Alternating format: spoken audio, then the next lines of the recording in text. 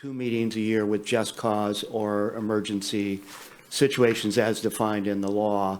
But primarily, we will be meeting in person if we want to have our voting privileges. But we will continue with hybrid meetings, as some people have been wondering, is this the end of hybrid? No, it is not. We're going to continue. As long as the technology is working for us, we will do everything we can to continue that process. So with that, we've had our roll call. We did do our salute to the flag this morning at 8:40. And so we'll open up the consent agenda with D9 having been modified and D19 being pulled for discussion. So are there any questions, comments from the board on the consent calendar? I'll move consent. Okay. Second. We have a motion moved to accept the consent calendar by Supervisor Wilson and seconded by Supervisor Bushnell. With modifications that you mentioned. With the modifications as mentioned, and we're going to go to the participants in Zoom first. We do have 2 hands up. And we'll start with 0326. You've got 3 minutes. *6 to unmute.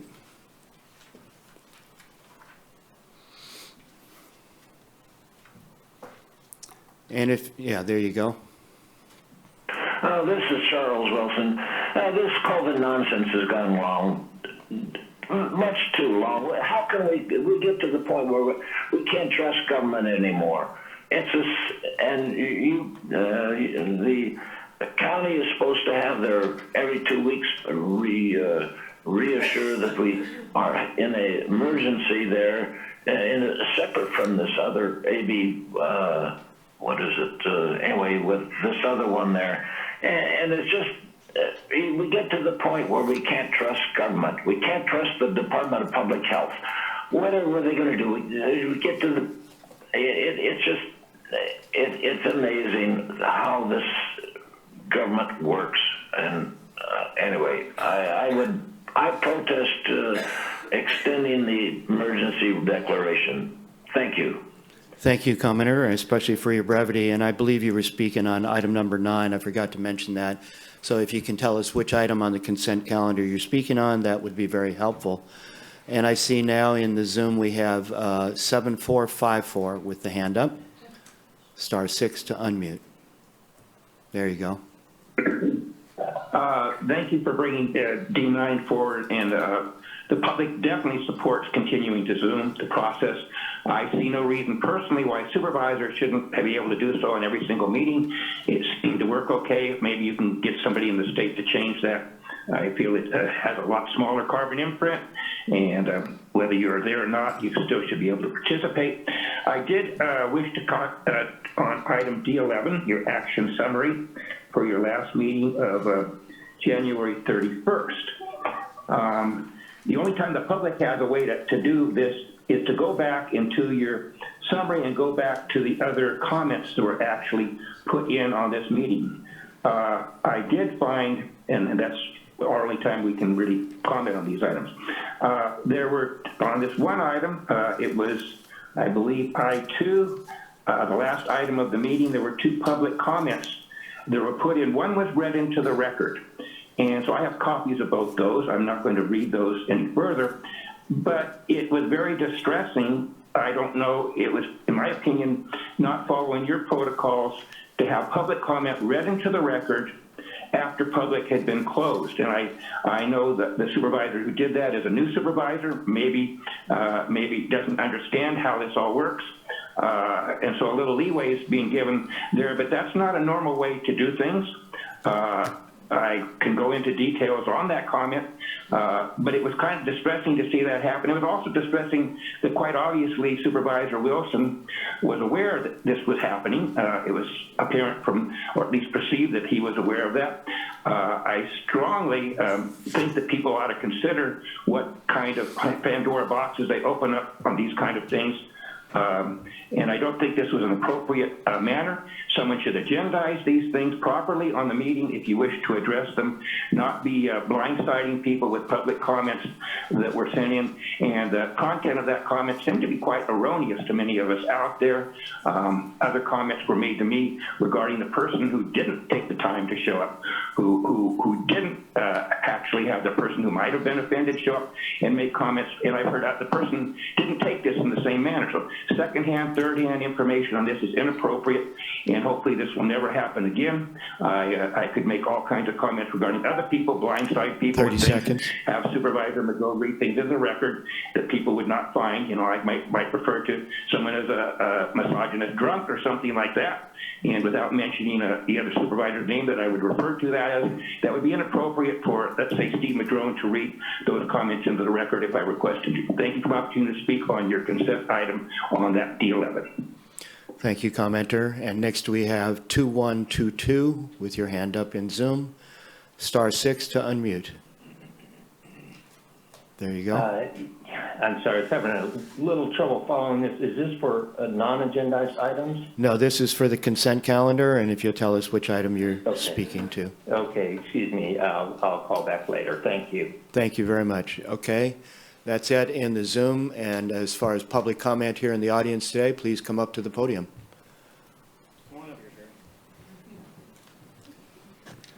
Chair, members of the board, I'm Sean Brennan. I'm the Chief Probation Officer, and I just take a little bit of moment to talk about item 22. Sherry McKenna, my colleague here, has been working for the Probation Department for the last 31 years, and this is her last week before she retires. So what I'd like to do with my 3 minutes is read her proclamation that was in the board item and give her a chance to speak. So, whereas on February 10th, 1992, Sherry McKenna, née Dewey, began her career with the Humboldt County Probation Department as a legal secretary. And whereas on February 19th, 1993, she was promoted to Legal Secretary 2. And whereas Sherry worked multiple out-of-class assignments as a senior legal office assistant through 2013 and 2014 at the Community Corrections Resource Center. And whereas her work during this time was described as exemplary by Chief Probation Officer Bill Damiano, which means a lot more than me saying it, apparently. And whereas Sherry was later transferred into the Probation Realignment Unit located in the Community Corrections Resource Center at 404 H Street from August 16, 2014, due to her large experience. And whereas on February 24, 2016, she was reclassified as a legal office assistant, senior legal office assistant. And whereas Sherry's time with the Humboldt County Probation Department has now spanned over 31 years across 4 decades and has made her part of the modernization of the department from a place of dictation machines, typewriters, typing pools, and carbon paper to an agency of computers, wireless filing, and paperless case management systems.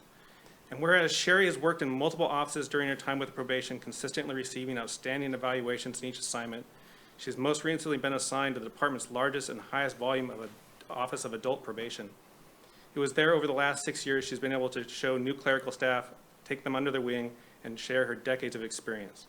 And whereas Sherry McKenna has been a consistent and stabilizing presence in the probation department and is respected for her dedication, expertise, and commitment to providing a high level of service to the courts and the community. This was especially evident during the COVID pandemic when staff were ordered to shelter at home, but the clerical staff remained through our office throughout, keeping our phone lines open.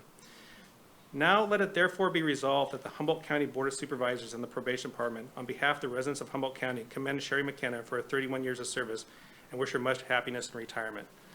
Congratulations, Sherry.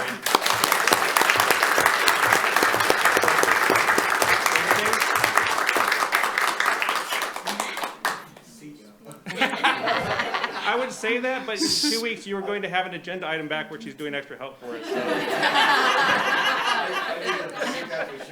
Yeah, I just can't stay away. I've worked for probation for more than half my life, and with the county, and I've really enjoyed it, obviously, since I've been here for 31 years.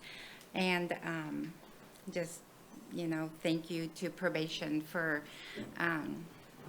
making my life easy. I mean, it was just a wonderful time working for probation, and yes, I plan on coming back for a few months at least.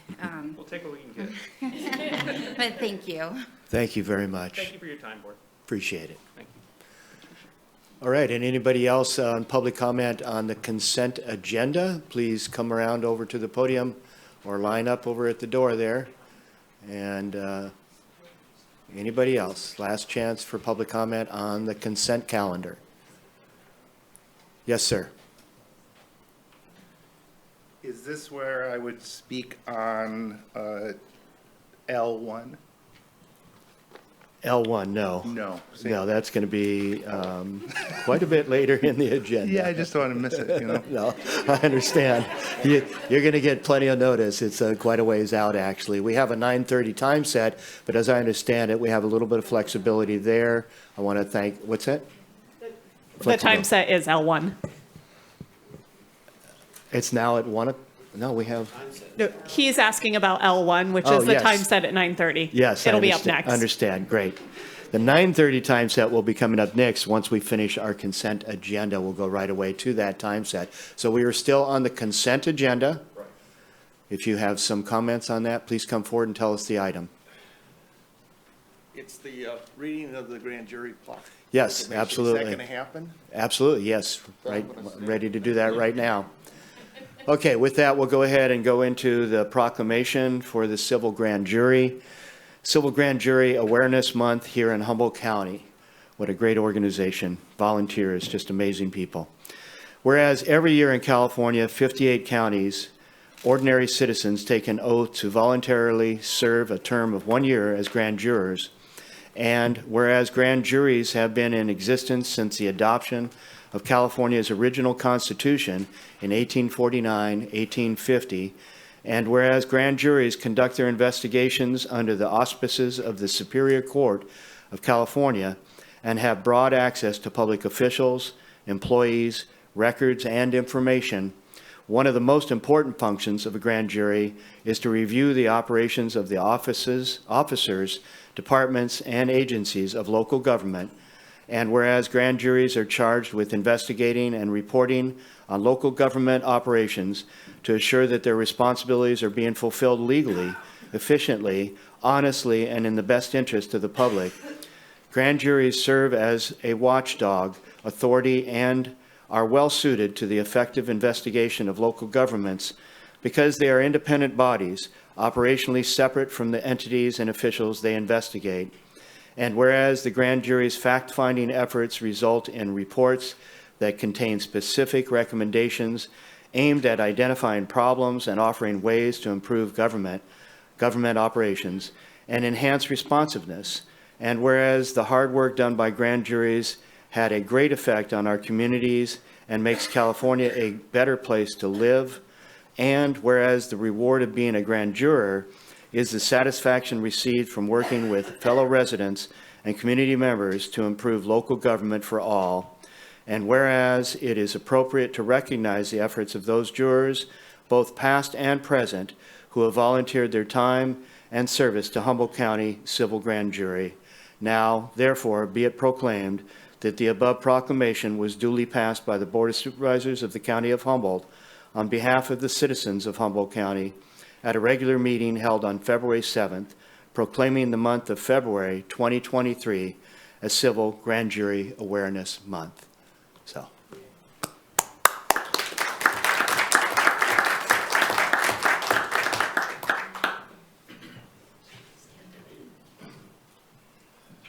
And I do have something to say. I want to thank you, Chairman Madrone, for this, for accepting this and reading it into the record.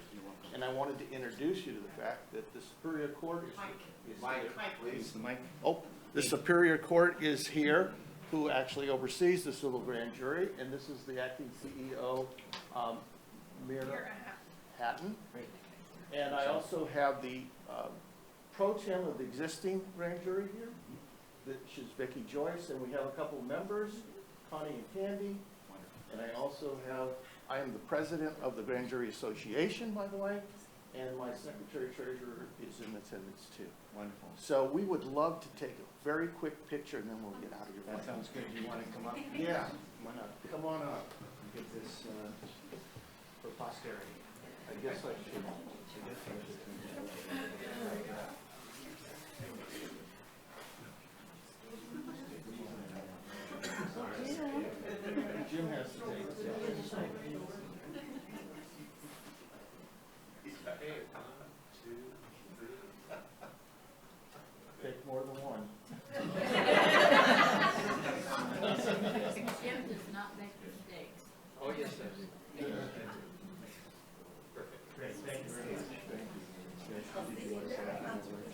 No.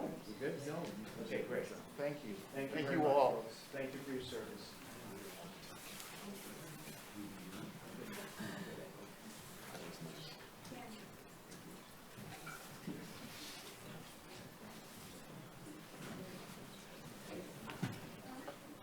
Okay, with that, there actually are two other resolutions that, I'm not going to read the entire things into the record, but I did want to see, is anybody here from the Humboldt County Arts Council today? Okay, nobody here today, but we do have a resolution honoring the Humboldt County Arts Council, which is countywide, and it was formed in 1966. The leader in building appreciation of, participation in, and support for the arts and art education throughout Humboldt County. We have a lot of wonderful whereases here, including that they operate the Morris Graves Museum, and they have a whole full range of art programs here in the county. We thank them for their service, and we now therefore be it resolved that the Humboldt County Board of Supervisors supports the Humboldt Arts Council in its goals to promote the arts and renews its designation as the county's official local entity for the arts. So with that, we thank the Humboldt Arts Council. And then the second resolution is in honor of Sam Merriman. Some of you may remember Sam. He was quite a amazing person here in Humboldt County. He passed away in 2010, and he was a supervisor from 1955 to 1962. And for those that don't know, Sam was on the board. He was the chair of this board in 1959 and helped secure the 50,000 acre feet of water from the Trinity River that we're still working on to this day to perfect. But without Sam's guidance and that board back then, we wouldn't have this opportunity to even get this water.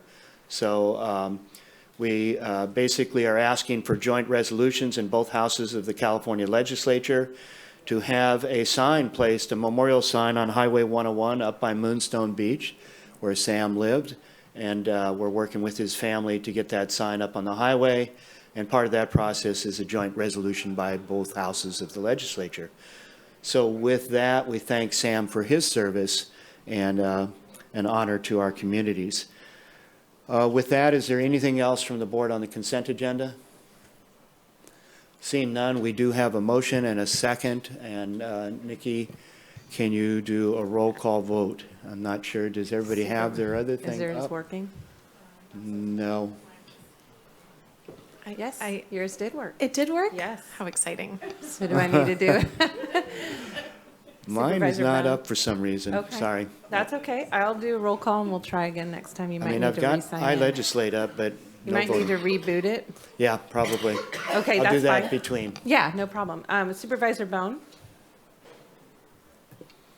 Yes. Supervisor Madrone, Yes. Supervisor Arroyo, Yes. Supervisor Wilson, Yes. and Supervisor Bushnell. Yes. Thank you. Motion carries 5-0.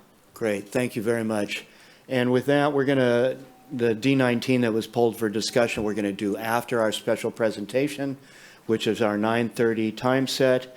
And that is for our community health improvement plan presentation. And I see we have lots of guests coming forward to utilize all. There we go.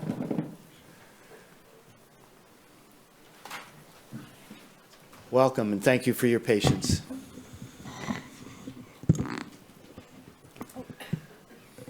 We're just, I think, waiting for the presentation Yep. to come up. I have a clicker. You want this? Whoever's doing the presentation, I'm trying to bring it up.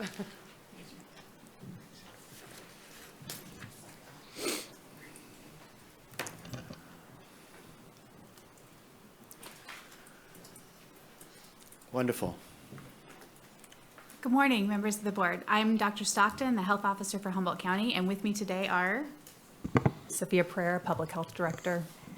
Good morning. I'm Laura Weiss, Deputy Branch Director for Public Health.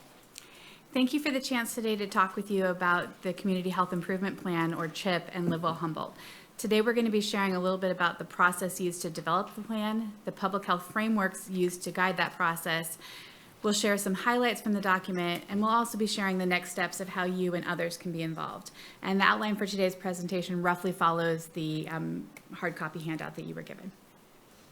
Next slide.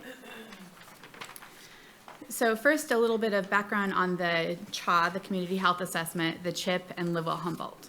Our most recent community health assessment was published in 2018 and was the result of efforts by the community and the community strategies team, a collaborative team of community partners.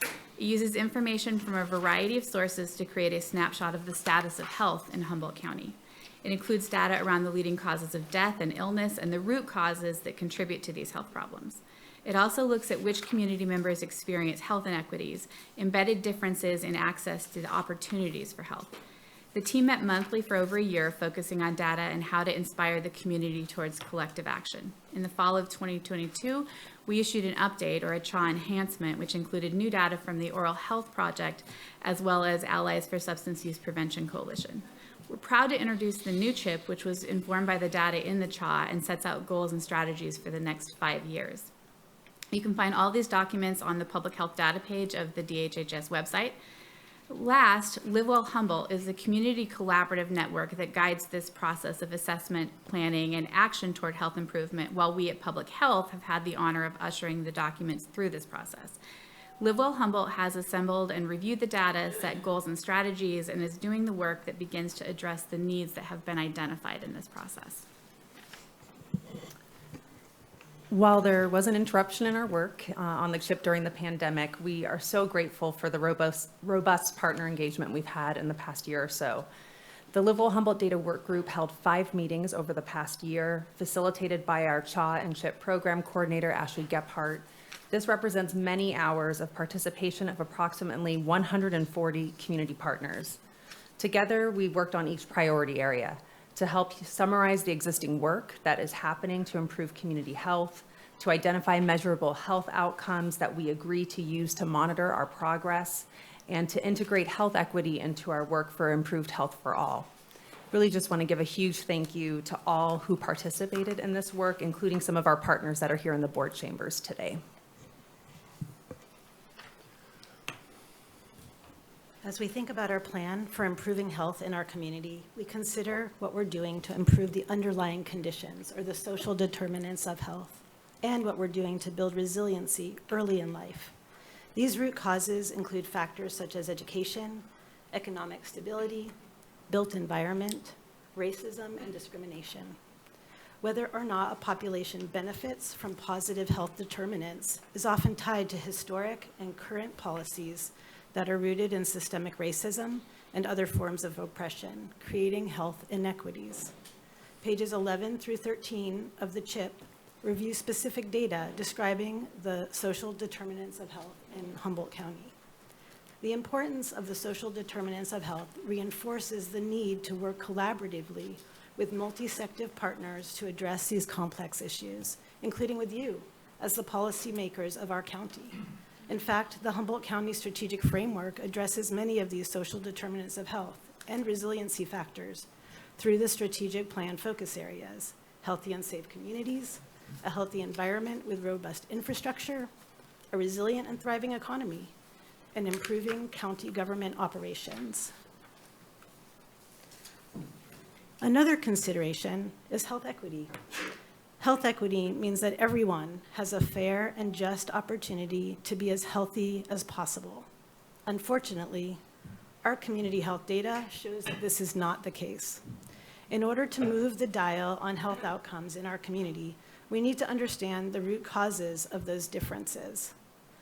The cause of these disparities for indigenous communities, for example, is understood to be rooted in the historical experience of colonization, intergenerational trauma, and ongoing inequities due to the persistence of structural racism in policies and practices throughout society and systems. It is also acknowledged that tribal people are diverse and have demonstrated powerful resiliency and unique community assets that promote health and wellness.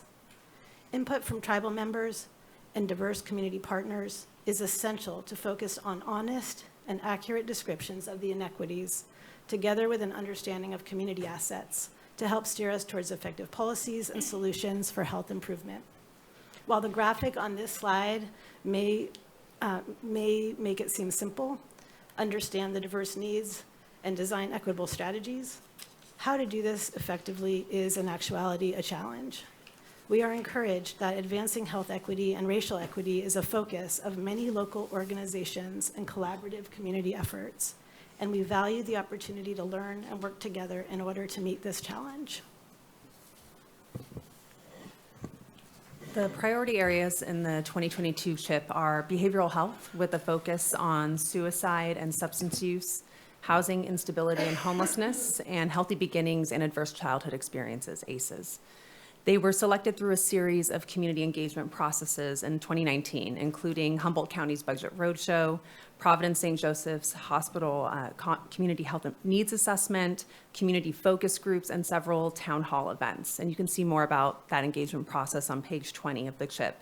As a result, these areas of focus are aligned with several other plans, including the county's strategic framework and the Providence St. Joseph Hospital's CHNA, for example. These selections should not be surprising to anyone, as the CHA data clearly describes the gravity of these challenges in our community. Additional updated data can also be found in the CHIP. There are many collaborative groups already working to improve outcomes in these areas.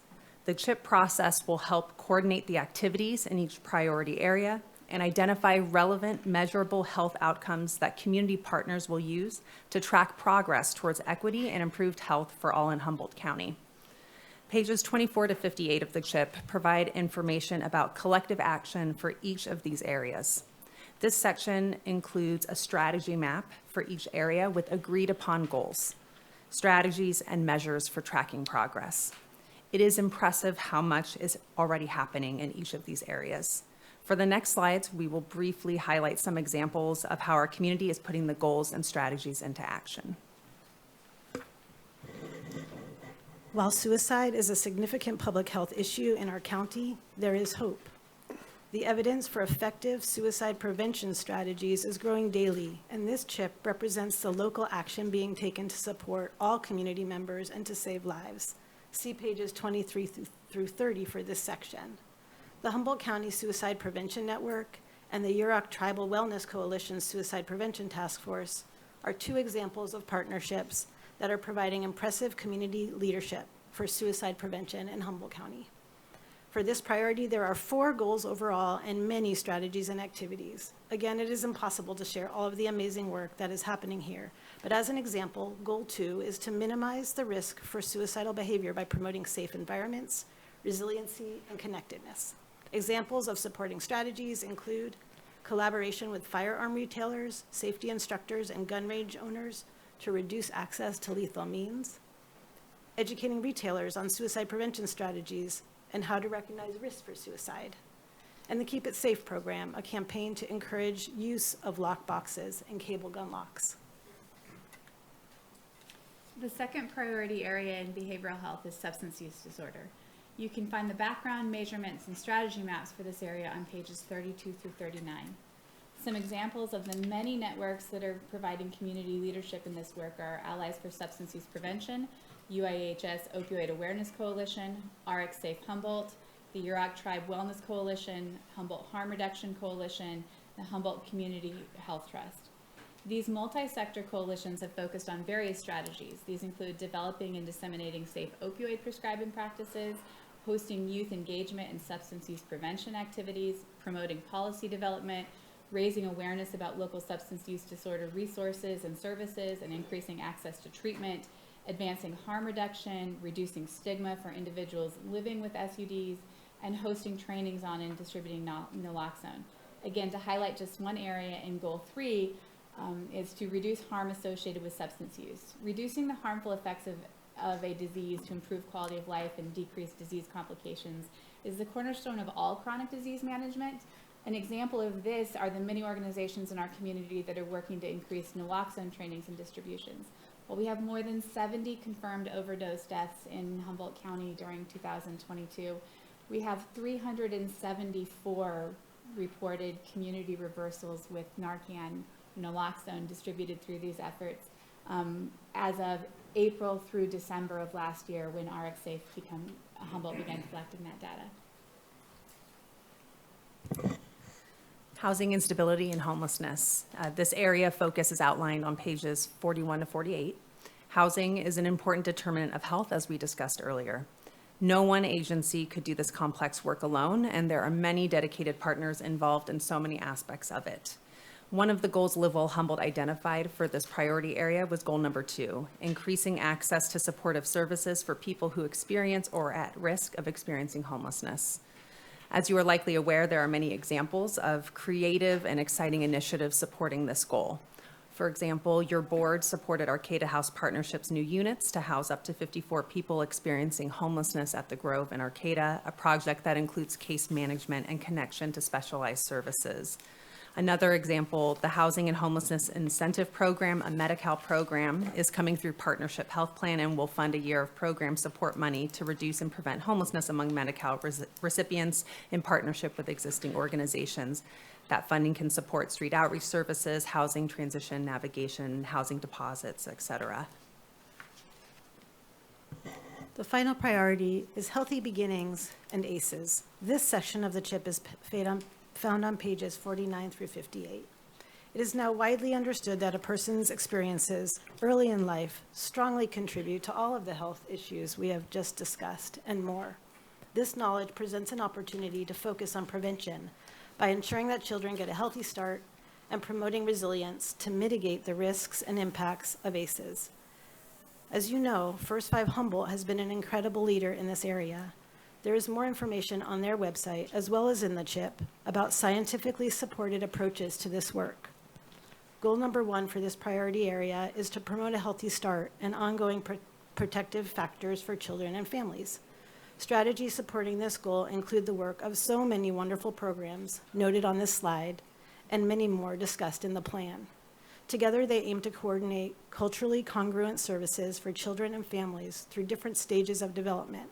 Examples include employing healthcare navigators as part of prenatal care and birth, parenting classes, evidence-based home visiting programs, and the many other supportive services provided through our network of fabulous family and community resource centers. While the resources and efforts contributing to health improvement for our community are impressive, the challenges are enormous and complex. Live Humboldt is a collective impact initiative that provides backbone support to improve how we work together. This includes supporting the conditions of collective impact identified on page 10 in your document. The next steps will focus on making local health data more accessible. This means easy to get to and understand for our community and to track progress on health outcomes. Ensuring that health equity is a focus in prioritizing data and in telling the story behind the numbers, and strengthening the alignment of work across and within our sectors. We're excited to share that we are currently in contract negotiation with a vendor to help create a community health dashboard. This slide shows some examples of dashboards used in other counties. The dashboard will include community-facing accessible data that is updated regularly, annual reporting, and showcasing of successes and challenges in our community. We look forward to working with our Live Humboldt partners on this project and to building a leadership and communication structure for Live Humboldt. We're currently developing the Live Humboldt Charter, identifying and recruiting leadership team members, forging a work group structure that operates through existing coalitions like the Suicide Prevention Network and Allies for Substance Use Prevention, and includes community partners. So in conclusion, thank you so much for taking the time to learn about the Community Health Improvement Plan and our process, and just want to thank all of our partners who helped to develop this plan and to do the work every day to improve health for all in Humboldt County. Thank you. Thank you very much. And so we'll go to the board and see if there's any questions or comments. Supervisor Bohn. What were the highlights from 2019 to here that we've accomplished? What do you feel really, what are the tangibles that, and I know they're out there, I'm just saying for the public, all the good things we've done from the 2019, 2014. What have we done so far, and how do we build on those? Yeah, that's a great question. I think you're speaking to the previous CHIP that we had in 2014 to 2019. Exactly. Okay, great, thank you. So with that, and actually, Laura, I don't know if you have anything that you want to speak to since you were around during that time, so and I can I would add just on. say that there is an update. In 2017, we did an update on that plan, and this plan really represents kind of just a renewed process of establishing priority areas, so that they're framed a little bit differently. Some of them have relation. For example, substance use was part of the last plan. Social connectedness was part of the last plan, but that we're really hoping to do a better job with our dashboard at coming together with the community partners and establishing measurable goals that we track, and having kind of a live place where people can go to see our progress on these things, rather than like me saying there's a report on our website from 2017 that described the process. No, yeah, I was here in 14 and 17, and I'm trying to think, because somewhere in there, because you have been here, you've got to say, look at what we're accomplishing and look how well we're doing. And for the public, I'm asking for the public here, because a lot of this doesn't seem like and I don't know if it's more visible, because we look at the opioid problems. I drive 4th and 5th Street every day, and it doesn't look like we're doing anything with and I know we are. And Connie Beck and I talk about this repeatedly.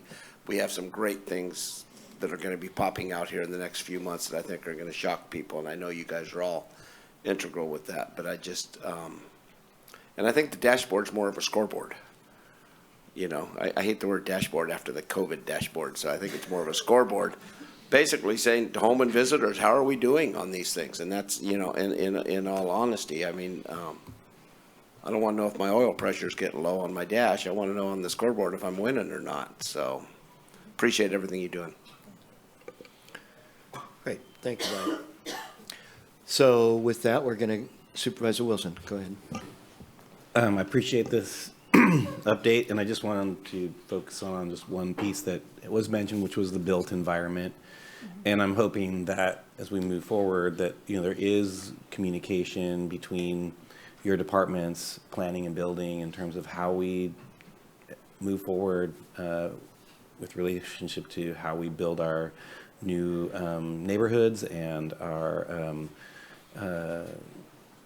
built environment, like safe routes to schools and all that other stuff that actually makes people safer externally and internally in their homes.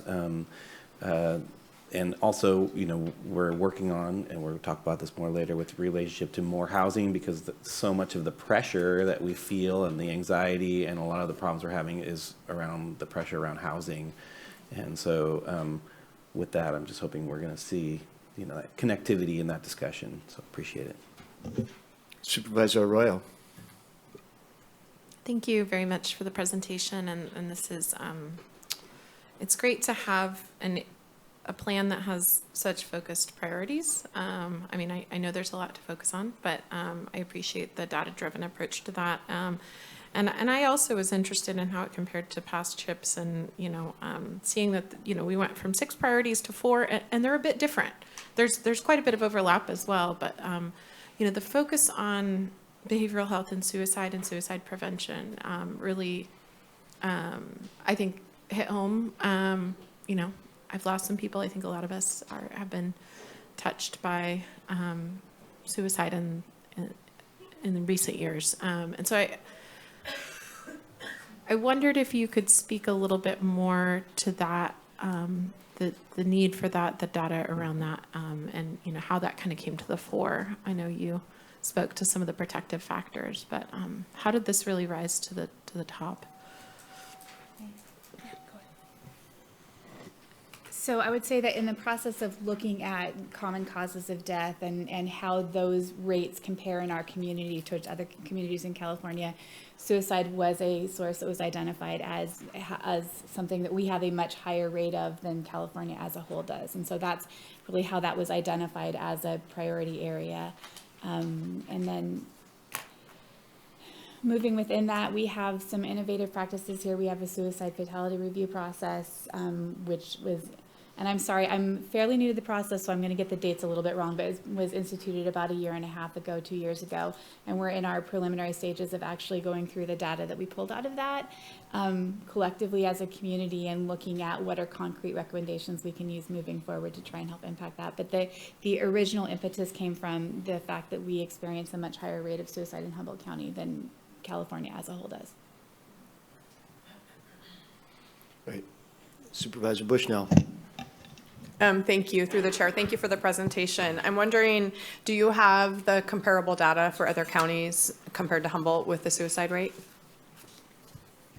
It is readily available. I did not have it on me. I can get back to you with it, though. Okay, thank you. I more was talking for the general public. Also, if someone in our community is experiencing suicidal tendencies, there's numbers to call and stuff for people to do? Yeah, there are. 811 is easy, and then at any point that you have, I mean, if you have access to internet, you can Google crisis line numbers as well, but you can start at 811. Okay, thank you for that, and thank you again for the presentation. Thank you. Supervisor Bohn? And that is a state recognized problem, because I think we're on our 3rd year of 811. And they don't hand out those numbers and they realize the thing. And looking at the demographics, I see where Humboldt falls behind. We, population, we're down 5%. So people are not coming here or they're leaving, which makes you wonder, the difficulty. But the one thing that we, are above the state is old people. And so last week we had a great presentation from Life Health Plan, I think it's called. And I think senior housing and it's probably for medical and everything else. So I believe I see a lot, and I hope we're, and I see in here we're focused on seniors. But the seniors built most everything we're sitting on and going forward and everything else, and have paid our bills up to here. I hope we respect them. Okay, I'm saying I'm old, so, this is self-serving. But anyway, I make sure we never lose focus on that either, and I don't think we do in this, so thanks. Thank you, Supervisor Bohn. And Supervisor Bushnell, had you asked for another chance? I was going to make a motion, but would you prefer to wait until Yes. after? Yeah, I prefer to wait till we've had public comment, but thank you for being Okay. ready, moving things right along. I just wanted to mention a couple quick things. One, the Bay Trail, transportation equity, right? That nice graph you had of equality and equity and stuff. A lot of us think of trails as just somewhere to go hike and recreate, but actually that's going to be a very important component of transportation equity, in that not everybody can afford a car. And some folks actually prefer to ride a bike, and if they can do it safely, we're going to see tremendous use of that pathway between Arcata and Eureka. And glad to see those kinds of projects. And then the crisis stabilization unit with youth beds, right? So when we think about suicide, especially with our youth, right now you pretty much have to go to Santa Rosa, and that's at a time that families really want to be really close to their youth in that situation. So I look forward to that unit getting built and having even more youth beds with other programs like a high rise across the street on this wonderful parking lot that could still have parking, but all kinds of other services. So we're going to be revisiting our facilities master plan here over the next few months, along with our strategic plan. And I think that's a great place to be looking at these things in terms of the CHIP and what we can be doing with our housing and other things. So thank you for your presentation. Appreciate it. All right, and at this point, we're going to go to the public, and we have 2 hands up in Zoom. The first one is 0151, *6 to unmute, and you have 3 minutes. You don't need to use it all. Good morning, this is Dottie Russell from Southern Humboldt. So I'm happy to hear about Arcata House and their progress up in Arcata. That's wonderful. I'm not happy to hear that there is little going on in Southern Humboldt as far as providing additional housing. So we need to step that up for new housing opportunities. We need to work with landowners, landlords. We need to stop doing abatements on properties that are housing people, so that the people then have to, the properties and the housing is taken out of our housing inventory. So there's a lot of mistakes that have been made over the past several years, probably currently some more, like a parking lot for the hospital instead of housing is a little bit strange. There are properties that are available for sale that new housing projects could be done immediately. This needs to be taken into consideration. Just recently, in the last month, I've been working with Adult Protective Services because these folks don't know how to access what they need. They're not, they're so depressed and so discouraged that they're not even reaching out to find help except for coming to a local person and begging them for help to try to find something. So Southern Humboldt is really vastly in need of help. If you tell somebody that they can't work without a construction company backing them and insurance, and you tell somebody that if they're a felon because they had pot that they were arrested for at some point, so then they can't work in a field that now is requiring anybody doing that work is not a felon. You're putting a lot of people, the seniors that don't know, the mentally ill, that don't know how to access and don't trust anybody, and then you have the people that can't work doing anything that they used to do because everything changed. That's a huge problem in Southern Humboldt, along with no new housing projects. So I'm here, my name is Dottie Russell, I'm here to help, I'm here to, show you some things, to help with people that are, multiple people are being evicted right now. We're trying to get help, but some of this money is just like, we can't find anything for you 30 in Southern seconds. Humboldt. Thank you. So you'll have to go to Arcata or Eureka. That's inexcusable. It's 65 miles away. We need help in Southern Humboldt, and we need help now. And everybody knows my phone number. I'll be happy to give it to you again, 707-932-0150. Please reach out to me because there's way too many people that are coming and crying to me, and I can't do it by myself. Thank you. Thank you. And next we have 2122, *6 to unmute. There you go. Yeah, good morning, everyone. This is Uri Driscoll. I too, when I drive 4th and 5th Street, and kind of appalled. So I'm not really sure what we're doing is really working. I also, drive the corridor too, and I noticed that there's, more and more encampments along the rail corridor. So while Supervisor Madrone wants to suggest that this is somehow equity, it's not really, because there's not any place for these people to go that will be evicted from their camps out there. And you should know better because of the Palco situation that took place, and there's a court order around that. So again, we had tried to bring these issues forward, these and many, many others. And I had hoped that Supervisor Madrone would be willing to participate in some negotiations to make this work, but instead, Supervisor Madrone issued me an email suggesting that the door is slammed shut and that we have to go through legal options instead, which is not what we wanted to do. And I think that that's really extremely irresponsible for the fiduciary responsibility that you took on. Now, you are essentially inviting litigation that was not in the best interest, is not in the best interest of the community or of this project. So I think you're jeopardizing more than you realize. And while you want to claim there's equity, there really isn't. As we know, our population here is getting older, and to just expect people to pedal along 7 miles of trail, no restrooms, no lighting, this could easily end up being just another fentanyl meth alley, distribution network. It's really a shame that that this project that you want to tout as a superior, great project is not that. It could be, it could still be, but I think that you're really out of line by suggesting the only remedy is through legal means. I think it's very irresponsible of you, And I'm 30 still open seconds. to negotiations without legal intervention. But, you know, if that's what you're suggesting is the only way to do that, well, we can do that. So I thank you for my opportunity to speak.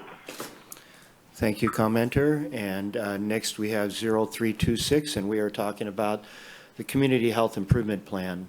So you have *6 to unmute.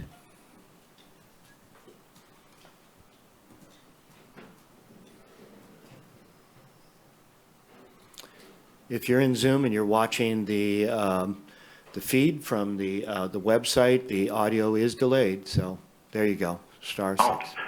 This is Charles Wilson. My wife also had a comment.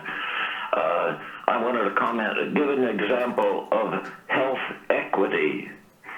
I worked 34 years, and I got Anthem Blue Cross, you know, the standard stuff that they give you there. Another couple we know, immigrants, they came, they've worked for 2 years. They haven't worked for 2 or 3 years now. And I noticed that they have the same Anthem Blue Cross, and federal and state government pays $1,008 a month for their insurance. But this is, I guess, what you call equity. Anyway, thank you. This is my wife now.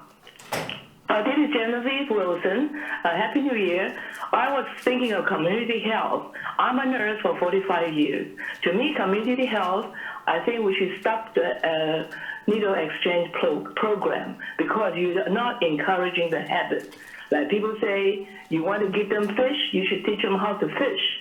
People, we all work hard. Like I say, like my husband say, you know, you got to work hard for it. And also, when they talk about community health, I mean suicide. We have so many suicides. I tell people, I said, you should treat people sincere. When you talk to people, you look at the eye, talk to people sincerely, and then no class system, because people can be hurt easily. Treat people as you want to be treated, the golden rule. And also, we talk about the past. In community health, I have so many people got vaccine injury. And then also Pfizer recently just admitted there's a numerous side effect from the shot. They never tell us before.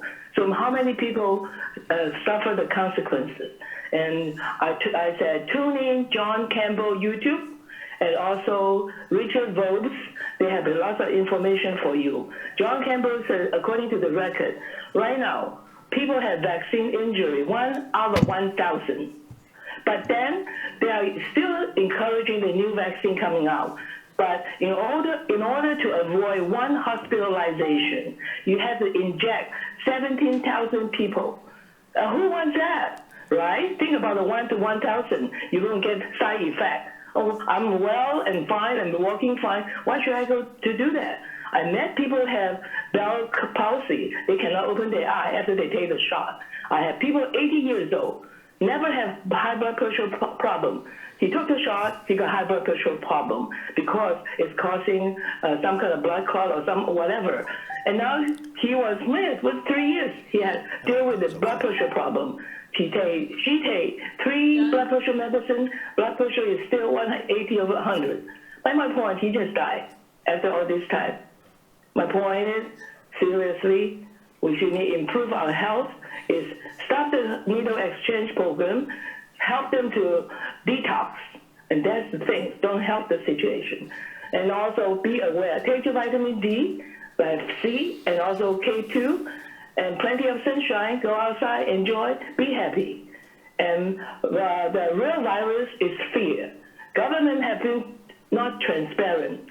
Right now, everybody find out what's going on. You have neighbor drop dead. I have one person. He is 95 years old. For the past 3 years, he was bragging about he goes skiing in Oregon, Bend, and dancing.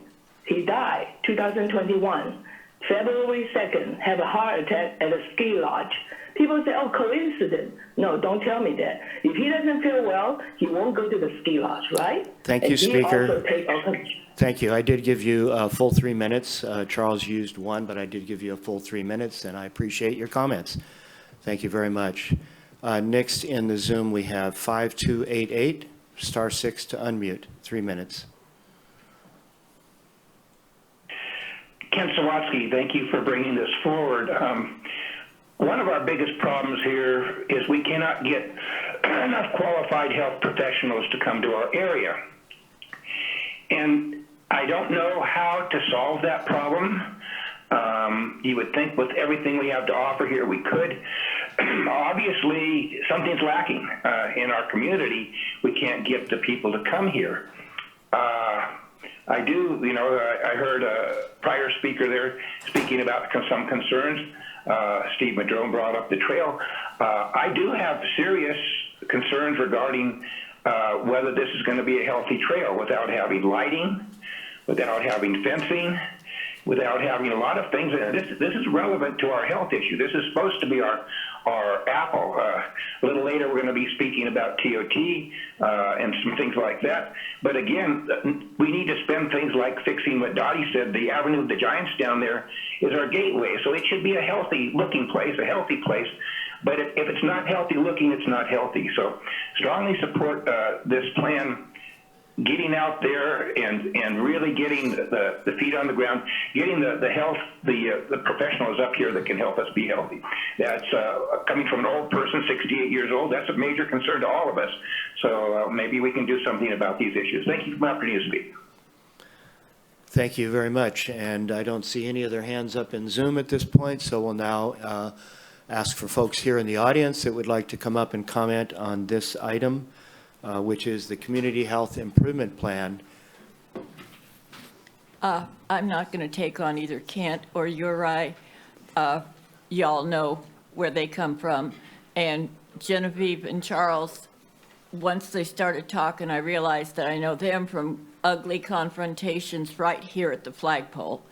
So I'm not going to waste time on that either. What I want to tell you about is a note I got. Now, all of you know that for 15 years, in fact, parenthetical, Rex asked Connie Beck to talk to me about the problems my daughter was facing. This was 5 or 6 years ago.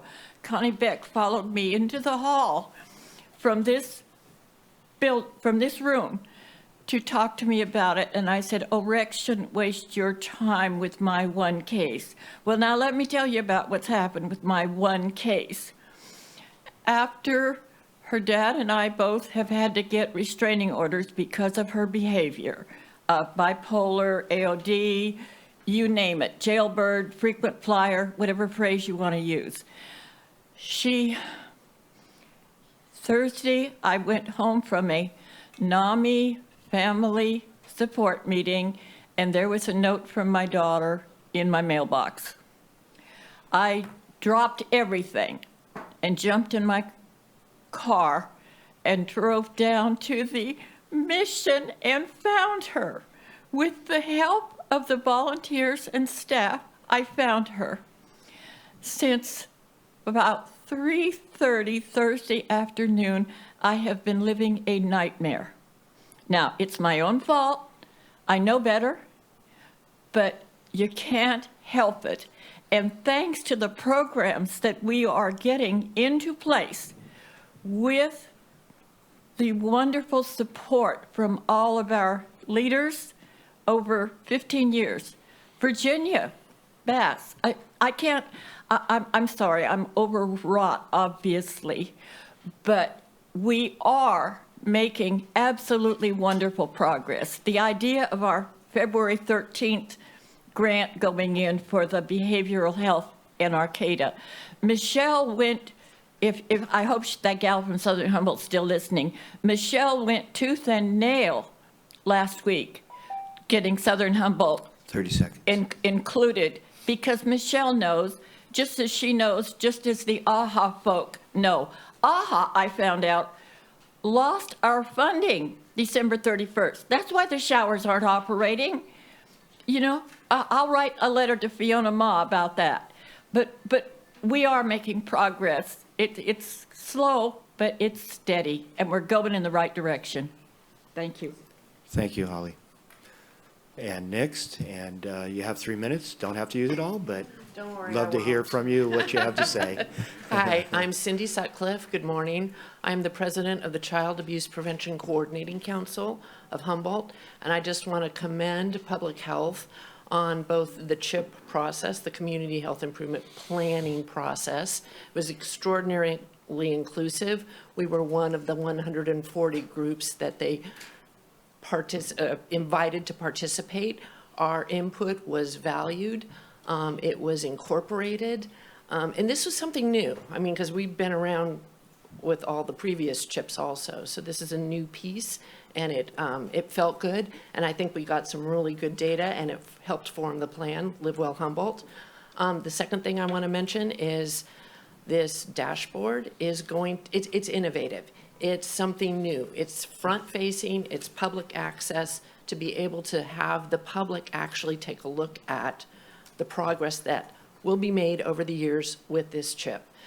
So I just wanted to say those 2 points, and thank you. Thank you very much. And next, thanks for lining up back there, folks. Good morning. I'm Dr. Peter Stahl with, I'm Director of Prevention and Intervention Services with the Humboldt County Office of Education. And on behalf of Humboldt County Office of Ed, just want to say that we're grateful for our partnership with DHHS and Public Health and Live Well Humboldt, and the incredible cadre that represents the coalition and collaborative partnerships that informed the assessment as well as the Community Health Improvement Plan. The priority areas of behavioral health, suicide, substance use and abuse, housing instability, homelessness, and healthy beginnings and trauma and the adverse childhood experiences. These all align very well with local and state priorities and priorities in the educational community. This plan has the important vision to reduce health disparities and improve health equity for our community members. And it's through this type of forward thinking and shared priorities and collaboration that we bring about lasting change. Public health has, just as an aside, provided essential leadership to our educational community during this time of COVID-19. And public health and behavioral health is currently partnering with the COE and our priority and our community priority to create sustainable school-based mental health in part with their involvement with the Student Behavioral Health Incentive Program, which is a statewide program. So Public Health, they leveraged information and asked for input from many departments at the Humboldt County Office of Ed, notably Foster and Homeless Youth, the Prevention and Intervention Department, as well as the 0 to 8 Mental Health Collaborative, and others. So just want to underscore that HCOE, Humboldt County Office of Ed, is committed to work toward this common agenda and vision that promotes positive outcome for the youth and families of our community. And thank you, Public Health, for your spirit of collaboration and collective coordinated efforts. So thank you very much. Thank you. And next, welcome. Darlene Spohr from Arcata House Partnership. I, too, am very excited about this opportunity, and I want to share a little story with you that just highlights how important collaboration is. So, as we saw, housing is a healthcare issue. Arcata House Partnership is committed to serving our neediest members, but we don't do it alone. We work collaboratively with dozens of partners, and we support people who are homeless and connect them with services and shelter, and ultimately to get people permanently housed, of course. Our mission is to support the entire community, though. When we get people housed, the community sees fewer people on the streets. The environment is protected because people have access to hygiene facilities, emergency services are used less, and the impact is important. I met with the CEO from Mad River Hospital 2 weeks ago, who commented to me that they have seen a significant decrease in the number of homeless people in the ER over the last 5 weeks. And that's because most of them have been housed with our new project. Thank you for highlighting the Grove. I appreciate that. I want to tell you a story about, this is like an extreme story and one that I could never have imagined that it was even a thing. But we had a man who had been in Mad River Hospital ER over 100 times last year and 300 times in St. Joe's ER, and arrested over 50 times, and got a ticket for overusing 911. And he has been housed with us for 6 weeks in our new project, and not once has he had to use any of these services.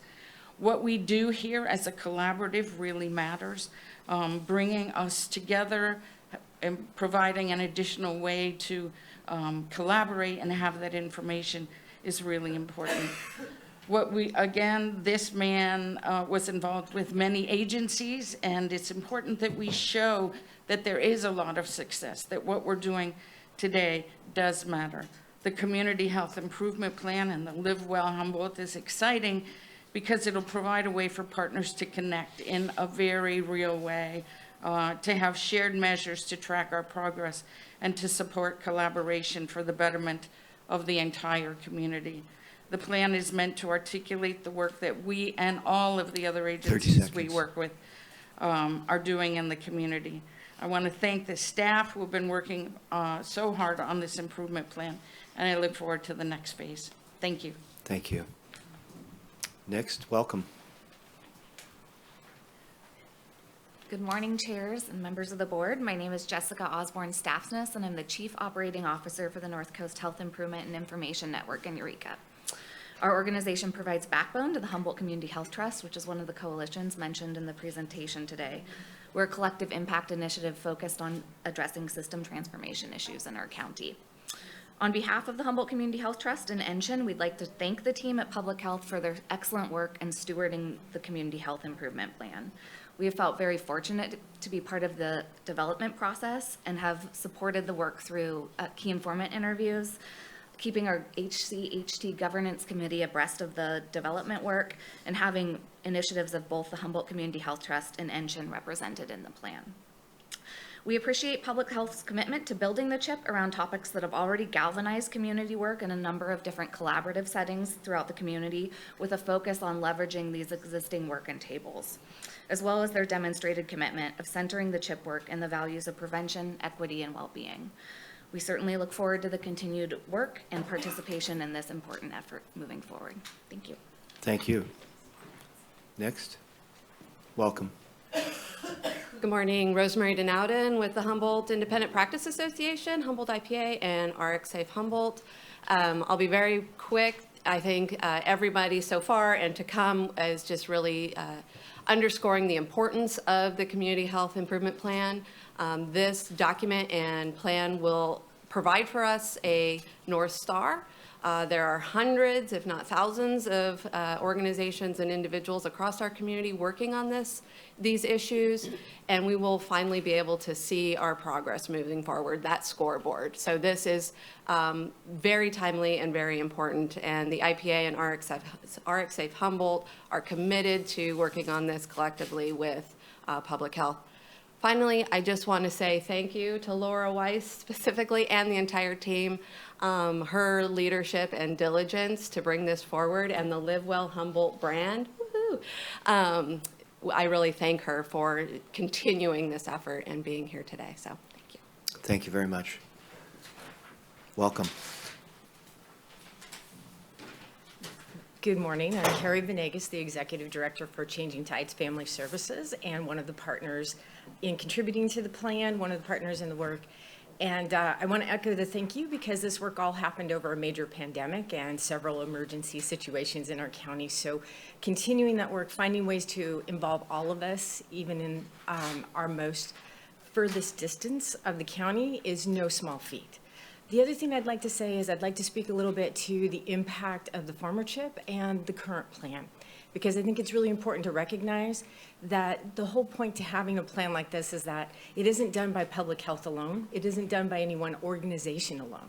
There are hundreds of us on the ground in our counties who love our communities, who are doing the work, and the more we do it together, the stronger we are in getting it pushed forward, the healthier we see our families.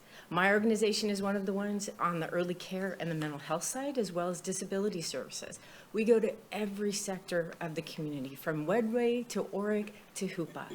And every day, we push that needle forward a little bit. So if you can imagine how many of us there are on the ground, and then when we tie it together with things. So again, I want to express my appreciation to the Board of Supervisors for doing the support for childcare. That's been one of the major pushes too with our ARPA funds. And that impact is being felt, and that impact ties to the early goals, because quality childcare is as important as the ACEs work, and they all fit together. So when you add economic development dollars, infrastructure dollars, the health plan, and we all make it happen, this is what actually makes progress. Sometimes it's hard to see. You may not always know our names out there, but there's a lot of us. And when we do this work, it really matters. So thank you for your support. Thank you. Next, welcome. Morning, Dawn Arledge, Executive Director, California Center for Rural Policy at Cal Poly Humboldt. We're very happy to be a part of this process, to participate in the meetings, to review the report. Appreciate your board taking time today to review the report and listen to the comments and presentation. The priority areas really align with what we're hearing at CCRP as important, and not only in Humboldt, but in the far north, in the northern rural California counties who are really facing similar issues. And we are 100% behind this effort, behind you, the board, public health, DHHS, our community, in this work that we will do together, as Carrie so well stated. Thank you. Thank you. Welcome. Good morning, Board. Mary Ann Hansen, First 5 Humboldt. I want to start by commending public health on this collaborative and really forward-thinking community plan. There's a stark logic to this plan and its structure because the foundations of lifelong health are built in early childhood, as your board well knows. Those foundations are not just the classic 10 ACEs, but also historic trauma, racism, poverty, and climate change, which are the precursors of toxic stress, which result in this cascade of negative health outcomes later on in life. Substance use disorder, suicide, and behavioral health challenges are strongly correlated with what happens in one's early years. Just last year, NIH reported that individuals with 5 or more ACEs are 12 times more likely to experience substance use disorder. And that number is the same for suicide, 12 times more likely to attempt suicide. And I wanted to sit with what that means. 12 times is 1,200% more likely to experience these issues based on what happened in early childhood. In fact, 78% of attributable risk for opioid use disorder is due to what happens before you turn 18, to those classic 10 ACEs. So since 2019, this CHIP has prioritized prevention, which I believe is absolutely critical in this county, turning the tide and making a difference in the long run for Humboldt's health. So this CHIP and its associated dashboard will help us publicly track indicators of child well-being. And I have to thank Public Health for its leadership in creating this important step for a future healthy Humboldt. So thank you for your time. As I know your board knows, tomorrow starts with our actions today, and I think that this community health improvement plan is a positive step in that direction. Thank you. Thank you. Yeah, next, welcome. Good morning, Skuyenakwe. Now Rob England. So good morning. My name is Rob England. I'm the Tribal Public Health Director at United Indian Health Services, and I've been here in previous roles for suicide prevention. And so I would just really like to commend Public Health for their inclusion of our tribes and Native organizations. And we may take that for granted, but many times tribes are not at the table. And I say that, and there's been a big push for diversity for many national organizations, and yet tribes are not included. And so I would really like to thank Public Health for their inclusion of meeting with our tribes and including United Indian Health Services as part of this process. And that doesn't go unnoticed. And that'll help give us a framework in how we can work together in future years.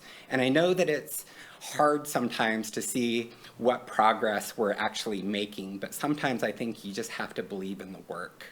What would our community look like if we didn't have those boots on the ground trying to do better? And so sometimes my teams at United Indian Health, we may do community outreach where you may give a box of Narcan and you don't know. And every now and then we'll get a story back by saying, you know, that Narcan that you gave to me, I used that on my sister, like a few weeks later. And similar stories when it comes to suicide and being able to help those. And in addition, I do want to state it's just so important that we have our own localized data. When we talk about suicide prevention, California as a whole is doing better as a nation, but as a county and in many remote communities, we're not. And so nationally, we're just under double the national average, or about 2.5 times the rate of the state of California. So we have a lot of work to do. And when we're talking about resources, a few years ago, Congress passed an act for a 3-digit number for suicide and crisis line, which is 988. So we need to do a better job about promoting that resource as 988, which is for crisis, for suicide. Because no one's going to remember the old 1-800-273-8255, right? And then I'd also like to state, too, just promoting some of our resources as far as a crisis text line, 741-741. So we have a lot of work to do, but I'd really like to thank Public Health for including our tribes and giving us a framework and how we're going to move this work forward in future years. So thank you. Thank you. Welcome. Good morning. My name's Joanne McGarry. I live in Arcata, California.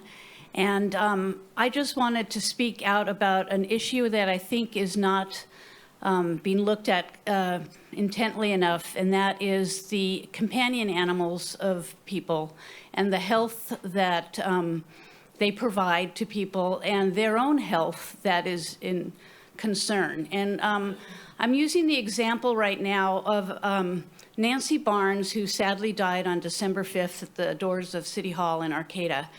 And one of the concerns about her life in Arcata was that she refused a lot of resources because of her animal.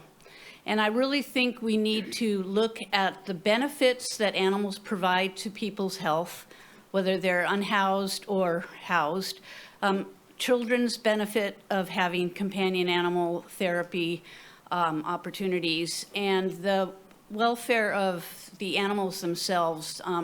There's a lot of need out there in so many ways. And I come from a background in animal welfare from 16.5 years at the San Francisco Society for the Prevention of Cruelty to Animals. And I really do see that we need to put that issue into the mix of all this, because there are so many benefits of having animals in our lives, but there's also so many concerns about animal welfare in this whole health debacle. I do recall one anecdote when I was the executive secretary at the SPCA of someone calling me and saying, I can't leave because I have my dog. And people are making choices based on their relationship with their animal. So please include that in any of this Live Well proposal. Thank you. Thank you. Welcome.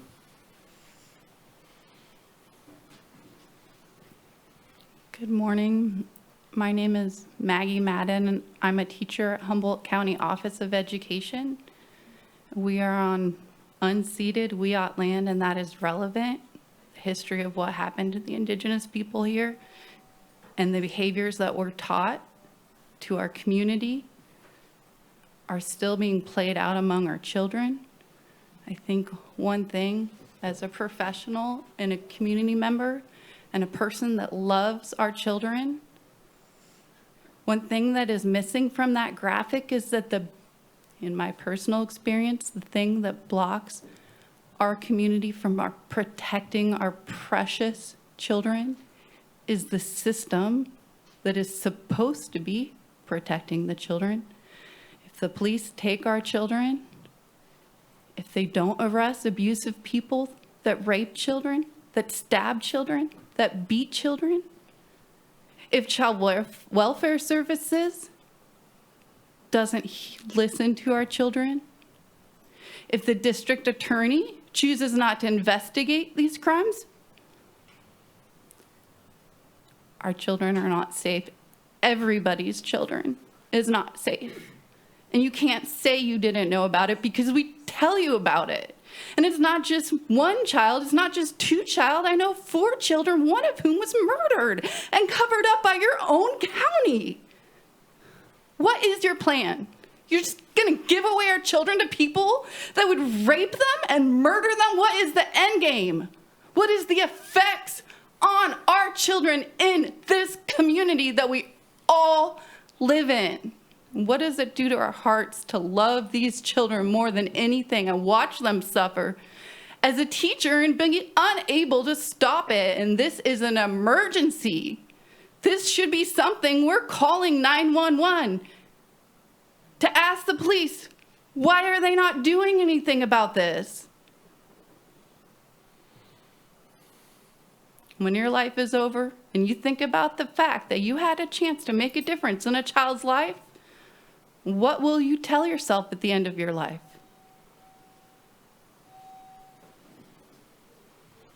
Thank you. Is there anybody else that wishes to make public comment on this community health improvement plan? Seeing none, I'll bring it back to the board, and I believe we had access to efforts to make a motion. Supervisor Bohn? Well, I want to thank, I don't see him here, Coach England, for reminding us that it is 988 for the crosses line, not 811. 811 comes to mind also because that's, call them if you're going to dig. So you can get, but I mean, the 988 has been a great improvement. And the last thing somebody wants to do, and I don't think you mentioned, is call 1-800 number and go through a whole bunch of things. Your phone call was, so I appreciate that. And again, our seniors, but with First 5 Humboldt, Mary Ann, thank you for everything. First 5 does a great job. Our kids are in great hands. There's a lot of programs out there. I don't know when I've had a meeting where there's been so many executive directors of so many things in here. And they were all touting how well this program's coming together. So as this program moves forward, I'm sure it's going to improve. I look forward to the dashboard and the scoreboard. So again, thanks for everything you do. It's doing pretty good. Doc, you're doing a pretty good job for being brand new. So thanks. Okay, with that, I think we're looking for a motion here. I'll make a motion to accept the presentation. Second. Motion by Bushnell and second by Wilson to accept the presentation. And comments? Yes. Just a couple things. I wanted to echo the comment from Supervisor Arroyo with relationship to the focus of the report. I think it is important that we kind of focus down on some things that are, we have the most impact on, and I think that's part of what was important about that. I also want to go back to the highlight on Arcata House's effort with the Grove and the impacts that we're seeing in Arcata for sure. It's our local police department as well as the hospital have been reporting back huge savings, quite frankly, associated with the investment that was made in the Grove, and I want to highlight that, and I'm hoping that we can tell that story statewide. And it was, in the term that was brought up was toxic stress with relationship to all the other factors that we live in and around our society. And one of those was brought was childcare, and there's a interesting podcast from Planet Money that came out yesterday about the economics of childcare, which is highly enlightening, and I recommend people check it out because we just do not approach childcare in the way that it needs to be dealt with from an economic perspective, from a humanitarian perspective, and from a family welfare perspective. Thanks. Well, thank you for that. Appreciate all the comments from participants here today and on Zoom. I think we're doing amazing work. There's always more to do because there are still some children falling through the cracks. You know, and it's not because none of us don't care. I just know that there is a lot of hard work to do to continue to improve, and this is a good step in that process. So I want to thank Public Health for bringing this forward. With that, we'll go ahead and do the roll call vote, please. Thank you. Supervisor Bohn? Yes. Supervisor Madrone? Yes. Supervisor Arroyo? Yes. Supervisor Bushnell? Yes. And Supervisor Wilson? Yep. Thank you. Motion carries 5-0. Okay, great. Appreciate that. As you can see, it's already almost 11 o'clock, and we're going to take a quick break here for 5 minutes. I'd like everybody to get back as promptly as possible. We have a huge agenda, and I am going to start reducing comment to 2 minutes because we're not going to get done if we don't start managing some of the time. And it's not that the public comment's not important, because it is, but I want to give you the warning to be able to gather your thoughts if you want to make comment on additional items. So at this point, we'll take a break. Be back here in 5 minutes, please.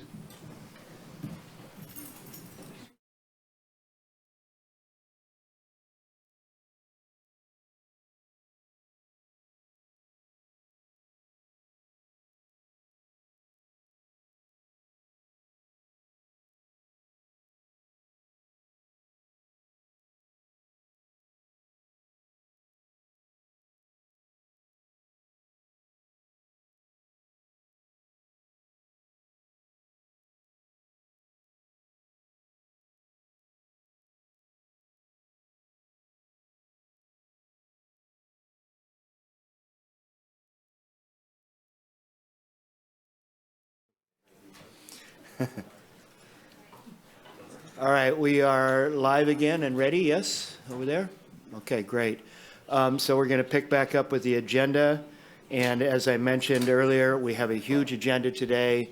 So I'm going to institute a 2-minute time limit on all public comment for the rest of the day in the hopes that we might actually be able to finish at a reasonable time. So with that, we're going to go to public comment on non-agenda items. And if you are in the Zoom, star 9 to raise your hand, and star 6 ultimately to unmute once we call upon you. And if you are watching a video at home, you should turn off the audio because there is a delay and you could miss your opportunity. I did see one person there in the Zoom, but they suddenly disappeared. We'll come back to the Zoom. And so we'll go here in the audience first and see if there is anybody that is here today that would like to make public comment on non-agenda items. Anybody here today? Seeing none. Wow. Okay. Well, yes. This is not typical, but you have a comment on non-agenda items? No, I'm fine. I'm just. Please. That's typical, right? Please, Supervisor Bohn, you have the floor.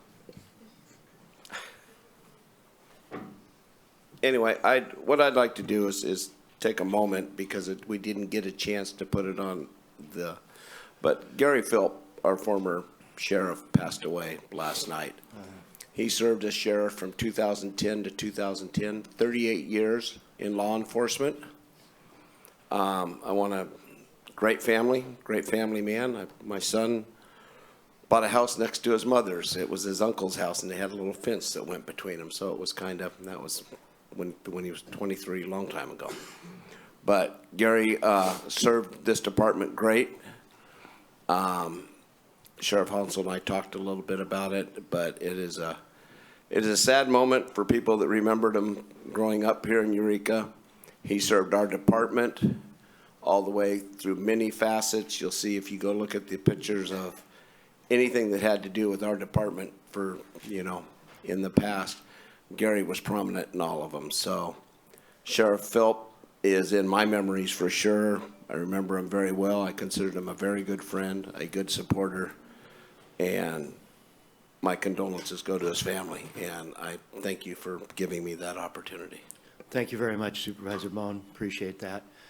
And with that, it did give some time for the Zoom folks to get back online. So we'll go ahead and call on the first one there. And again, we've got 2 minutes for public comment for the rest of the day. And we'll go to 7454 first with *6 to unmute. There you go. Hello, I apologize for a little chainsaw going in the background here, my 2 minutes.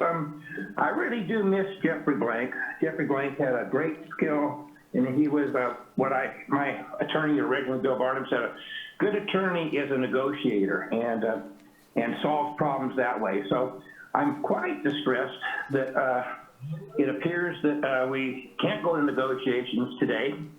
Myself and a few other people have serious concerns regarding the Bay Trail and the fact that it endangers the public health, safety, and welfare. And I've been trying to address that. I was hoping that we would have this on closed session today. We don't. You have 2 more meetings off. There's some people who say I'm an obstructionist. I'm not. I just want this trail designed safely. It, in my opinion, was designed in a very grossly negligent manner. And I kind of would trust Mike Wilson, you know, who was an engineer in this field, to check these things and check the plans out. But when you have no lighting on a trail, when you have no fences to keep both children, dogs, people, everybody on the trail, bicyclists out of the edges, this is just not a good project as it is, man. Last thing I want to do is see funding go away, but it's very unfortunate when people aren't willing to sit at the table. And Jeffrey Blank was very good at that. Don't know the skill set you have now, but unfortunately it sounds like this will end up in some form of hopefully a negotiation will be resolved. 30 seconds. The trail, the wonderful trail project can move on in a safe manner, and also have a great concern about the homeless people that are there. I have not heard of a plan that's going to rehouse those people. They've been living there. I believe they're entitled to be rehoused. So those are major concerns. And I guess I just will put the board, or specifically Mike Wilson, the engineer, on notice. Should there be a loss of life or property because of the gross negligence and manner in which this is being designed, then I guess we hold everybody personally responsible for that, and that's what this notice is for. Thank you for my opportunity to speak on, have my 2 minutes on this topic today. Thank you, commenter. And next we have 2122, *6 to unmute, and you have 2 minutes. There you go. Yeah, Uri Driscoll again. You know, I know that each of you, when you're running for your campaigning, it's all about public participation. We want to hear from you. We want, you know, your input, all that. But I am going to harp on this Bay Trail a little bit more, because that's not what happened there. I mean, a $20 million legacy project, and basically been thrown out of those discussions, and we end up with a project that's not in the project description.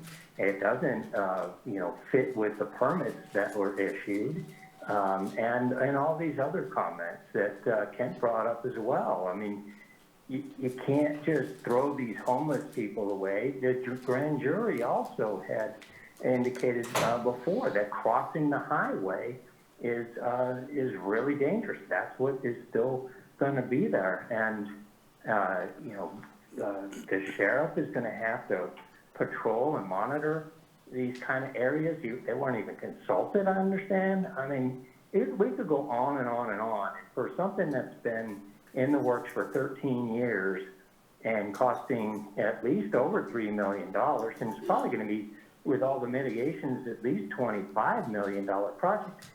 This is what we got? I mean, this is just absurd. And I think it's important that you fulfill your campaign obligations and listen to 30 the seconds. people that have something articulate to say. Thank you very much. Thank you for your comments. And with that, we will close public comments on non-agenda items. And next we will go to items pulled from consent, and we have D19. And I believe we have Director Ford of Planning and Building here today to present. Welcome, Director Ford. Thank you, Chair Madrone. Good morning, John. Good morning, Supervisors. John Ford with the Planning and Building Department to present the request for funding for Titlow Hill for a general plan amendment to rezone lot legalization and EIR. I'll try to be super brief. This request emanates back to litigation the county filed against a property owner who illegally sold parcels prior to 2007. In a 2010 on appeal, the court required the property owner who had illegally sold the parcels to pay $150,000 to the county for the preparation of an EIR as part of work to make these parcels legal. In 2017, the board approved a petition to process these entitlements. This recognized the $150,000 allocated for the EIR, but it was also recognized at the time that that $150,000 was not sufficient to prepare an EIR or do the additional work needed to conduct the process to make these legal parcels. We met with the property owners out there. We entered into agreements with 48 of them, or 48 parcels. There's probably about 44 actual property owners. They each contributed a $3,000 deposit to help move this work forward. It was clear in the agreement that they signed that this was a deposit. The process reached the point of completing an administrative draft of an EIR. We hit a roadblock when we recognized that we really needed to evaluate the roads up there for compliance with fire safe requirements. And the CAL FIRE and Public Works Department went and examined the roads, evaluated the roads, identified the minimum amount of improvements that would be needed in order to make them fire safe compliant. And that resulted in a preliminary estimate that was prepared and presented to the property owners.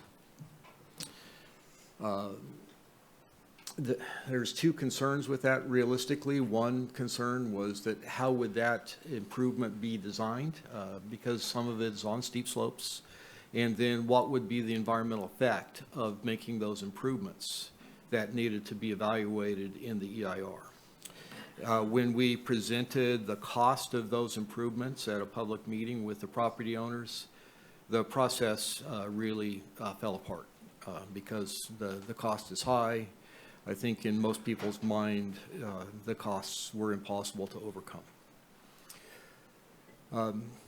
So there are still some interested property owners who would like to see this process completed. This request is brought forward with the idea of completing the preliminary engineering estimate for the work on the road so that the EIR can be completed and the process can be finalized.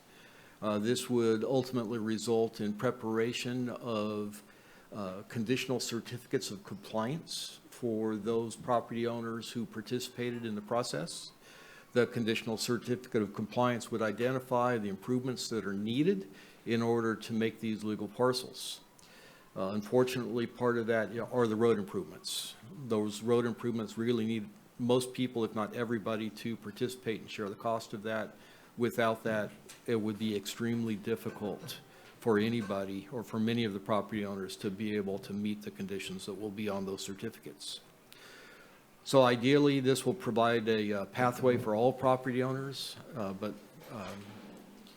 in order for that to happen, realistically, they need to come together, form a road maintenance association, and agree that they're going to fund those improvements, because without that, we could complete this process, issue conditional certificates of compliance, which would allow the properties to be bought and sold with a note on the title that these are not legal parcels until those conditions are complied with. But under the Subdivision Map Act, they could be bought and sold. They cannot currently, those without conditional certificates cannot currently be bought or sold.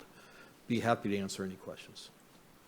Thank you, Director Ford. Any questions from the board at this time? Supervisor Wilson. Thank you, Director Ford.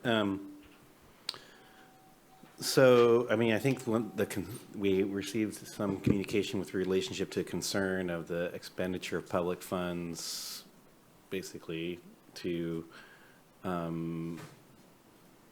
as a, it would be a gift, I guess, to the private property owners in the quest for getting these properties legal.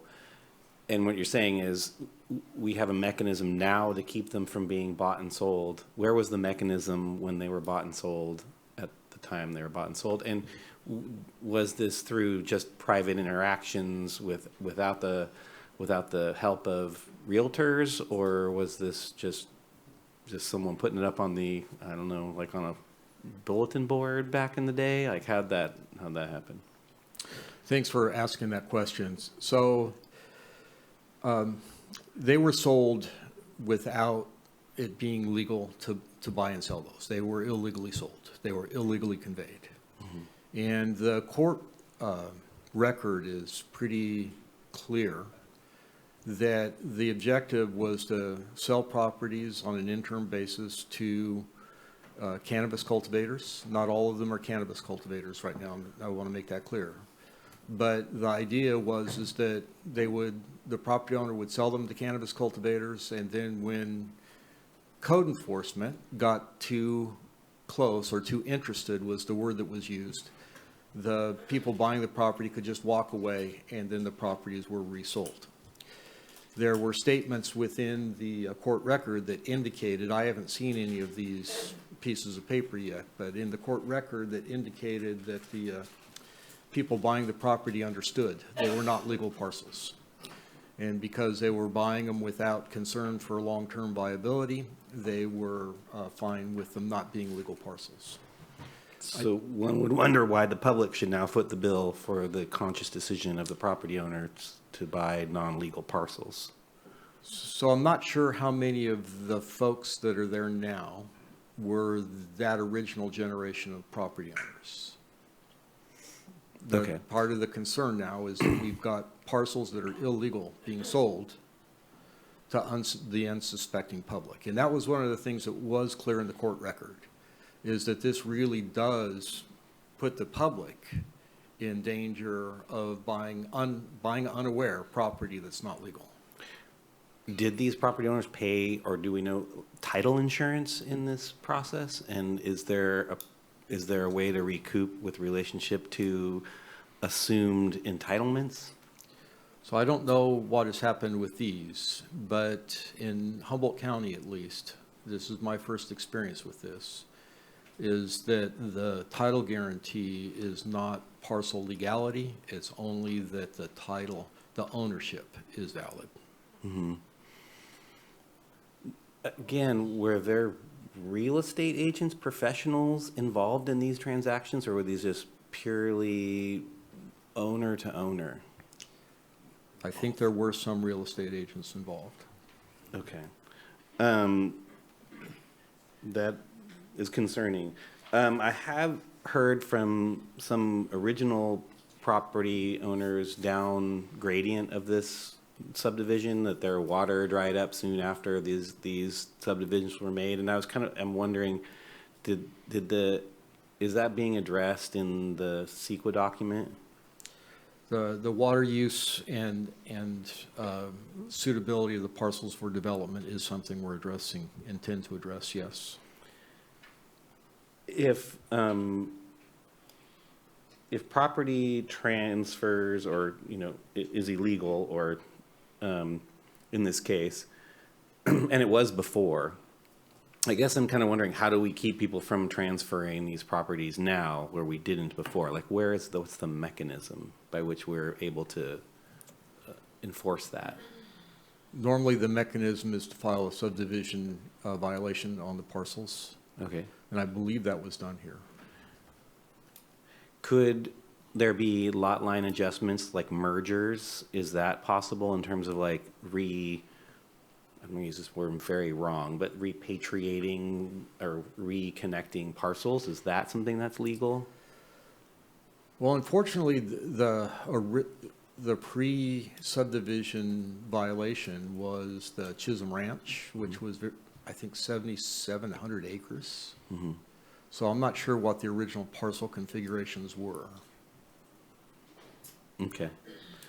And is there a fire district that serves this area? There is not an organized fire district. That is part of the discussion. The property owners up there have formed their own volunteer fire response, including having a fire engine that's on the site. This is gonna be my last question for now, which is if a road association is sort of the trajectory that you're trying to get to, why wouldn't we require a road association be created now before we invest more in, or what, you know, before public monies are even potentially expended on this? Is there a reason why we couldn't do that first? Well, normally such a requirement would be part of some action. Mm-hmm. And so the action that we're angling to that could actually be required is the conditional certificate of compliance. I hope that answers the question. So you're saying that a road association would have to be created before a conditional certification of compliance would be issued? Well, we could issue the conditional certificate. The way the Subdivision Map Act works is what the county in this case does, is identify, here's what would have been the requirements had they gone through the normal subdivision requirement or process. And that would include creation of, maintenance of the roads. And so part of that could be to require an RMA, the Road Maintenance Association. So that would be a condition on the certificate of compliance because that would have been a condition of the map. Okay, that's it for my questions. Thanks. Supervisor Bushnell? Thank you, through the chair. I'm wondering, so the reason you're proposing to utilize this money is because there was a court action that allocated $150,000 to the Planning and Building Department to do this work, which fell short of the amount needed? Correct. And also, how many landowners, what did you say, 44 landowners put up to $3,000 for a deposit? If this work is done by this money and without forming a road association and having that work done out there, it is zero effective? Well, that is correct, and Okay. that's why I want to be really clear here, that the big roadblock, pardon the pun, is really being able to improve and maintain those roads. Yeah. Have you, as, I understand that you've been getting some pressure from the landowners there to get this work completed. I'm wondering if you have asked those landowners if they are attempting to get a road association formed. And also, there are, how many cultivators there? I think there's in the neighborhood of 40. And if to complete the cultivation process, if there's more than 4 on a road, there has to be a road association Yeah, formed? that is a requirement of the CCLUO, that is correct. And do you know if any work has been done to form one? It's my understanding that no work has been done at this point to form one. The applicants for these cultivation licenses that exist up there, they are all on interim permits. They cannot get their actual permit until they're on legal lots. So they're basically on hold, can't go forward until this issue is resolved. And even if the conditional certificate of compliance is issued, that wouldn't be sufficient to allow the cultivation permit to go forward. They would need to go forward with the conditions of the certificate, improve the road, enter into the Road Maintenance Association. Those are prerequisites to even getting to the cultivation permit. There's nothing that has precluded them from forming a road association currently and doing that work, is there? That is correct. Okay, well, that doesn't give me very much hope that they're going to do that because they are all, I would assume, aware that they have to have that road association to complete their cultivation permits. And my other question is that there are many subdivisions throughout Humboldt County that are not compliant. There are many in southern Humboldt. Do we intend to put this amount of money towards those subdivisions to make them compliant? I thought that this was a fairly unique circumstance whereby the county actually took this property owner to court, and the court found that the county was not harmed and that the public was not harmed, but the property owners were harmed, and so did not allocate money to the county to do this work. Okay, I have one more comment for right now. Supervisor Wilson has made comments to doing lot line adjustments, and while I understand that thought process, it can't be brought forward by this board and accomplished without the cooperation of the landowners. Is that correct or not? I'm not sure I understand the question. We can't force anybody to do anything out there. Correct. Thank you. Thank you, Supervisor Bushnell. Supervisor Arroyo. Thank you, Director Ford. I have a couple questions about this. Is there any, I know you said this was unusual. Is there any kind of precedent for the county to pay for an EIR for private property to be developable? Is there any instance like that that you know of? So for the county to use public funds for something, it would need to be in the public interest, obviously. Sure. And so the question is whether or not completing this work so that it does not continue to be a festering sore is in the public interest or not. That's the first question for the board. If it's not immediately in the public interest, then obviously it shouldn't be approved. Sure. Okay. And I know I've heard of, as Supervisor Bushnell indicated, lots of properties in rural areas of the county, especially in southern Humboldt, Shelter Cove, over the years where people, didn't understand what they were buying. Right. What mechanisms would someone go through besides just trusting their agent, perhaps, to determine the legality of a parcel? How would people find that out? That's a great question, because Humboldt County,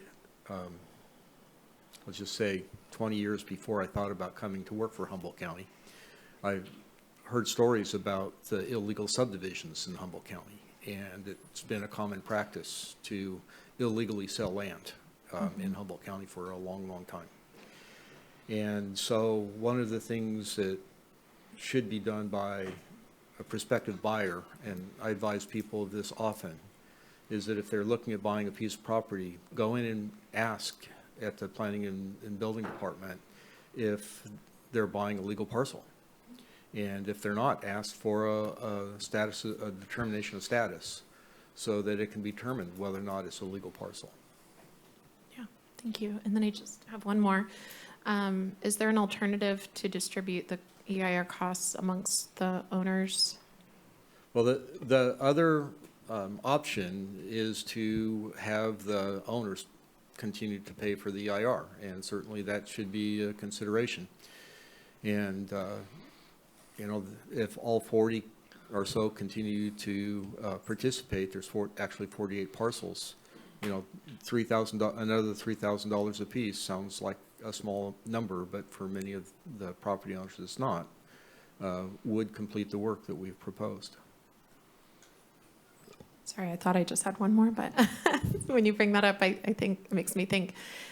So they're going to have quite a sum to pony up to do the road work Yeah. and improve the properties after the EIR is completed. Should it pave the way is probably the wrong term, but should it make the development possible? So, I guess this is more of a statement than a question, but I guess it concerns me if the property owners are not able to, go forward with paying for the cost of the environmental review. I think I'll just leave it there for now. Supervisor Bushnell. Thank you. So if we required the property owners to, like Supervisor Arroyo and Wilson had said, to put in more money, that'd be around $2,800 more, and then so their total input would be around $5,800 because they've already gave $3,000. Mm-hmm. Is that correct? That is correct. Okay. I'm very reluctant to want to do this with taxpayer money when they have not made the effort on the road. And I know that your department is getting pressure, and also that project's been hanging out there for a long time. I understand that. But my fear is that we go ahead and do this work and we pay this money which I don't think is right, honestly, for the county to have to pay for it, and that the road association doesn't happen. It can be $10,000 to $20,000 each for those landowners to improve that road, and then this work will be, it just sit there, and we'll have nothing will get done with it, because if they can't pay another $2,800, how are they gonna pay upwards to $5,000 to $10,000 for the road? And I just think it would be wasteful on our part. And I understand that your work needs to be completed, but I don't, like Supervisor Arroyo had said, we've not done this anywhere else in the county, paid for this kind of work. It's always went to the person, landowner, subdivision person creating, and I don't know why we should start now. Thank you. And so as the 5th District Supervisor where this project resides, I'll go ahead and share some thoughts. I've actually been very engaged in this particular issue ever since I took office 4 years ago, and I've known people that have had property up there for 20, 30 years dealing with these issues. A lot of really good points have been brought up. You know, do existing property owners have claims against the person they bought it from in terms of failure to disclose, or with real estate agents, or with title companies? I mean, there's all those kinds of issues, but that's not going to play out here in front of our board. That's going to play out between property owners and agents and title companies. We have long known that we need a merger ordinance in Humboldt County. It's something that's lacking. It's been on the long-term list for a long time. Most counties have adopted merger ordinances to be able to combine undersized parcels based on the zoning, but we have not done that. There certainly are a lot of illegally created parcels. Apparently, one can just go into the office, the assessor's office, I'm assuming, and actually just create a parcel and give it a parcel number, whether it's legal or not. And there's nothing illegal about doing that, but it doesn't make the parcel legal. So it's a really convoluted setup in terms of that. A smart buyer goes into the planning department and asks questions, you know, not just to the title company and the real estate agent, but planning and building. What's this zoned as? What can I do with it? What's going on? And what's going to happen, and what is happening, is that any potential purchasers of these parcels are being told, if they ask, they have to be told that, no, it's an illegal parcel. And so at that point, what happens is the buyers typically fall away. And so where we're at as a county is that this went to court. This is not like all those other odds and end pieces of subdivisions that have happened illegally. Mostly there weren't subdivisions that happened illegally. Mostly there were individual parcels that were broken up, and you could call that a subdivision, but they were, you know, little 2 and 4 parcel type subdivisions, not 66 parcels or 42 or whatever. So this one, the scale of this is far greater than anything else we have happening in the county. There's nothing comparable to this. And this went to court, and the judge did not rule in favor of the county in terms of, I think we asked for $2.5 million in costs to be able to do the EIR and to do, you know, all the work that needed to be done to make this a proper subdivision. And we did not get awarded that. The developer only had to pay $150,000 themselves, and court let that person off pretty light from my perspective in terms of what was going on. But again, apparently there is evidence that all the original purchasers of these parcels were made aware that they were illegal parcels, and they still went ahead and purchased it. We don't know whether the secondary and third buyers were aware of that. Again, that's an issue between them and their seller and or agents, and we're not going to be able to resolve that. I do think we need to bring in merger ordinance forward, because on a larger scale, that's an important element. The other thing is that when somebody is told, no, this is not a legal parcel, and there's no buyer for the property, what starts happening is the property value actually starts dropping.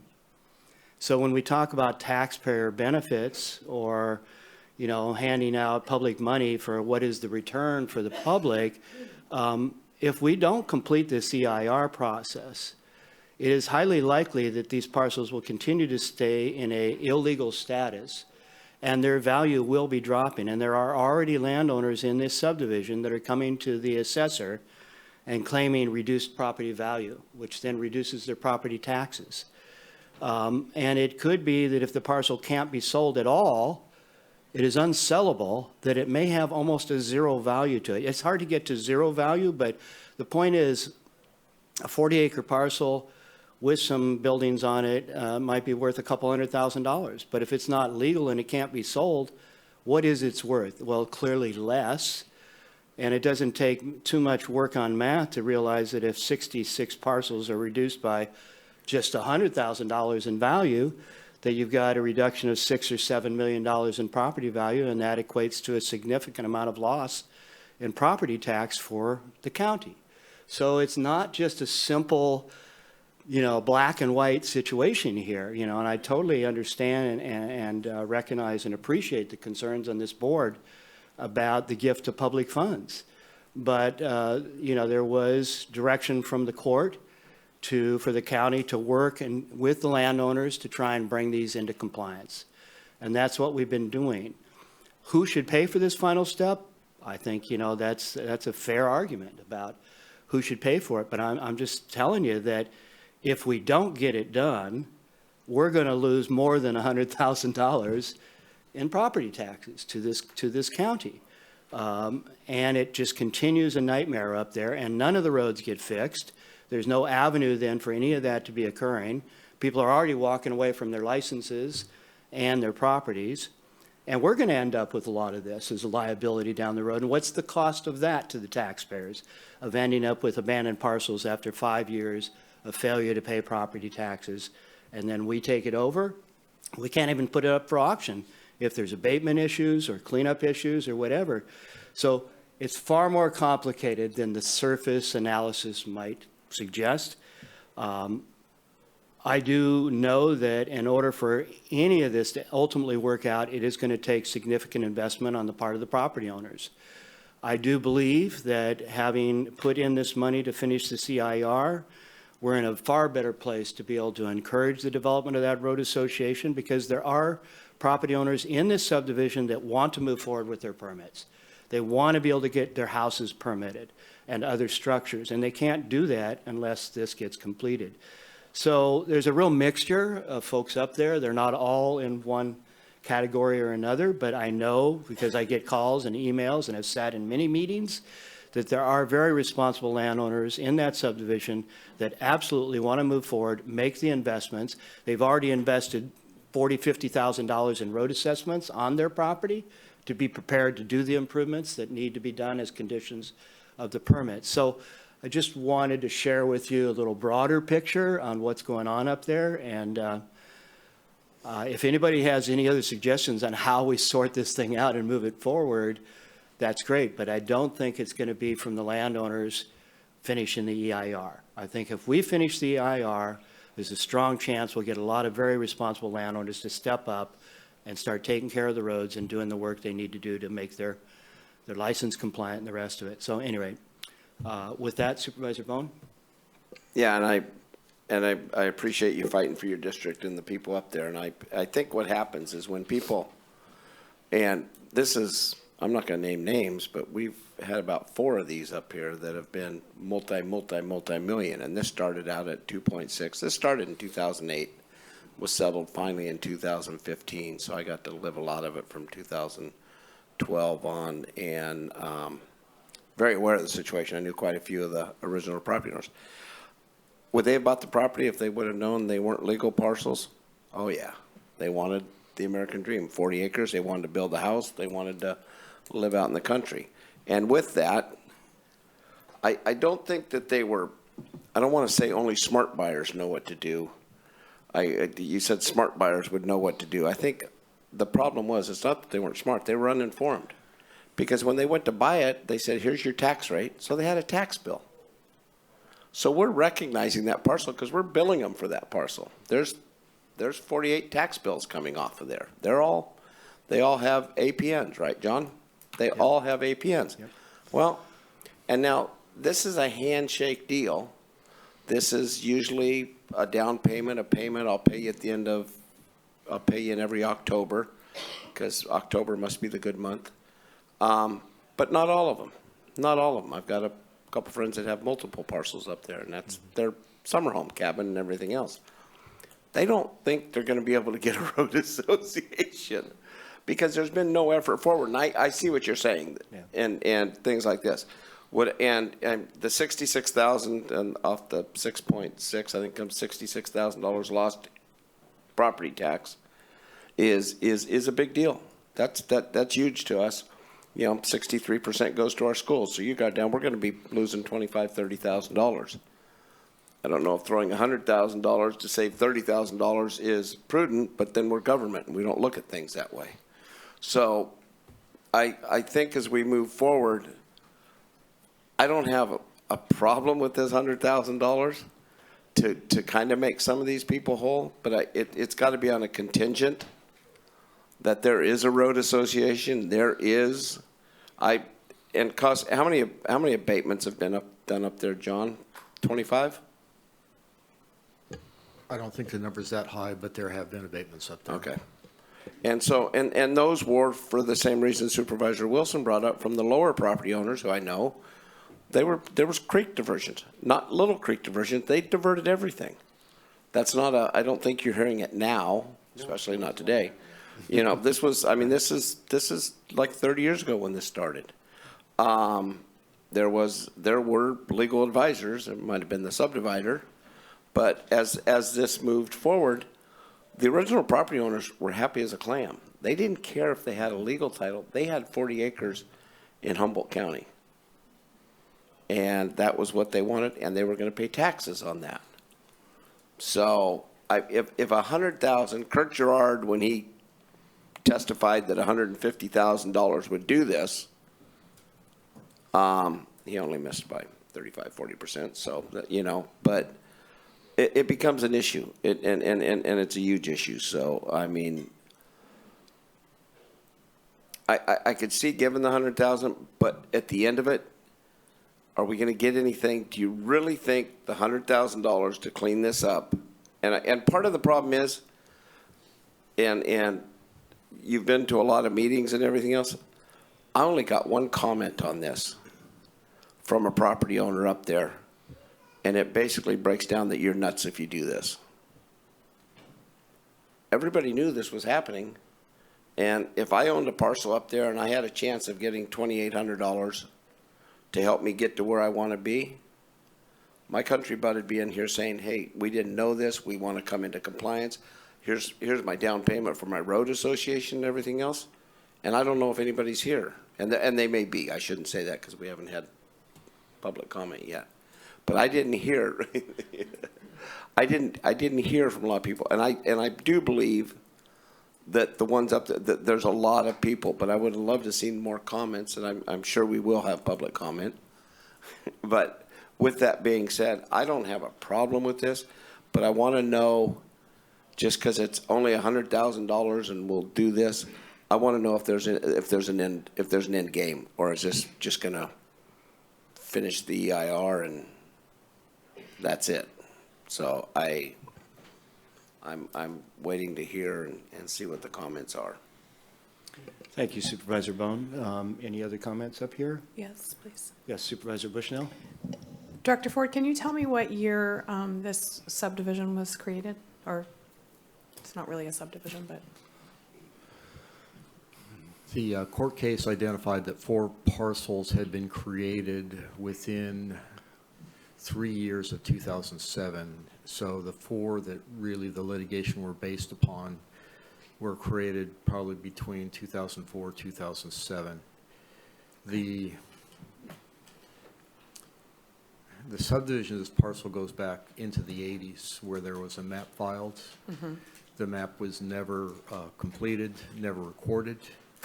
And I guess there's some aspersion that perhaps the property owner or applicant didn't want to comply with the conditions, and so just started selling parcels. So it could have started well before 2000. Okay.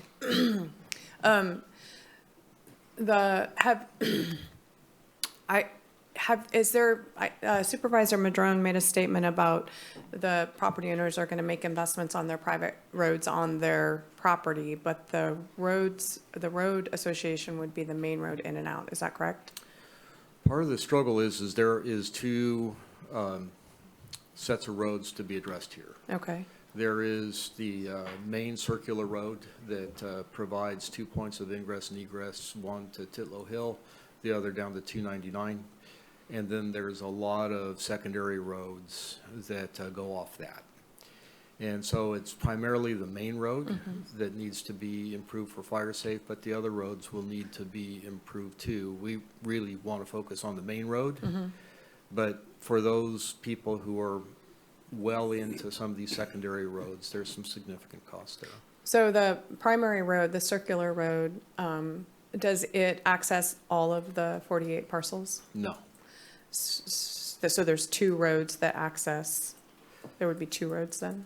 There probably are 3. Okay.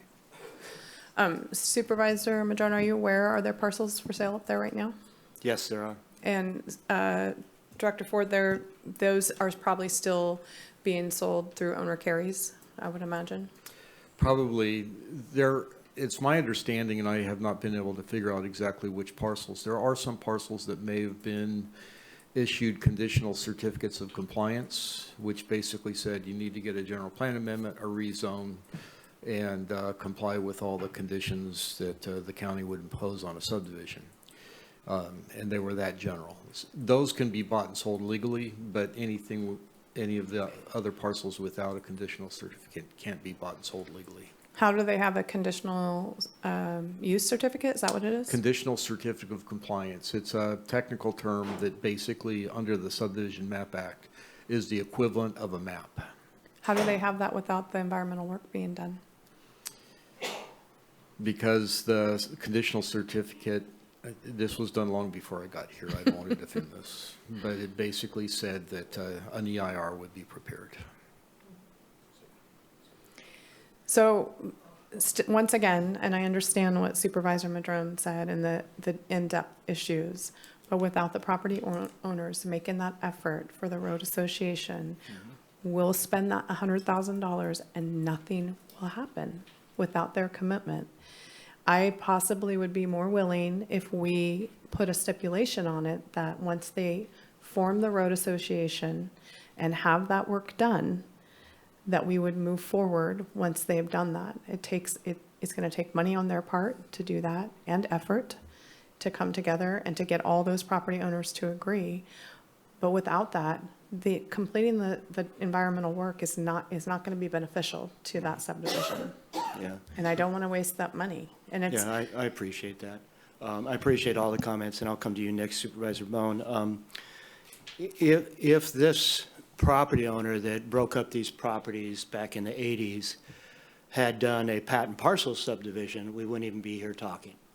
Because every one of those parcels would have been legal, would have received certificates of compliance, and they would have moved forward. And we've seen a lot of those in the last 30 years, actually, last 25, 30 years. A lot of the Barnum properties, a lot of the Eel River Sawmills properties were broken up into patent parcels. And in order to try and keep the government off their backs, what they would do is have the new owners of those patent parcels sign a notarized agreement declaring that they were forming a road association. And it would state in those documents, which I've seen many of them with many different road associations, would state that the landowners were responsible for maintaining the roads in the same condition as they found it when they bought it, which the developer, Barnum or Eel River, would basically regrade the roads, put a little rock down in some places, didn't do anything to upsize culverts, put in rolling dips or any of the other kinds of drainage structures that we know we need to do nowadays and that are required as part of the road assessments in any cannabis application. They basically were signing agreements saying they're forming road associations, and I have run into dozens of these patent parcel subdivisions with those notarized agreements, and they simply do not have functional road associations. In fact, I am personally not aware of a single functional road association in Humboldt County. Now, there are ones that form because, as you said, if there's 4 or more on a road, they're required as part of their permit to form that association, and they might start out with an active organization, but everyone I've seen over the last 40 years slowly devolves into being completely dysfunctional because it requires the organization to actually bill everybody in the association, and if they don't pay, they have to place a lien on their property to try and get that money. Nobody's placing liens on the property in those road associations. So I think we have a much larger problem in the county in regards to road associations, how they function, what is the structure behind them to be functional, et cetera. So this is really not that much different than most of the county and most of the road associations that are not functional. I'm sure that we could probably provide a few examples, of some functional road associations that came in under the CCLUO with that requirement, but I haven't met one yet in my 45 years of working in watersheds in Humboldt. So these are much larger issues, and I'm just trying to see if we can't create momentum to getting this thing done so that then those responsible landowners can form associations, can move forward, make the investments to fix the roads. Is it going to be perfect? Is everybody going to be involved? No, it's never going to happen. But again, whatever the pleasure of this board is, I'm totally, let's see where it goes. But Supervisor Bohn, you're next. I think Director Ford had something to say. I would agree. Okay. I just want to make one slight adjustment. Supervisor Bushnell, you made the point of having the Road Maintenance Association formed and the improvements made. Part of what we need to do is understand what the improvements are so that we can evaluate them in the EIR. I understood that. I meant have the road association formed, complete the EIR, then they could do the work. I understand that. Thanks. And as soon as I said it, I was like, I'm ahead of myself. I do understand that. So you were suggesting a condition of approval being a forming of the association? I won't vote to waste $100,000 of this. Without that, because it would be, nothing would happen. And you talk about responsible landowners, and I'm sorry, but if that was their intent, they would be moving forward with that right now. And also, for those cultivators, because there's more than 4 farms on that road, they have to have it. They cannot get to completion, so I don't understand why they haven't started. I understand exactly what you're saying. All right. And please. No. And I agree. I think you're going to find some property owners that want to do the association. They want to put the money in, but I don't think you're going to find them wanting to put the money in for the people that aren't going to do it. Yeah, can't do it and everything else. And that was basically the same thing. They're on an interim permit. Well, I was at a site the other day where Fish and Game had gone in, and a half mile above the cultivation site, they wanted culverts put in where there were already culverts, and they were questioning and everybody kind of go, well, what's that? We haven't even got Fish and Game out there before they sign off on the permits out there, and I think we're going to be grossly underestimated on what the roads are going to need out there. But anyway, provisions, or, if we can do that, I think there are property owners out there. I'd like to give them the benefit of the doubt that they would like to comply. It's the ones that don't want to comply or just can't comply. And they're going to go back into what's going to be into the alternative market. Their permits are going to go away. That doesn't mean they go away. It just means their permits going away. Thank you, Supervisor Bohn. Well, Supervisor Bushnell, you had one final comment? I just was interested in public comment. So, oh, yeah, absolutely. Because I'm interested in making a motion, but I know you like to do it. Thank you. Appreciate that. All right. With that, lively discussion, and we're going to go ahead and go to the Zoom first. And we do have one hand up, 7454, *6 to unmute. There you go. 2 minutes. Public comment you get from me is that I would request that you not gift public funds. I would request that you basically have some language to use as far as a motion goes here. It's your alternative of staff recommendation, the alternative action of the board to consider decline funding for this request, in which case work cannot progress on the effort to legalize the parcel in Chippewa area until the property owners pay for the needed work. It's a little bit distressing for those of us who do actually follow the rules. And I don't think anybody, I believe this was an attorney by the name of Mr. Bareilles, if I recall, and it's perceived that he was, this whole settlement was possibly with a crooked judge, but that's a whole side issue. I do strongly caution, you're saying that to correct this scabbed over thing, this is a Band-Aid that's going to wash off first time somebody takes a shower, and it's not going to fix the problem. You'll be throwing money down, no matter with a road association or not. These people probably paid what? I don't know, maybe 10 cents, 15 cents on the dollar for what legal parcels would be. They knew what they were buying. They all were informed. And now for them not being willing to come up with another, it was 2,800, is that what you said? 48 or 40 parcels, $100,000, whatever that comes out to. It just really is distressing that we would even be considering gifting public funds to these people who have not. In fact, it's distressing that they even have interim permits without having the roads done. As far as I'm concerned, those interim permits should have gone away a long time ago. They don't have the required Class 4 roads. And I would really appreciate a message being sent to anybody out there who wants to go ahead and create an illegal subdivision like this and own these lots, that they be discouraged from doing so. So please do not give them our $100,000. You have better places to spend it. Thank you. Thank you. And I don't see any other hands up in the participants group, the attendees. There is one hand up in the panelists. I'm not sure how they ended up a panelist or whatnot. I'm going to go ahead and call on you, but you should know, I'm not sure how you got into the panelist Zoom when you probably should be on the attendee side, but I'll go ahead and let you have the 2 minutes. Tisha Machete. Thank you, Supervisor Madrone. I just wanted to touch on this topic because this has been an interesting topic for me personally.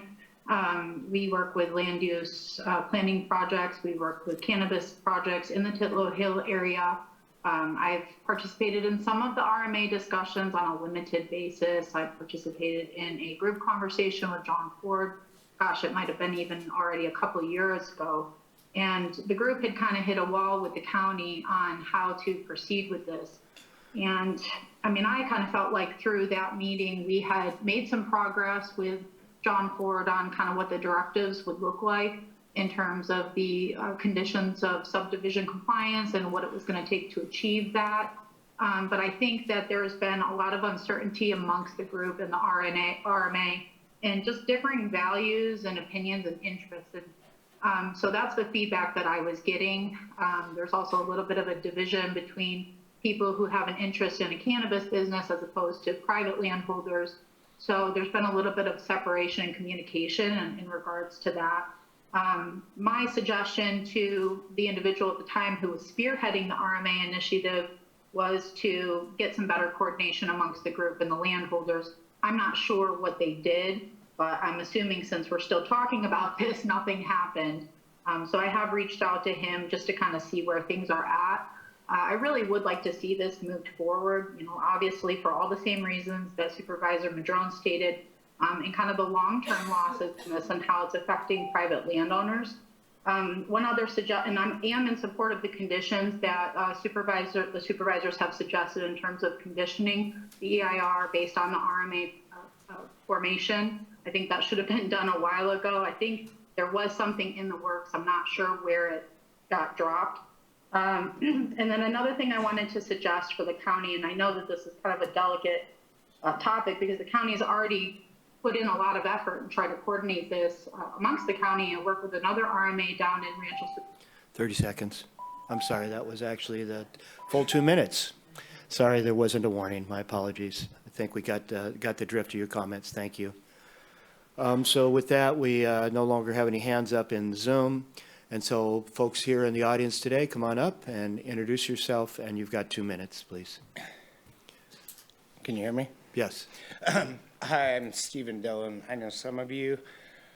I very much appreciate the discussion you guys are having. I've been a resident landowner for 30 years. I'm currently the person who takes care of the upper 4 miles of the road. When I got there 30 years ago, we called it the Ranch Road. A river runs through it. I personally taken care of that road and made it fire safe to the point we can. Anyway, great questions. Mr. Wilson, these properties were created illegally starting back in the 1980s. The original subdivider has sold. Up until 2007, the title companies would issue and deal with the wholesale and issue title insurance. Sorry, I'm not a good public speaker, so okay. I wobble. So up until 2007, every part of the county participated. The tax assessors, title companies, everyone, but everyone stayed away from the planning department for the building permit until 2007 came up. But so since then, these parcels 30 are seconds.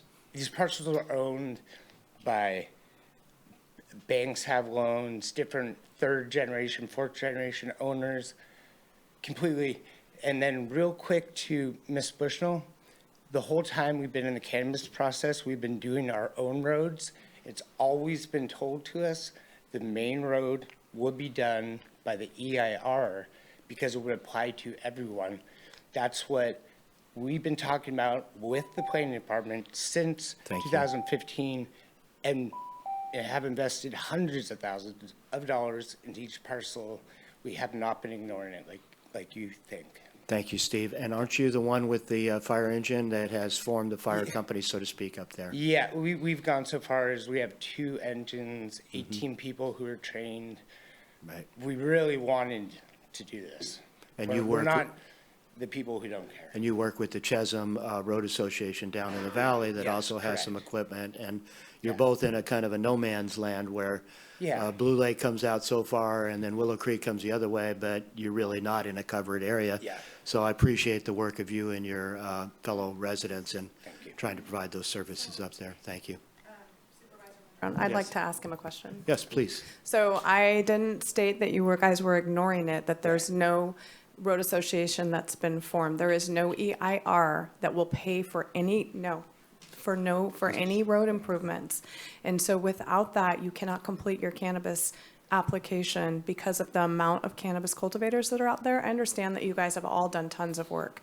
That's not my concern. My concern is that when this goes through, if it goes through and you can't form a road association, then that EIR work it's useless unless that's done. And I don't mean to be disrespectful and say you don't do work.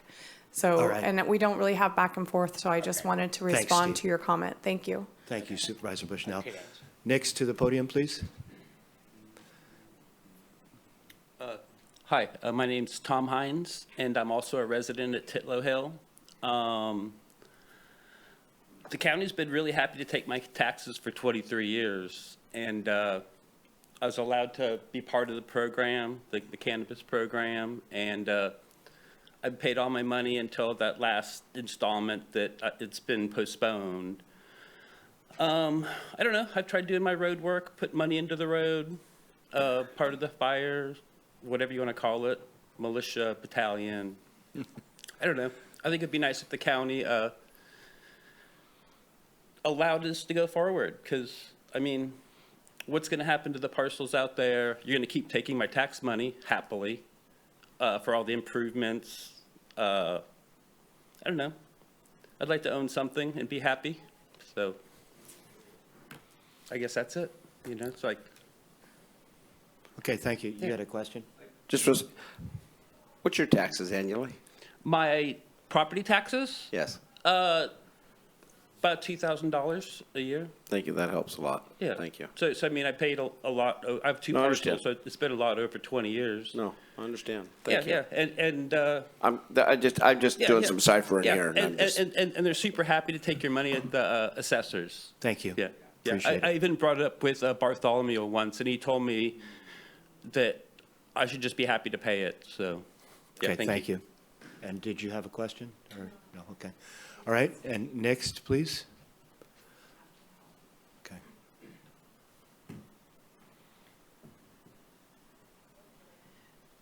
I'm kind of here as a collective memory. I've spent a lot of hours in this chamber, some happy, some not. Before Michelle was duly elected to the board, Estelle was sitting in that chair with a case similar to this, and relying on just my old memory, it was a Florida land developer had purchased sight unseen cannabis property in that district, and they had run into some kind of a problem in getting permits, and it was this whole scenario that I've been listening to that played out in that case. Of course, I can't remember the name or anything. And then when Kent said, but I was thinking about that old case with Ken Bareilles and the illegal subdivision, and then Kent said this might be part of that mess, you know, with the paper, the pencil in.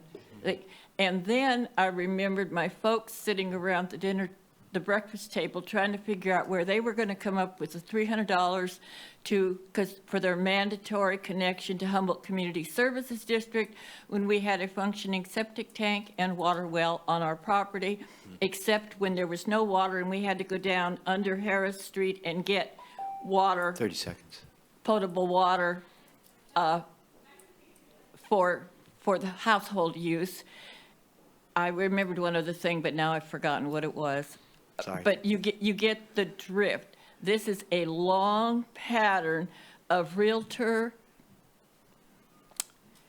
people kind of nodding and winking and saying, oh, we'll just push it forward. We'll kick the can, that's it. We'll kick the can down the road. But thanks. Thank you. And so seeing no other comments from anybody here in the audience today, we'll bring it back to the board for discussion, comment, motions. Yes, please. Supervisor Arroyo. Being a little bit familiar with Department of Fish and Wildlife's Cannabis Restoration Grant Program, it makes me wonder, since that program is aimed at supporting, the cannabis community and helping folks come into compliance and including restoration and some focus on roads and impacts of sediment, it makes me wonder if that has been explored as an alternative to help support this effort. I don't know if they would be interested to help pay for an EIR, but that I know that they have plenty of funding allocated, I think continuing this coming fiscal year. So I'll take that if that's okay with you. Sure. I think we'll both have probably the same thing to say, but if not, please add to it. The unfortunate thing is that all these grant programs are not allowed to be used on projects that are under permitting. So if there's something required of property or subdivision or whatever by law, then you can't use grant monies to come in and fix that situation. So again, if this subdivision had been done with patent parcels, we wouldn't be here, and furthermore, they could have gotten grant monies to do road assessments and all of the upgrades. I'm talking millions of dollars. That could have been the avenue, but that's not the avenue that Mr. Bareilles chose to take. So because we're in this court order and we're in the middle of an EIR, and a lot of cannabis permits are involved that require various conditions of approval, grant monies are not eligible to be used here. Does that cover it, you think, Director Ford? Yes. Thank you. Might not have been exactly the same, but probably a similar area. We did explore this. If I could just add, please. Yeah, that has been explored, and those were the findings. Though I will say we are in discussions with CDFW right now about that grant money on several different levels, and maybe we can take another shot at this. Did you? Yeah, okay. Did you want to make comment or a motion? I want to make a comment and a motion. Okay, please, go ahead.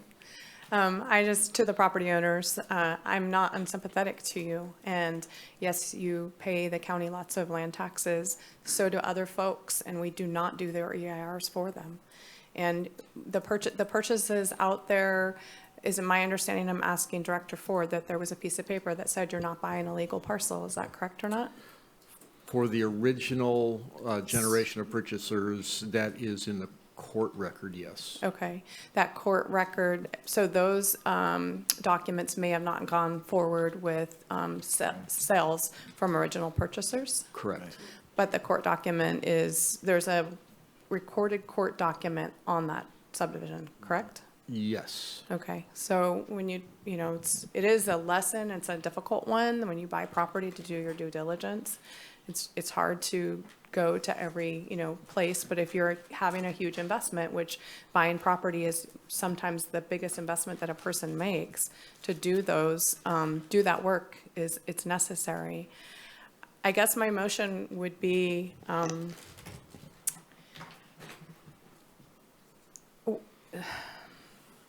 is there any way that you could reach out to the landowners and see if they are willing to pay more money into the EIR? Like if we did half, they did half, and they formed that road association, do you think that could be accomplished? If it were the motion that I think you're asking about, that the board would authorize payment up to $50,000 with matching funds from the property owners out there, contingent upon the formation of a road maintenance association, we can have that discussion, yes. I'll make that motion and see if it goes anywhere. Okay. Motion has been made. Is there a second? I'll second that with a comment because and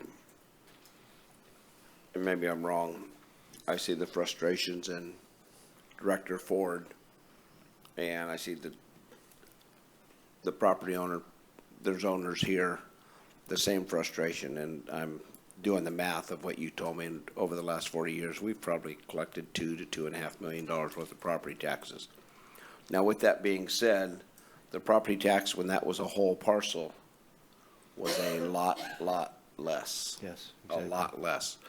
So over the times, we have benefited greatly. This is part of the shaded parcel issue that people could just shade them at the counter, and we've cleaned that up. Cliff has taken that down from 1,900 to less than 200 now. Yeah. Great strides in since I've been around. With that being said, the quicker we do this and we do the road association, we move forward on this, the quicker we know the sediment runoff, the environmental damage that could still be taking place is addressed. If we deny this and they just let it sit the way it is, they don't get their permits. I don't know if these guys will, but a majority will still cultivate. They just won't have the stamp of California on it because they still need to survive. So I seconded that. It's still a gift of public funds, whether it's a little bit or 50,000 or 100,000. It doesn't hurt any less than everything else. But we do that every day. We make gifts of public funds in the form of grants, in the form of programs, in the form of everything we do up here. They're called services. And we provide taxes for that. This is, I consider, more of a service to actually get this off our planning department, planning and building department's plate, move it forward. And the burden is on the property owners now because we've put this out here. So their path to compliancy goes through the planning and building department. This is a step forward. So it's as close as I can come to justifying it, but I think the effort may be made. I worry. Like I said, I got this one letter in opposition. I think it was very, very well written, and I understand their point. But I don't think the subdivider benefits any. Well, he might still, but I mean, it does add. As we said, it's the largest piece of property, and it adds some security to the people that have bought it, and it's not fly-by-night. They've 23, the two that spoke, 23 and 30 years. They've kind of committed themselves to their property and to Humboldt County. Supervisor Arroyo and then Bushnell. Did you want to speak? Okay. There are plenty of issues I have with this, but I can understand how it's a unique circumstance. And given that there's that litigation history, I think this could be an alternative. you know, I have a lot of questions about whether, you know, that it's even suitable for this development to be green lighted down the road through the process of an EIR, but I think an EIR will help answer those questions. So it's a little bit hard to pull apart. I do have concerns about, you know, setting a precedent of the county paying for EIRs for private property, you know, ultimately for private property benefit, but it does, again, sound like this was a unique circumstance. I think I have a question to the, about the motion. So just to clarify, are you, is the motion essentially directing staff to talk with landowners and bring something back? Or is it to move forward with that if the landowners are willing to go through with those steps? To move forward with to not bring it back if the landowners are agreeable. Okay. And yeah, and our planning director is, thank you. Also, you know, recognizing that a road association is going to take time and money, someone could amend for the full $100,000 if this board so pleases, or we could keep it at the 50. I guess if the landowners make the effort, I don't want it to not work, and that's, you know, but also Supervisor Arroyo, like you, I have problems with public funds, gifting public funds. Also, in, you know, in Southern Humboldt, as you're well aware, we have a lot of parcels down there that are not compliant. And so I'm really nervous about setting precedent. Yeah. And just to clarify, I mean, what we're being asked to do is rezone, is to complete this general plan amendment and rezone these properties conditional upon this EIR. So I guess I am concerned about that action and taking it before we understand the implications of the EIR, you know?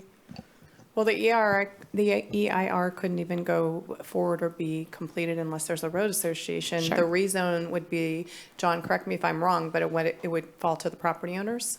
Or would it be done through the EIR? Could you ask that again? The rezone? So the rezone and the general plan amendment and the certificates, those would come forward basically to the board with the EIR. Gotcha. So Okay. the board would have to certify the EIR and find that the environmental effects would be, are adequately addressed.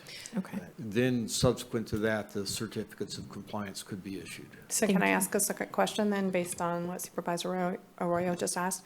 If you complete the EIR work, you get the road association formatted or whatever, you talk to the landowners and everything's going forward, and the EIR, you bring it back to this board for that, you could find that it's not compatible, is that correct?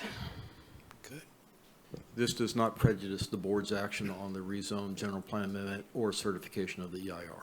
Okay, thank you. Good question, Supervisor Bohn. By the time that gets back to us, we're going to actually see if the road association has teeth or not. It's more than a piece of paper because they're going to have started the association, started collecting fees, and have a plan on what they're going to do.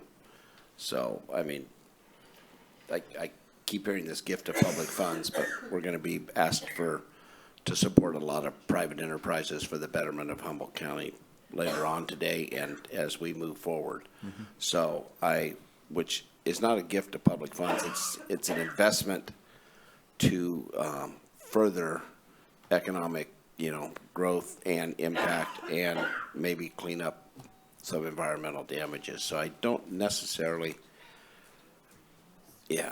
so. Thank you for that. So to clarify, in regards to the EIR, at this point, we have $150,000 from Mr. Bareilles, is that correct? That is correct. And that was court-ordered, I believe, as part of the settlement? That is correct. And then we have $150,000 match that came from the landowners, approximately $3,000 each, 42 people, whatever the math is there. Yeah, it's a little less than 150,000, but I think the total number is about 288 that we received. And then the county has not put money into it at this point, but we're considering whether to put 100,000 or 50,000 or anything into it at this point. So that's the 400,000 or so, 380,000 or so into this project. So we have not put public funds into it at this point. I like where the board's gone with this, but I will say, and I'm going to come back to you, Supervisor Wilson. I will say that there are some landowners up there who want to be super responsible, and as I said, have already done the road assessments on their property and are willing and committed to doing all the work on their property, as well as working with those between their property and the outlet at 299 to make sure that that portion of the road that they use would be compliant to Category 4 road or equivalent to meet the agency standards. And I know how hard it is to get these road associations to become functional. And I would hate to see that this process would constrain a responsible individual from wanting to be able to move forward with their parcel and do everything necessary on their parcel and everything between their parcel and the highway. It just seems like this could put a damper on those individuals being able to move forward without the road association, which I got to say, we can put it in here, but having met with these folks many, many times and knowing how many different opinions are and different interests, it's going to be really difficult to get to that milestone. So just needed to add that. Supervisor Wilson. Just a clarification, we have no staff time investment into this project that has not been reimbursed? The money that we've taken in basically has been accommodated, has accommodated the staff time. Okay, I appreciate that. I'm just going to try and be quick. I'm not supportive of the motion. It still doesn't, for me, answer the lack of fire district or fire association associated with this. So there's no collection of fees associated with that in order to support that. It just doesn't make for resilient long-term development in these interface lands, wildland interfaces. And I would also say that while some taxes are collected, we don't talk about what is expended. And it's not just this effort here, it's services of all kinds, whether it's public safety, we have to do through Measure Z, whether it's busing with relationship to schools and and even mental health services and everything else that are harder and more difficult and more expensive to deliver in some of these spaces. And so I'm just saying, like, there are services that do get delivered into these neighborhoods that do cost money, and also services that are used within the county that cost money that are part of this. So it's not just a one-way street with relationship to that.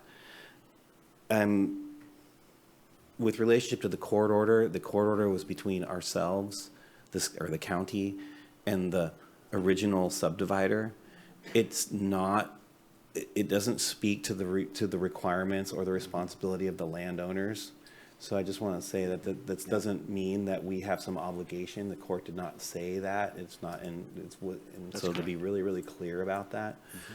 So it may have let the original subdivider slide, but it certainly didn't ameliorate the cost issue with so with that I am ready to vote. Thanks. Supervisor Bushnell. I have two clarifying questions or statements kind of that I want you to either say yes or no to. So first of all, with the lawsuit, the intent was to get the EIR work done and was grossly underdetermined. Is that correct or not? The amount that would cost? Yes, that is correct. Okay, so that's why we're here actually, right? Because the amount that was given to the county from the landowner that created this subdivision was not sufficient to complete this work. That is correct. Okay, so I still, and my other comment to Steve is that without a road association, the EIR cannot move forward. They can do all the work they want on their individual properties. It is totally a waste of money without the road association. And I also think that that's a good effort on their part if they want to utilize the monies from the county to complete the EIR. It still can't go forward unless the road association is done. Larrabee subdivision in Blocksburg has a very good working road association. Nice. There's, I think, 45 or 50 parcels there. So, it can happen. And John, is there any way that this EIR will work without a road association? I don't think there's any way that the EIR could get done, but the implementation of the conditions won't get done without an RNA. So in your opinion then, if the road association doesn't happen and the EIR work is completed, it just sits there and waits? Correct. Okay, thank you. Supervisor Wilson? Just one last thing. In order for us to make a discretionary decision with relationship to the rezone, I don't see how, I don't understand how that's going to happen without the formation of a fire district, frankly, with the state laws of the way that they are. So we can keep talking about the road, but I'm just saying the fire district is or some other established fire response, not private and some people doing some other things, but that's going to be, I don't know how we get past that point in this decision-making process. So. Yeah, so in regards to fire services, this is a really big topic in the Fire Services Ad Hoc and with the Fire Chiefs Association. There are a number of areas in the county that just simply don't have coverage. Southern Humboldt has them, Northern Humboldt, this is a big void, basically between Blue Lake and Willow Creek. And so there's a lot of talk going on about how to fill that void.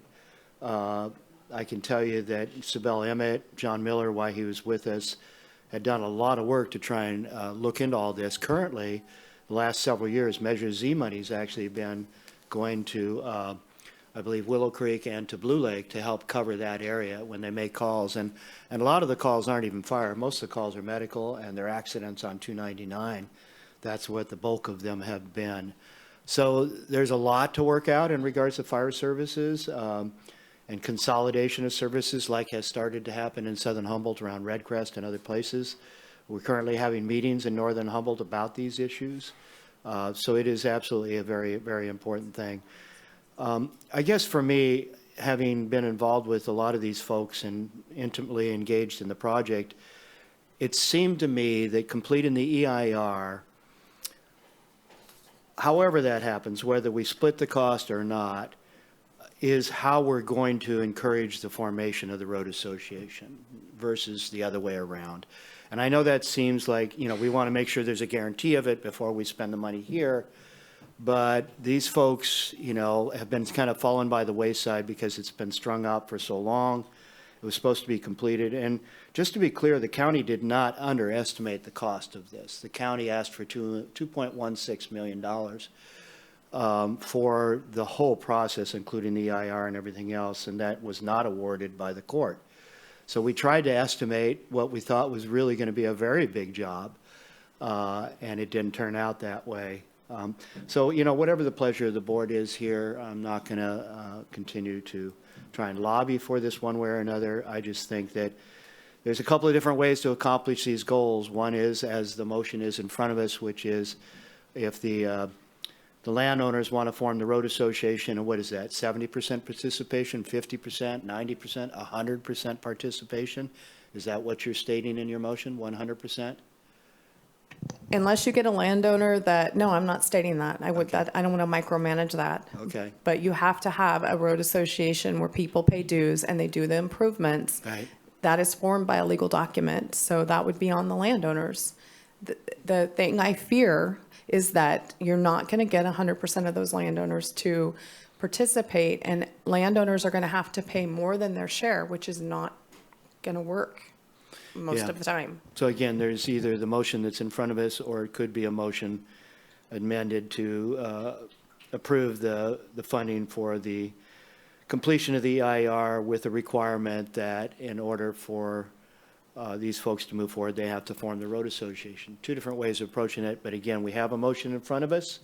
I'm not going to say anything more. I think we have talked this through. Supervisor Arroyo, final comment. Thank you. I just, I appreciate the complexity of what we're putting on staff, that we're saying that we will, at least the motion on the floor is that we will, provide up to $50,000 or $50,000 in match if they can come up with the rest. And then that doesn't prejudice our action in the future. We can still determine the merit of future items that come forward based on the results of the EIR and the action made towards that RMA formation. So I appreciate the complexity of that and of this whole situation. And with that, you know, I think we've talked around a lot of the issues here. It's complicated, but I'd like to call for the question. Approved. So let's go ahead and call the vote. Roll call, please. Thank you. Supervisor Arroyo. Yes. Supervisor Bushnell. Yes. Supervisor Madrone. Yes. Supervisor Bohn. Yes. And Supervisor Wilson. No. Thank you. Motion passes 4-1. All right, thank you very much. That was a lively discussion. Appreciate all the input. And so with that, we have now completed our items pulled from consent. And the next item we have in front of us is item number 1, consider amendments and updates to the protocol for Board of Supervisors appointments. And I see we have Clerk of the Board, Tracy D'Amico, here. And just for those that are interested, at 1 o'clock, we do have a time set closed session. And we're going to break for that from 1 till 2:30 or 3 possibly. And then whatever we don't get completed between now and 1 o'clock, we will come back and complete those later today. So yes, CAO Hayes. Chair Madrone, if we could after this hear the mid-year review, because we have Tabitha hanging out here and she has some other obligations she's got to get to. We did confirm with our council that they would be available a little bit later if we needed to push the closed session out a little bit. Okay, that sounds good. We've got staff here. That's efficiency. Supervisor Bohn? Is the estimate for closed session an hour and a half or 2 hours? Can be. That's what I was given. Really? Possibly an hour and a half. That's what I was told, so planning accordingly. It'll be at least an hour. And we're going to be doing our lunch during that break, so we won't be taking a lunch break separately. So that'll be our lunch break from 1 to 2. So with that, hi, good afternoon. This is a very quick housekeeping item for you. Every year we try to bring before you the protocol for appointments to boards, commissions, and committee, and without any changes that are associated with that. The last time this came before you was back in 2021. We did not bring it last year. There are a few changes that we're recommending on attachment A, which is the actual list of the boards, commissions, and committees that you currently appoint to as a board. We're asking that you remove item 24, which is the redistricting advisory commission, as that has finished its purpose with the last election. The second changes that we would like you to review is just the attachment agenda items. They're the template formats from Granicus. This is just updating to be current with what we're using for appointment items. We will be adding the fiscal information that is going to be implemented as an overall change to the county. I think it's coming in March. And then on attachment B, we're asking that you include Headwaters Fund Board, the Law Library, and the Workforce Development to those boards and commissions that are deemed exempt from the process that we currently use. The exempt boards and commissions usually are a recommendation, or they're a subcommittee appointment, or a district specific that has been deemed to only need one agenda item. We will bring this back every year, and we will continue to do the quarterly updates on vacancies. That's it. thank you for that nice, concise presentation, and really it's a lot of housekeeping, and thank you for doing that. And I like the annual review process, part of that. Any comments, questions from the board before we go out to the public? Seeing none, I see one hand up in Zoom. That's 5288. You've got 2 minutes. *6 to unmute.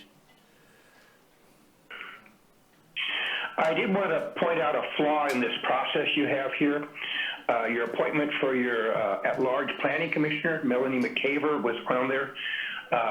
When you are unable, if you need to go to the legislature and change things, I don't know, or change your policies, but when you end up with voids where you don't have somebody in the chair for a whole month or more, something seems to be wrong with the procedures, your policies, procedures, and protocols. I recommend that you do whatever it takes to order a smooth transition to make sure we have full people on these commissions. And I don't know if that applies to any of your other commissions or your projects, but those should all be dealt with in that way. I can't see any reason why it can't be set up where we can not have somebody have to be open chair for that kind of time period. They give me opportunity to speak. Thank you. Seeing no other hands up in Zoom, we will go to those here in the audience today. Anybody want to comment on this item? Seeing none, we'll bring it back to the board. Supervisor Arroyo. I'll move approval of these amendments and updates to the protocol for our appointments. Second. Moved by Arroyo and seconded by Bushnell. Roll call vote, please. Thank you. Supervisor Wilson. Yes. Supervisor Bohn. Yes. Supervisor Bushnell. Yes. Supervisor Arroyo. Yes. Supervisor Madrone. Yes. And thank you. Sorry, motion carries 5-0. Yep. 6th district, right? That's great. Thank you very much. And now we have our mid-year budget review presentation. And I believe Deputy Director Tabitha is here to present for us. Yeah, thank you, Chair Madrone. Yes, we have Assistant CAO / Chief Financial Officer Tabitha Miller here today, as well as Scott Adair, our Economic Development Director, to present the mid-year budget report, which will give you an update on where we are falling in the current fiscal year and also help to give staff direction on fiscal year 23-24's budget development. So they will kick that off. But first, I do want to just say a big thank you to Tabitha and, of course, Scott Adair, but particularly Tabitha, because this is probably the last time, well, this is definitely, I would say, unless she comes in a different capacity, the last time that Tabitha will appear before your board, as she has sadly resigned from the organization and has been poached by the city of Arcata.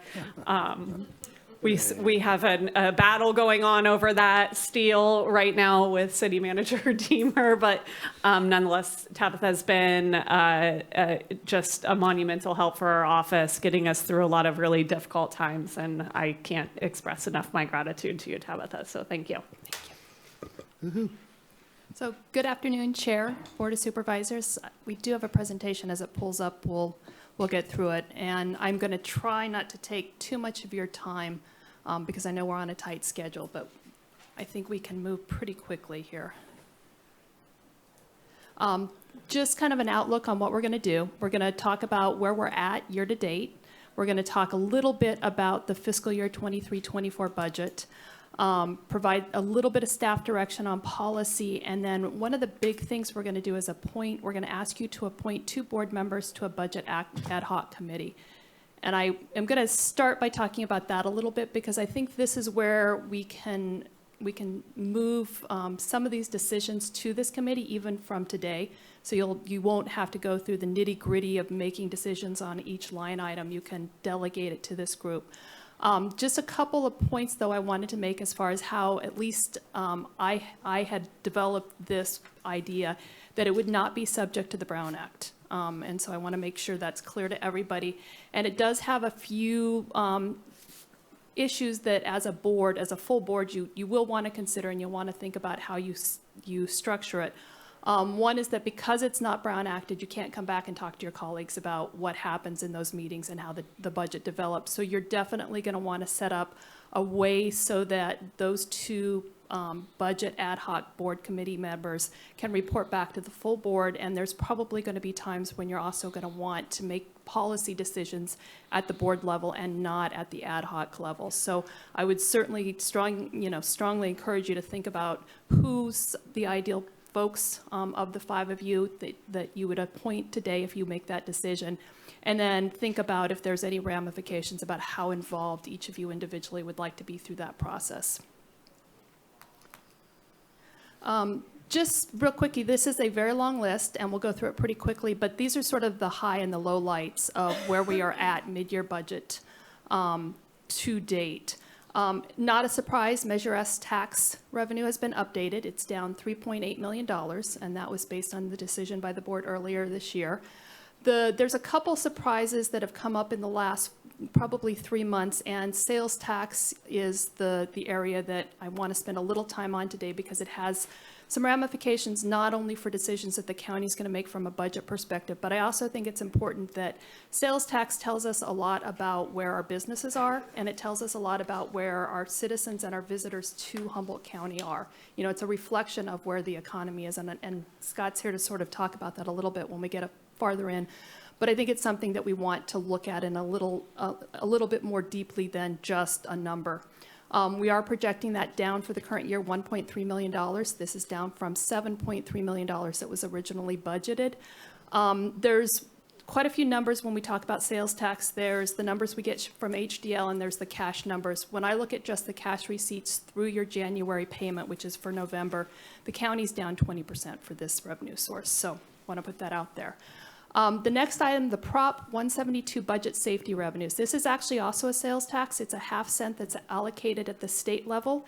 The only reason it is up is because it's allocated based on your sales tax allocation, sales tax collections from 18 months ago. So we're seeing the last of the good times from the calendar year 21.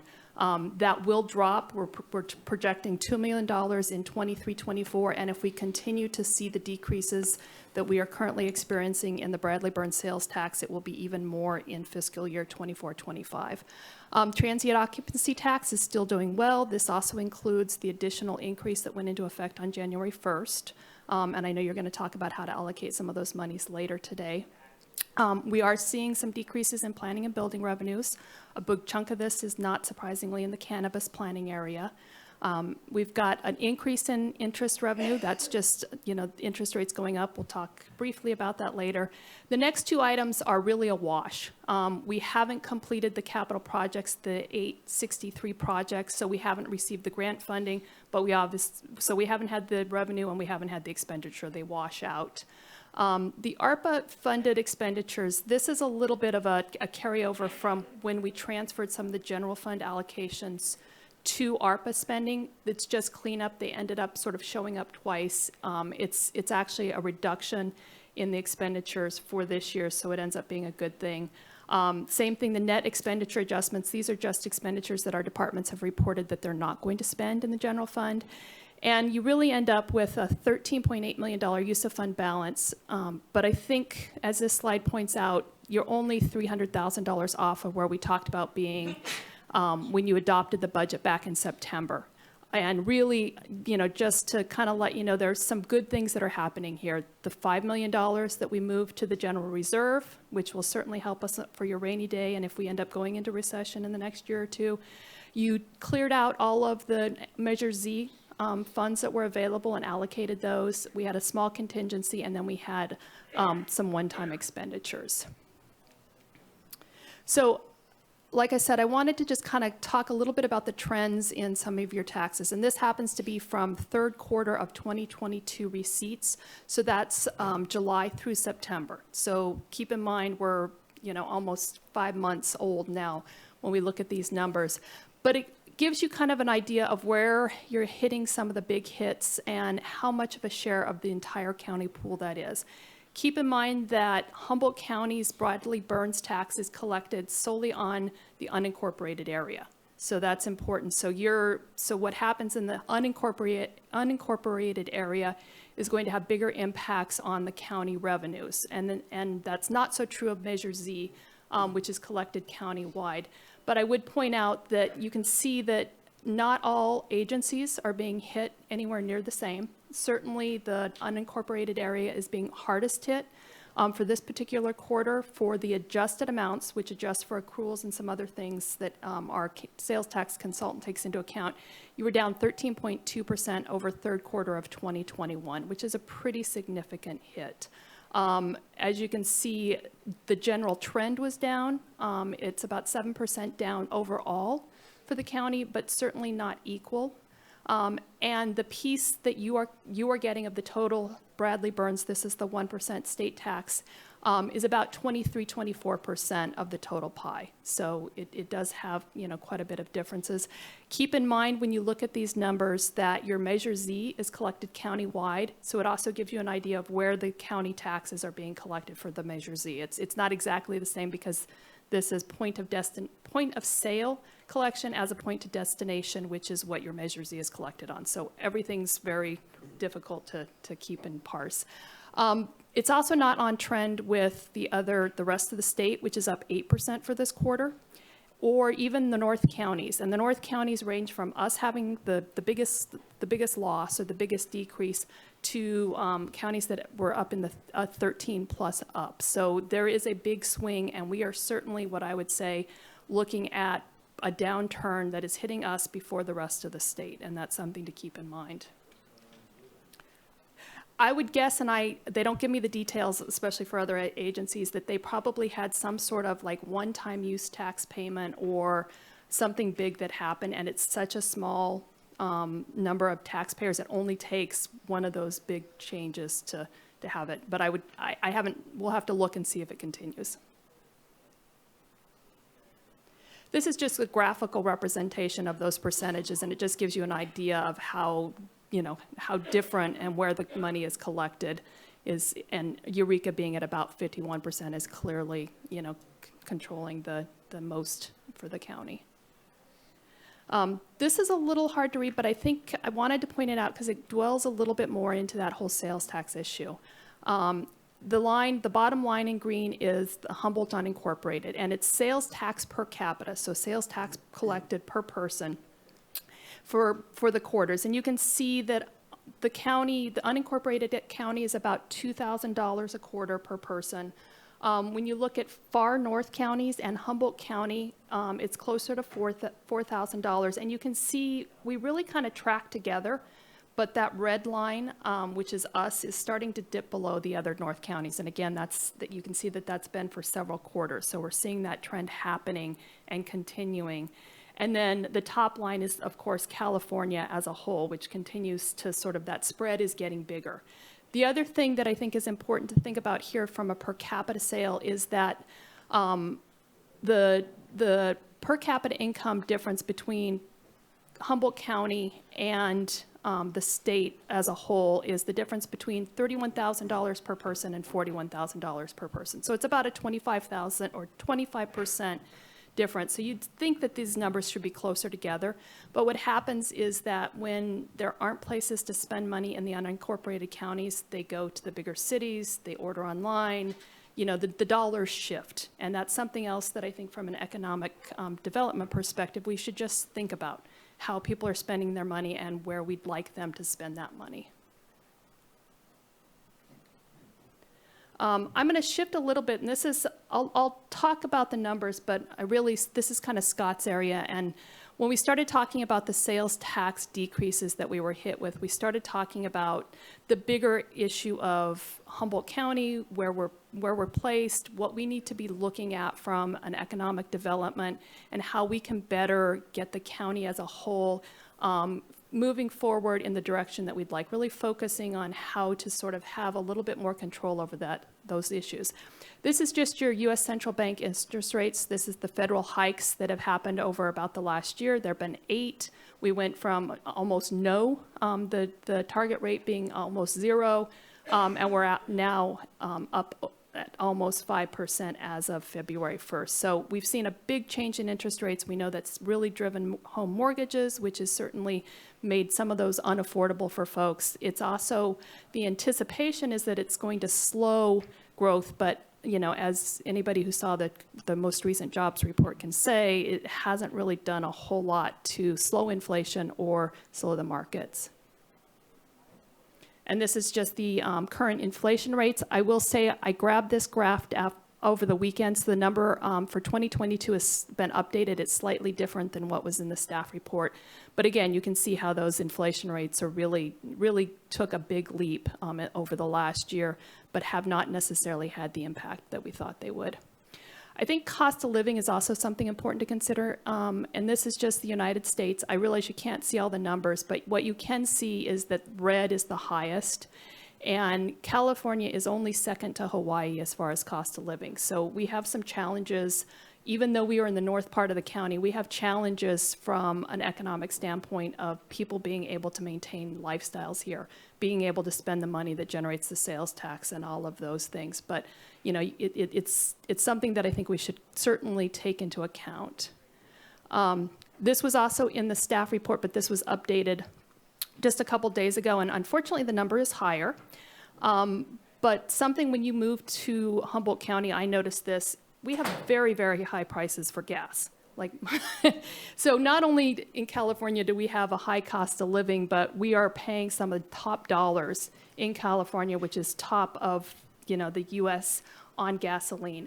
Something that I noticed in the sales tax numbers that was a little bit disconcerting when I looked at them is that the one area that had the least drop, it was about 1.1% lower for third quarter sales tax collections in this county, was gasoline, gas sales.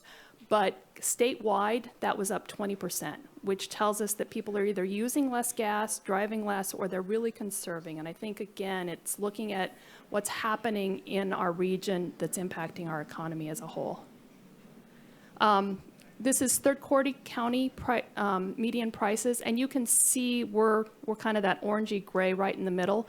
But if you add up the percentages from the orangey gray all to the way to the red, we are in the top 11% when it comes to cost of housing. And again, I don't know that our wages or our median incomes here in Humboldt County really kind of, it makes it, again, tough to own a house, and that's if you can find one. But I'm going to turn it over to Scott. This is my attempt to try to pull together pictures, a picture view of sort of all the cool things we have.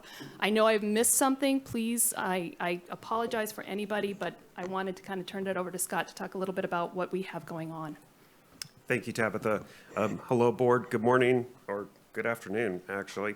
Scott Adair, Director of Economic Development for the County of Humboldt, and I'm going to try to turn this 60-minute presentation into a 5-minute presentation.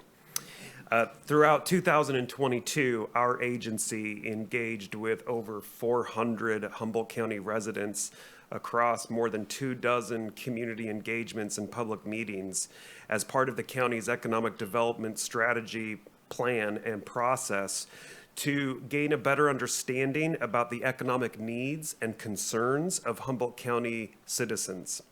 A consistent pattern in engaging with these hundreds of residents and at these public meetings, which were held in various municipalities and jurisdictions throughout the county, was that there was great interest and concern for basic necessities and providing for basic necessities for individuals, families, friends, and loved ones. This was a recurring theme as we engaged with citizens, i.e. proper housing, childcare, medical care, education, and jobs to support these needs were of great concern and interest to Humboldt County residents. This lends to a common economic development principle, which is that quality of place, quality of life, quality of opportunity, and the access thereto creates organic and positive economic prosperity in communities. So why then, given some of the mixed metrics that we have seen and mixed leading performance indicators today, are we in a situation or in a place where consumers are spending less on non-essential goods and services? If you look at inflation, while inflation has risen, we also have seen that GDP has grown over the last 2 years. And although overall consumer spending in retail sectors is down, we are seeing that consumer confidence and the consumer expectation index remains relatively stable.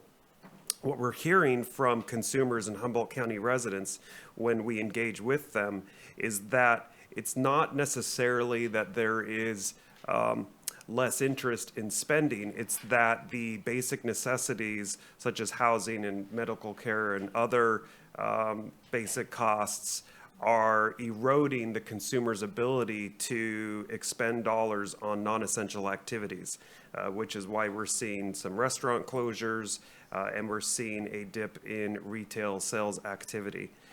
What I'd like to do, and Tabitha covered it, I think, well, interest rates, increases in cost of living, in particular to medical care costs, housing costs, also for food and beverage, and also fuel, although even though fuel did slightly decline, it's still one of the highest in our county, is impacting the consumer's ability to spend on other activities which normally would contribute to county coffers through retail sales tax activity. And yet, despite some of these concerns and the varying and I guess the variables for some of these different economic metrics, we do have great opportunity on the horizon for Humboldt County. The potential for offshore wind, the transition to Cal Poly, other aquaculture developments on the peninsula can potentially lead to the creation of thousands of jobs and billions of dollars of investment in the community. Two great areas of concern for residents and for employers alike is concerning the available and readiness of the workforce to meet this demand. Whereas we're very pleased to hear and excited to prepare for some of these opportunities that are, I mentioned earlier, and that are represented on the screen, we do know that we presently have a labor shortage in order to meet these workforce demands. We anticipate that over the next 10 years, approximately 3,000 or just over workers in the workforce will actually age out of the workforce as these individuals move into retirement. And many of these opportunities, which are reflected here, offshore wind and port development being a primary driver, are expected to create 3,000 plus new jobs. So if you look at the potential new job growth and then look at the potential for current workers moving into a retired state, that's a workforce gap or a labor shortage of about 6,000 to 7,000 workers or individuals that we will need to train in order to manage and work on these projects. And this comes back to my turning this 60-minute presentation into a 5-minute presentation. Going back to quality of place, quality of life, and those things which are of interest to consumers, and which, i.e., being able to fulfill the basic fundamental needs. If we are going to find a way to close that 6,000 to 7,000 workforce gap in order to accommodate these projects which are coming into our community, we need to be able to house those workers. We need to be able to provide childcare for those workers, medical services and education for those workers, and for the employers so that the employers can attract and retain that workforce. This comes at a time which is especially difficult for employers today, as even though Humboldt County's unemployment numbers remain relatively stable and are actually returning to pre-pandemic levels. Overall, there are less, the labor workforce participation rate is lower, and there are less workers in the workforce today than there were pre-pandemic. This is why we hear that employers and businesses are still struggling to find and retain workers and a workforce. This also is exacerbated by the recent earthquake. Our office is currently tracking close to $3 million in losses across the business community, and that's only with 150 businesses actually reporting damages to us. So we believe that that loss is greater, and that loss was incurred at a peak retail time, which likely our retail numbers presently do not reflect what those potential retail losses might look like. So moving forward, our recommendation, to your board is that you have the difficult decisions before you to prepare the community and our organization in order to accommodate these massive projects which are on the horizon, knowing that we have quite a significant task ahead of us to train this workforce, but also knowing that current cost of living and other inflationary constraints are negatively impacting the county's ability to fund some of these services. So just really trying to be very mindful of time.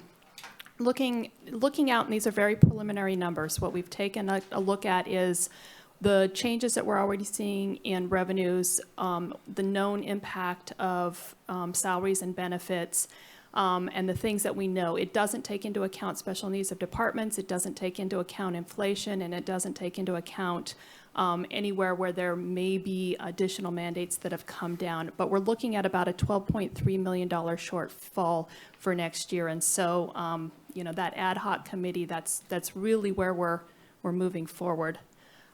This is a chart that is also in your staff report, and I'm not expecting you to provide feedback today, but we've tried to identify a number of places where we may be able to close that gap. And without going into detail on all of them, the one that I would kind of point you to, and this is not a recommendation, it's just something to make you aware of.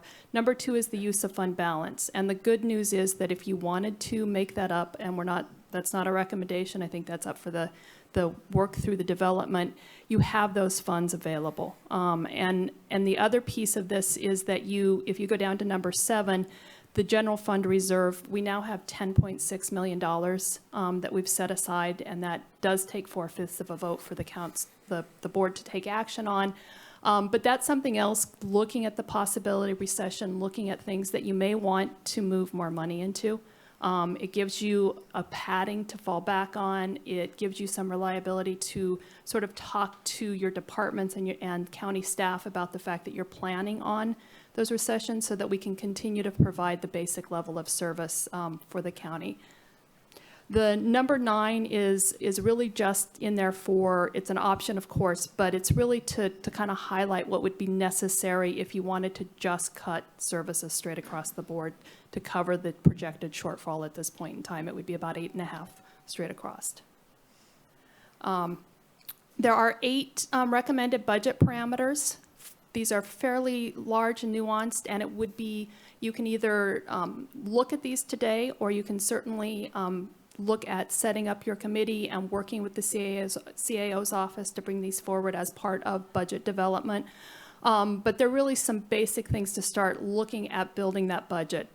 Setting your general fund allocations at the 22-23 level. This does have some challenges, particularly to your small departments and those that may have be fully staffed, which is obviously another goal that the board has had over the years. Limiting your additional requests for funding, looking at some of the trust funds and some of the funds that have been set aside. There are monies out there that may be able to help in these lean years. We are still asking you to set the PARS, which is the pension trust, 115 trust, still set that at 2% of salaries. This is a long-term liability that only grows if we don't start tackling it and continue to tackle it. Suspend contributions to your deferred maintenance fund. It's about $640,000 a year that you have committed to that fund, but the balance is now at about $5.3 million, so a year or two off will not impact projects. And again, we're kind of, the CAO's office is encouraging you to set aside additional funds for those rainy days. If you added an additional $5 million, you'd end up with over $15 million, which gets to sort of in the ballpark of what's actually recommended as far as a rainy day reserve or a recession reserve. We've got some funds set aside in the tax loss reserve. We would use those for one time. We take additional monies out in 23-24. These are funds that have not been necessarily used in the past. And then you are likely to still have ARPA funds that either are not spent, and there's a small amount that has not been allocated that you could certainly relook at and figure out how those can play into balancing your budget in the next year. And with that, we're open for questions. Thank you for that presentation and for doing it so concisely. I appreciate that. What's the source of department trust funds? So there are many sources, and I will be very honest, I started looking into this before I left and did not necessarily get to all of them. Some of them have been out there with no activity for years. Some were revenues where they exceeded the revenue in 1 year, set aside funds in order to reduce costs going forward, in order to use for special projects. They're funds that are set aside for a specific purpose, but there's probably 30 that you can look at that have possibilities for, looking at ways to close the gap. And they really need to be individually presented to the departments, make sure that there's not a legal mandate for using those funds in a way that might close the budget gap fall. Some of them, quite frankly, like I said, are just funds that I think have been set aside and nobody has looked at in 5, 10 years in some cases, that just need to be evaluated and determined. CAO Hayes? Yeah, I would just add on to that, our excessive use of fund balances has been a consistent finding in our audits. There's also a GASB pronouncement that says that we have to take a deep dive into all of these trust funds and do some additional reporting on them. So this is a project that we've had sort of on the books with the auditor's office and our office for a number of years, and we are working to engage with Clifton Larson Allen to help us go through each and every trust fund that we have and determine their appropriate use and an appropriate classification as well. Great, thank you for that. So, so it's multiple sources, as you said, but one of the sources is funds that go unspent in the budget that year that get rolled into a trust fund? In specific departments. Generally, funds that go unspent in the general fund will roll into fund balance, but we have set aside funds over the years for a specific purpose. And to follow up on the CAO Hayes, we have 140 of these accounts. Wow. So it's, and they're set up as separate funds, and again, I'm not sure that we've paid attention to exactly why they were created in the first place in some cases. Understood, appreciate that. Supervisor Bohn? How much is total in all these trust funds? I took just the ones that I thought had the ability to use, and it's about 7.7 million, but it's closer to 40 if you look at them all together. And some are valid. I mean, I don't want to say that they're not, but some have just, we really need to look at what they're doing and what the purpose is. And through the chair, and I look back, because right now, we're taking our Humboldt recession. We always seem to get everything that happens to us a little bit sooner than everybody else, and we always seem to recover.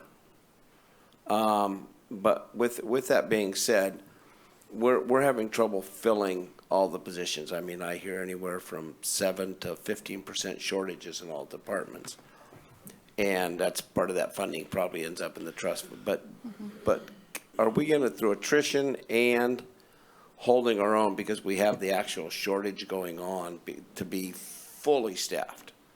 And this was at the height of everything, to be fully staffed. Now, we just heard today that we've lost people in Humboldt County. Our sales tax dollars are down.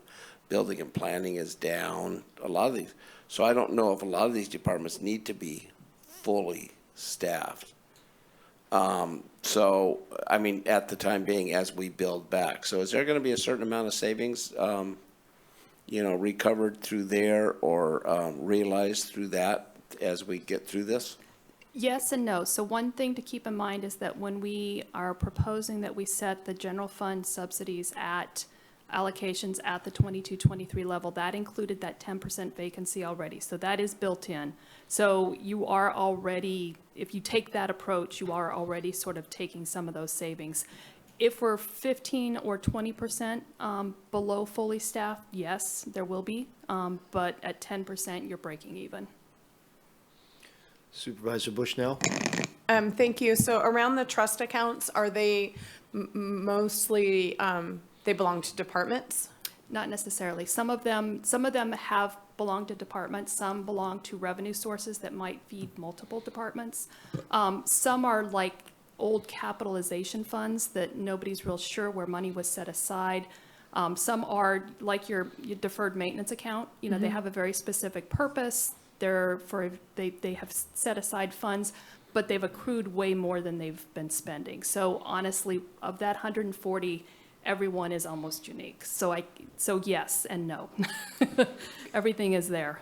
If I could just expand on that to say that none of them belong to departments. They actually all belong to your board, who are the fiduciary authorities of the organization. However, departments do have some, custodial oversight of them.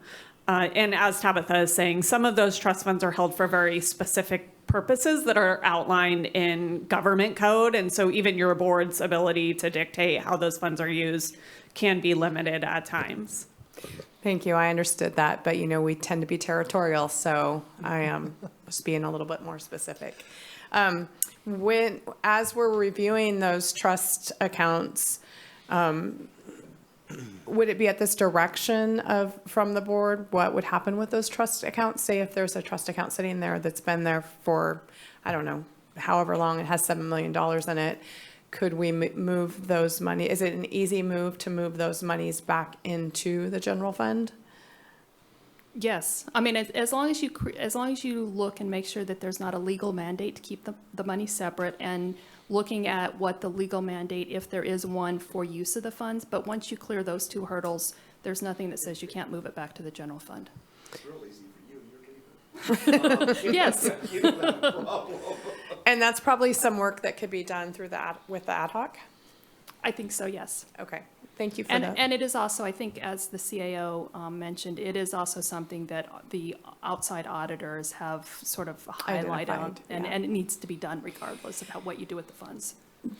So thank you. And we had I'm just curious about the ARPA funds, because we had $1.5 million that came in that we didn't expect, which I think we used $1 million towards earthquake recovery.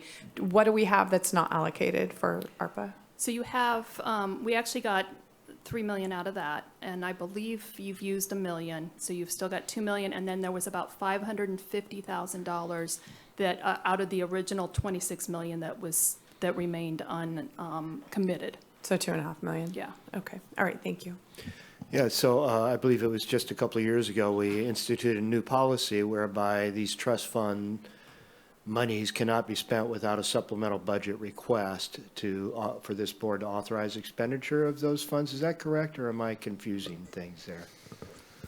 Well, any time a trust fund is created, your board provides authorization for that. We didn't create a new policy that requires a supplemental. We don't budget in our trust funds because we don't expend operating expenses out of our trust funds. However, we do budget when we anticipate using a trust fund. We budget that as a transfer in to reflect an offset to the expenditures that will be utilized for those revenues. So everything is budgeted through our operating budget units. And then the trust funds are reflected on our financial statements at the end of the year when we talk about the county's overall fiscal position. I guess, so the question there is, are departments able to spend those trust fund monies if they're not specifically allocated, but we'll just call it a slush fund or whatever? Are they able to just spend those funds without authorization from this board? By government code, your board has to authorize every expenditure through an appropriation transfer. So yes, if you've seen times where departments have come to you and said, we want to do a thing, and we have $20,000 or whatever it is sitting in a trust fund, and so you then approve that supplemental budget, and they identify what trust fund and what the purpose for that expenditure is. Sounds like good checks and balances. And when do we think this report on all these trust funds might be completed in terms of where we're at with this big puzzle?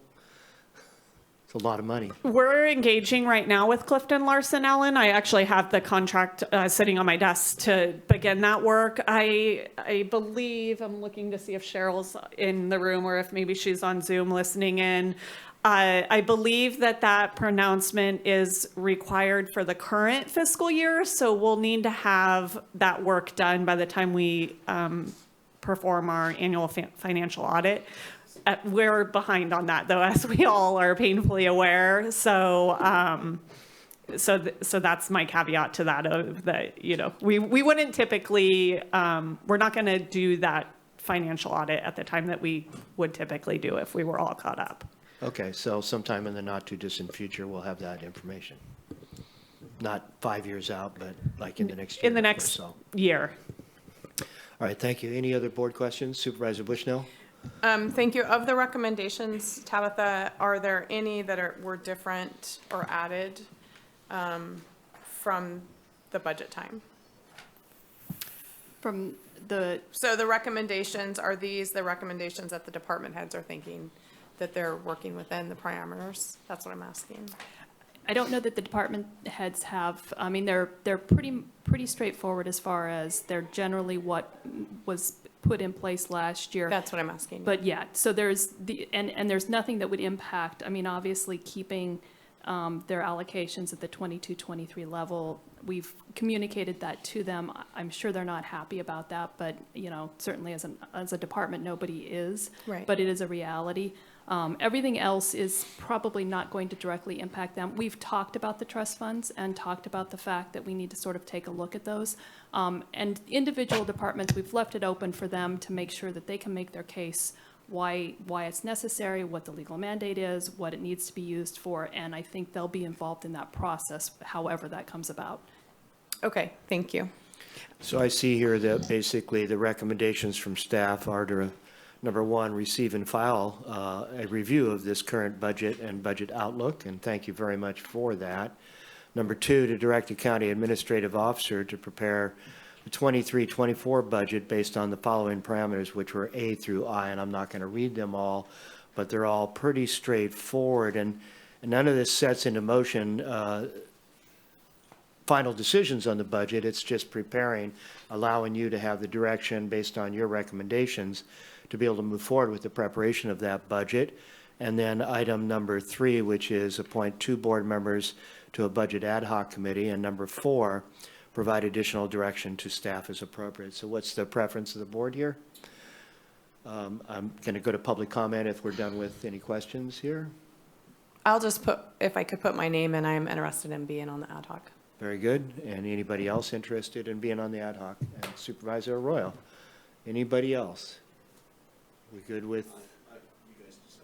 Okay, sounds like we got those 2 that are willing to step up. Thank you for that. I'm sure it'll be a lot of work, and then you'll keep us informed, as was presented in the slideshow, on a regular basis as things are being developed.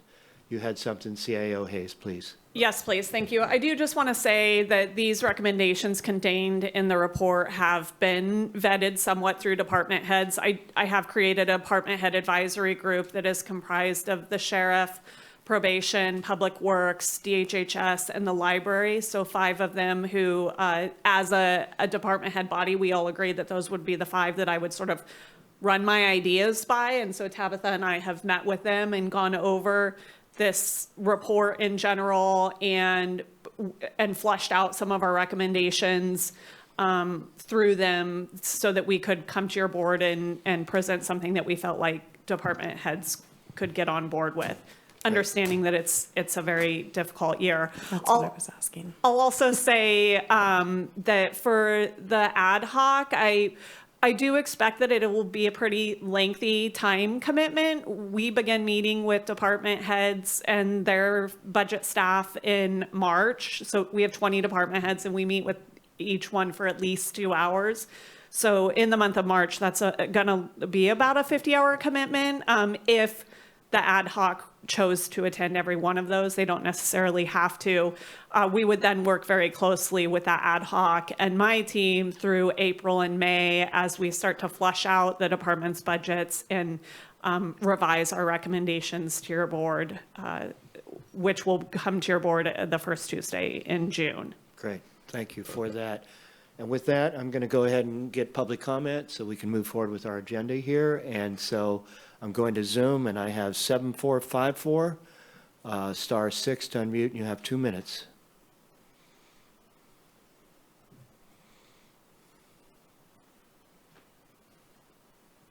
*6 to unmute.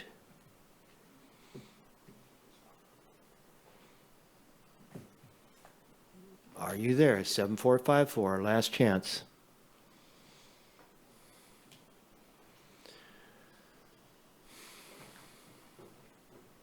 Okay, I'm going to go to those in the audience here. Anybody here today? Sheriff Hansel, please come forward.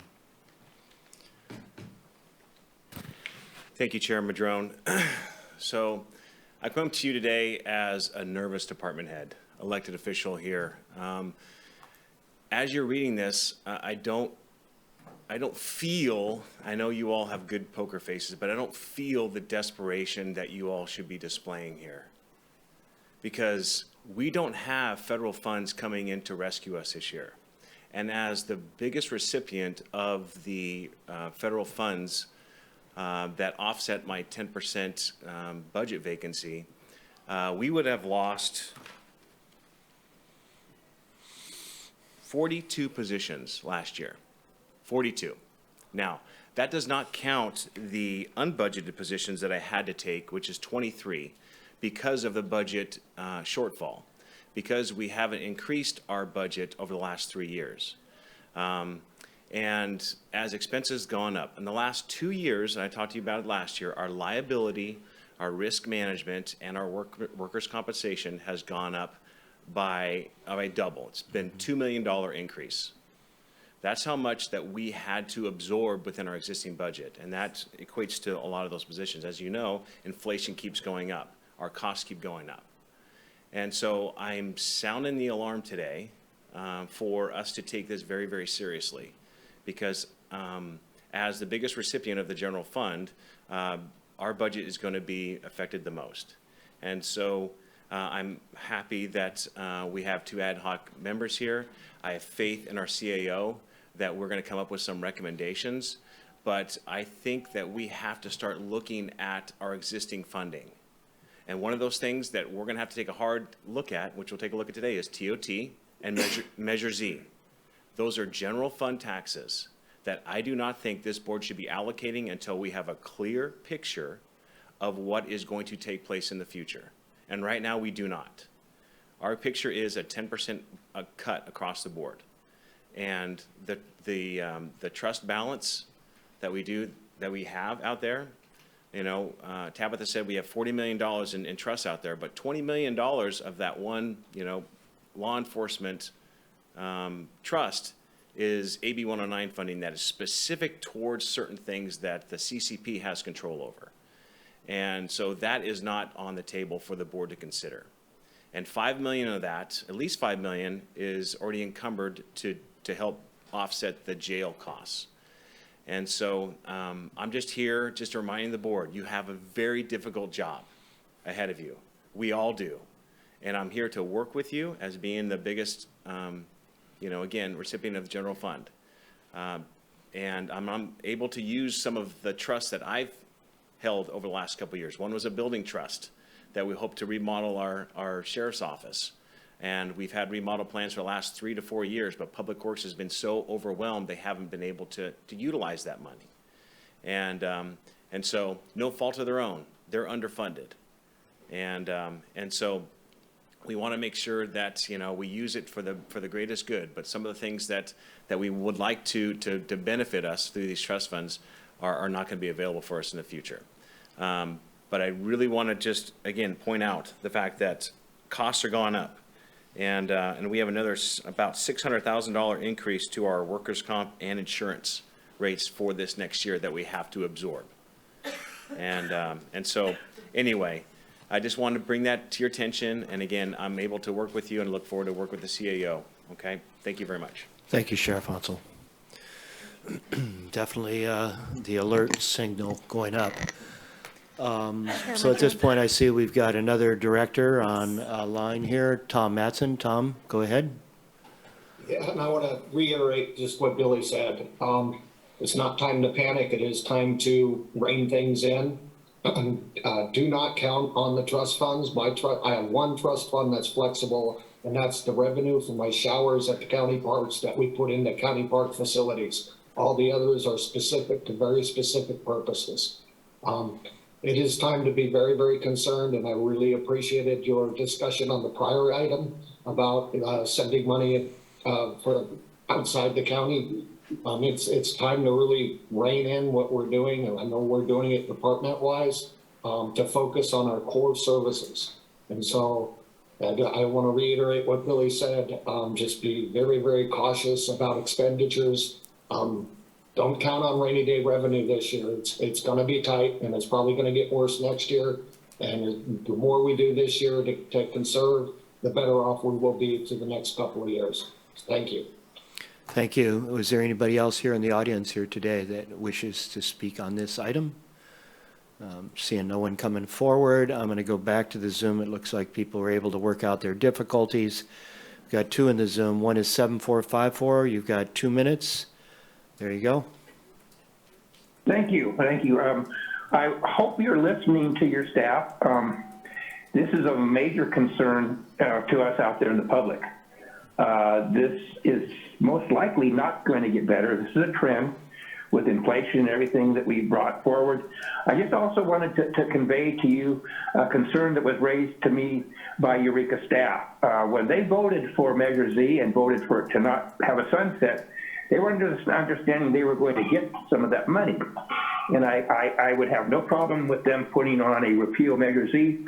Basically, if you looked at your stats there, I believe the current amount, and it seems to have gone down quite a bit, of contribution coming into Measure Z is coming less than, I think, what, 25% or something was actually being garnished from the county. The other 75 is the 50% of the whole amount, I think, came from Eureka, if I recall, or close to that. And these other people are all hurting, and I think they will probably put a measure out there and ask for them to repeal that one and for them to get their share. And that's justified as far as many of us feel. So be prepared for that hit possibly to happen in the near future. And we look forward to speaking a little bit about your TOT, which is your other source of seems to be a budget. But things aren't rosy there. I think the good thing is that your staff is down 10 or 15 or 20%. Because you're not going to have to give them pink slips. You're not going to have to fire those people to balance your budget. But I would be very wary, just like your sheriff and director of public works suggested. Thank you for the opportunity to speak. Thank you. And the next one is 9334, *6 to unmute. And you've got 2 minutes. There you go. Good afternoon. Dennis Mayo, McKinleyville Community Services District. Speaking for myself, because I haven't vetted this through my board. First of all, Sheriff Hansel is always the clearest voice in the room. I would like constantly for our staff, and I know we have great staff, to vet this stuff through Sheriff Hansel because he clearly sees what's happening. My second question for Elise is, I want to be very careful and clear that our impound accounts for our special districts are okay. We've had problems with them in the past, the last 4 years. Thankfully, that's been cleared up. But I'm always just concerned, our relationship with the sheriff and our cooperating agreements are so tied up in the availability of funding from all sources. And I don't expect an answer, Elise, but it's just something I'm very concerned about. So thank you so much. Thank you very much for your comment. And with that, we'll bring it back to the board for any final discussion or motions, please. I'll make a motion for staff recommendations, including appointing Supervisor Arroyo and myself to the ad hoc. Thank you. So we've got a motion by Bushnell and a second by Wilson. Any further discussion? Seeing none, we'll have a roll call vote, please.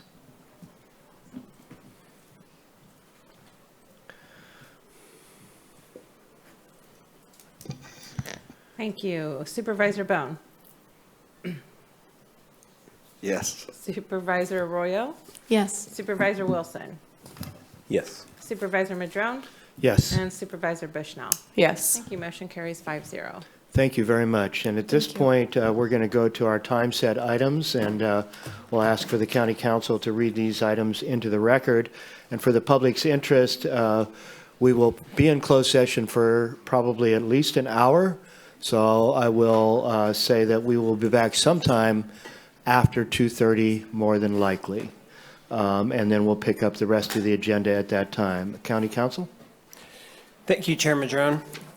It is the intention of the board to meet in closed session pursuant to California Government Code Section 54956.9D1 in order to discuss existing litigation in the cases of J.K. versus County of Humboldt, Humboldt County Superior Court Case Number CV 2201621,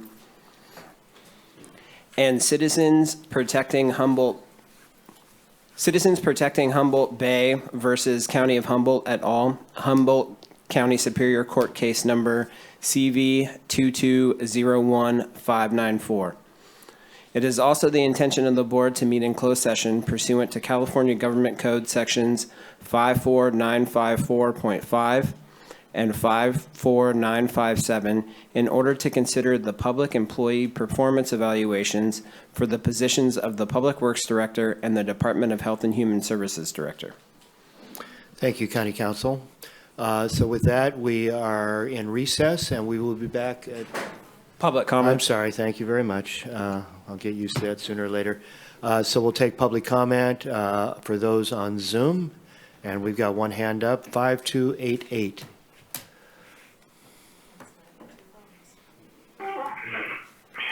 So the technological problem seems to be today that whenever we're muted, the phone goes away entirely. Don't know if that's just me or not, but it seems to be on both my phones. I did wish to strongly support one of our golden people who are going into evaluation there. My understanding is Tom Matson's coming before you today. And he's done a fantastic job, continues to do a fantastic job. And I do support Tom on your litigation, of course. The more you can settle out, the more money we're not going to be spending we don't have. Obviously, I don't support anybody who's doing shakedown litigation on you, but the risk management and a top-notch person negotiating the things, and it's not obviously always in our best interest to be hiring outside firms. They have a very little incentive to finish off and settle these things in a reasonable time frame. The more they drag these things out, the more we pay. So thank you for the opportunity to speak on your closed session today, and thank Tom Matson specifically for his outstanding performance. Thank you, commenter, and I do not see any other hands up in Zoom. So anybody here in the audience today that would like to speak, come forward. Give us your name, and if you will, and you've got 2 minutes. Good afternoon, Supervisors, Chair. My name is David Sopjes. I've lived in Humboldt County for 50 years. I'm a retired high school science teacher. I'm here to alert you to a problem in your DEIR that you're addressing here. When Nordic was evaluated for their water quality, waste treatment discharge, they supplied numbers to GHD that were excessively clean, we'll say. Now, when this results come out of this discharge model, it shows that there is no significant environmental impact from this project. Now, what I've discovered is that Nordic has requested from the State Regional Water Quality Board discharge limits that are about 18 times what they were evaluated for. If they're allowed to have these 18 times larger discharge limits, I believe your EIR will be pretty much useless.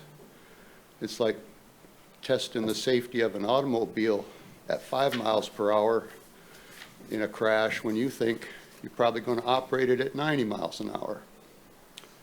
That's the difference, 18 times. So what's going on here is you've got a choice. You can require them to live up to their 30 seconds. To their advertised disposal limits with an amendment to this conditional use permit. Otherwise, you're going to have to reopen that DEIR and rerun that model with the discharge limits that they're proposing with the State Regional Water Quality Control Board. Thank you for your time. Thank you very much. Anybody else, please? Thank you. My name is Scott Frazier. I reside in Blue Lake. Your Planning Commission approved permits for Nordic Aquafarms based on flawed documentation. The final EIR contained an Appendix A that reflects significantly higher waste discharge pollutants into the Pacific Ocean than was evaluated. The appendix is a California Regional Water Quality Control Board order dated August 19th, 2021, which states that discharge limits are 18 times higher for BOD than were evaluated. The regional board continues to process the request by Nordic to discharge pollution levels that are 18 times higher for BOD than were evaluated. The saltwater intakes will have significant adverse impacts to fish, including longfin smelt, a listed species. Why was approval of the Nordic Aquafarms permit rushed? The Harbor District is paying $300,000 for a study of adverse impacts on longfin smelt that is not yet finished. It's due in April. There's no draft report available to the Harbor District yet. But your planning staff, your planning commission chose to rush this thing forward to approval before having the data to evaluate the impacts. Now, why did that happen? Is it because Humboldt County didn't care to know what the adverse impacts were? How did your board decide to 30 approve the seconds. project months prior to completion of the consulting work needed to understand the adverse impacts? What was the rush? Why would the Harbor District spend $300,000 on consultants if the information was going to be ignored? Mistakes have been made, and you should be asking yourself how you got here. Thank you. So with that, I do not see anybody else here in the room to comment, so we are recessed, and we will be back approximately at 2:30 or a little after. Take the 5 minutes, and we should get on over there. We've got food for us.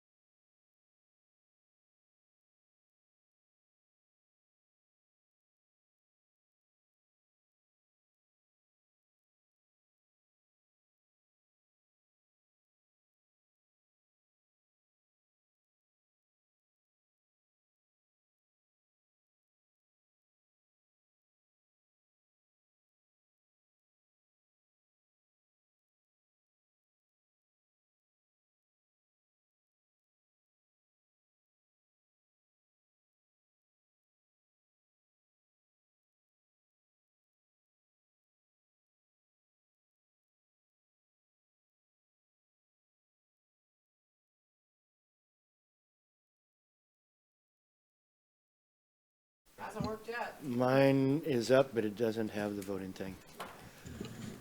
Okay, welcome back. We are back in session here at the Board of Supervisors on February 7th.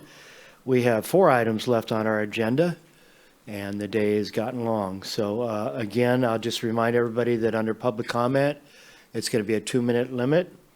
And I would ask that us as board members also try and adhere to a 2-minute limit if we might, to try and respect the public's retention in that regards as well.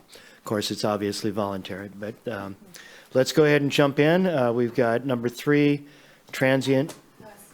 Yes. I'm sorry. Thank you very much. Yes, report out. I wasn't looking. Thank you. And he reminded me too. So. Thank you, Chairman Madrone. No excuse. With regards to item L2, the board voted unanimously to authorize the risk manager to enter into an agreement with the Mitchell Law Firm for defense of the case of J.K. versus County of Humboldt, Humboldt County Superior Court case number CV 2201621. With regard to item L3, the board voted unanimously to authorize the risk manager to enter into a common interest agreement with Nordic Aqua Farms and the Humboldt Bay Harbor and Recreation Conservation District in relation to the case of Citizens Protecting Humboldt Bay versus County of Humboldt et al., Humboldt County Superior Court case number CV 2201594. There was no reportable action with regard to items L4 and L5. Thank you, County Council. And with that, we'll now move to item number 3, the transient occupancy tax work group recommendations regarding funding related to Measure J. And for that, we have Sean Quincy here to present. All right. Thank you. Good afternoon. Thank you, Chair Madrone, members of the board. Sean Quincy with the County Administrative Office. And I have a slide deck also to help us go through this agenda item. Can you all see that? There we go. All right. So the slide deck will quickly go through the background of Measure J, the process that the work group went through to devise the recommendations. Now I'd imagine at the end we'll do some adjusting. So I have a spreadsheet that we can throw on the screen and take a look at those things. So by way of background, This item is almost 2 years old to the day. February 9th, 2021, your board received a presentation from the Visitors Bureau on expressing needs for additional funding. Your board directed staff to go back and do some research on TOT. Through that process, we heard from additional stakeholders expressing additional needs for funding. In June 2021, your board directed staff to do some research on 3 potential ballot measures and eventually place a revenue measure on the ballot related to transient occupancy tax, or TOT. In March and June, Measure J was placed on the ballot. As a reminder, Measure J is a 2% increase on the hotel motel tax. It also adds private campgrounds and RV parks to that tax. The measure passed in June of last year. In April of last year, before the measure passed, your board directed staff to form your board formed a TOT work group to look at recommendations for funding for that fund, or for those funds. And July through December, the TOT work group met 3 different times to discuss projects and funding. And that work group recommended bringing back to your board several packages of funding for your board to look through. And they also recommended the packages of funding span 3 years. The TOT work group consisted of representatives from the Visitors Bureau, the Film Commission, the arts community, the Sheriff's Office, housing, and it also included the Humboldt Lodging Alliance. Supervisor Wilson, Supervisor Bushnell run the work group, and county staff as well. This slide is shows the concerns voiced by likely voters noted during our public opinion research conducted in the fall of 2021 related to transient occupancy tax. Homelessness and housing were identified as top concerns, followed by crime and the economy and jobs.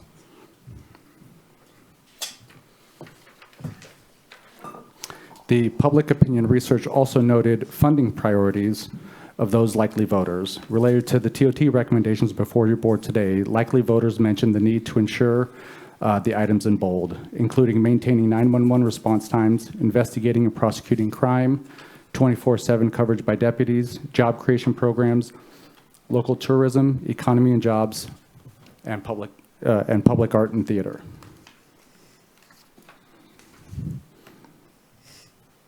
And this is the 75-word ballot language that voters voted on the ballot that year.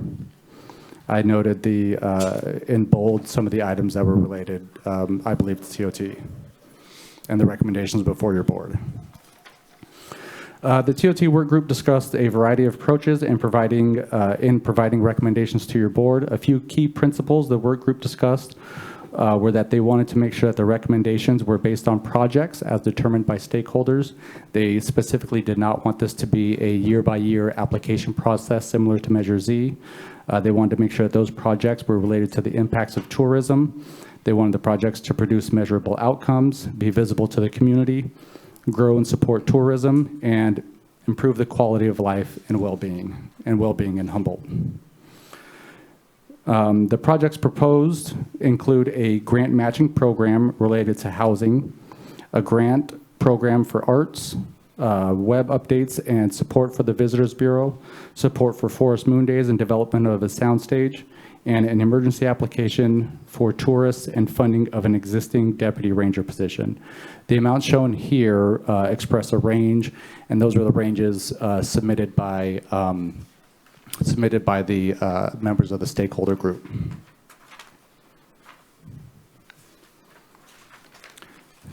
The ballpark of the funding that we are looking at allocating in year 1, the remainder of fiscal year 22-23. This measure went into effect January 1 of 2023.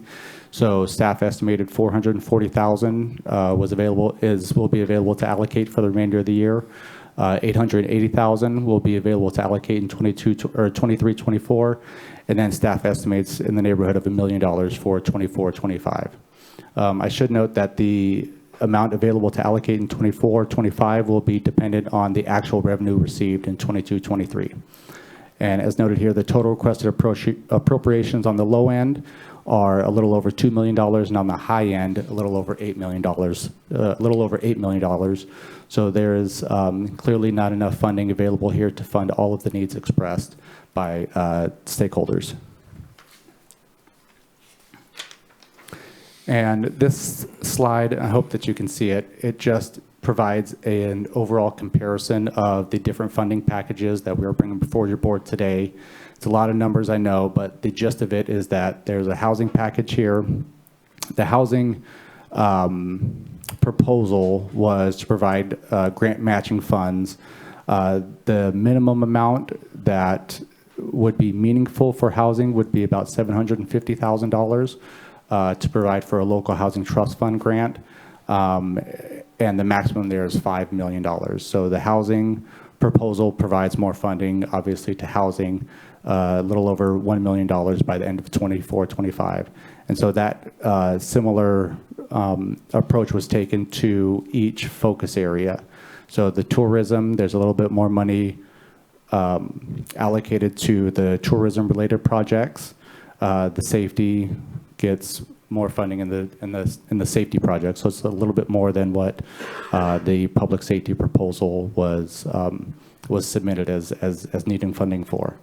I also provided just a straight 20% allocation funding mechanism if your board wanted to look at just providing flat funding for all of the focus areas. So that's how we got here before your board today. And if you would like, we can pull up a spreadsheet and look at numbers, or I know we have a lot of stakeholders here available for questions. And I'd be happy to answer any questions as well. Thank you, Sean, for the presentation. Just real quick, you know, the TOT, this is really just looking at the 2%, or is this the entire 12%? This is just the 2%. That's just the 2%.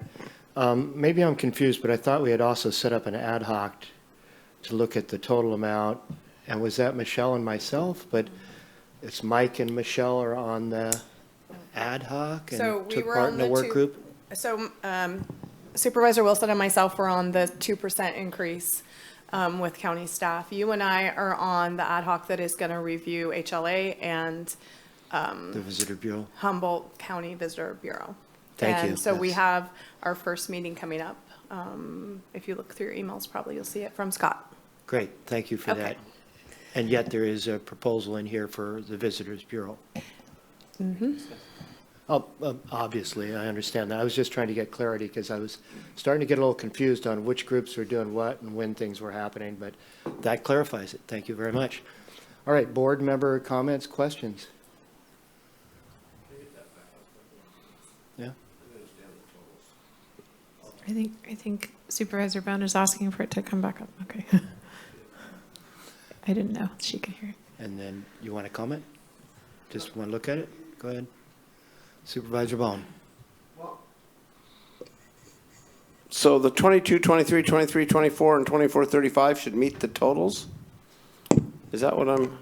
No, the totals in the right-hand column of each section there are just the total that would be allocated to each purpose over the 3 years. But they don't add up.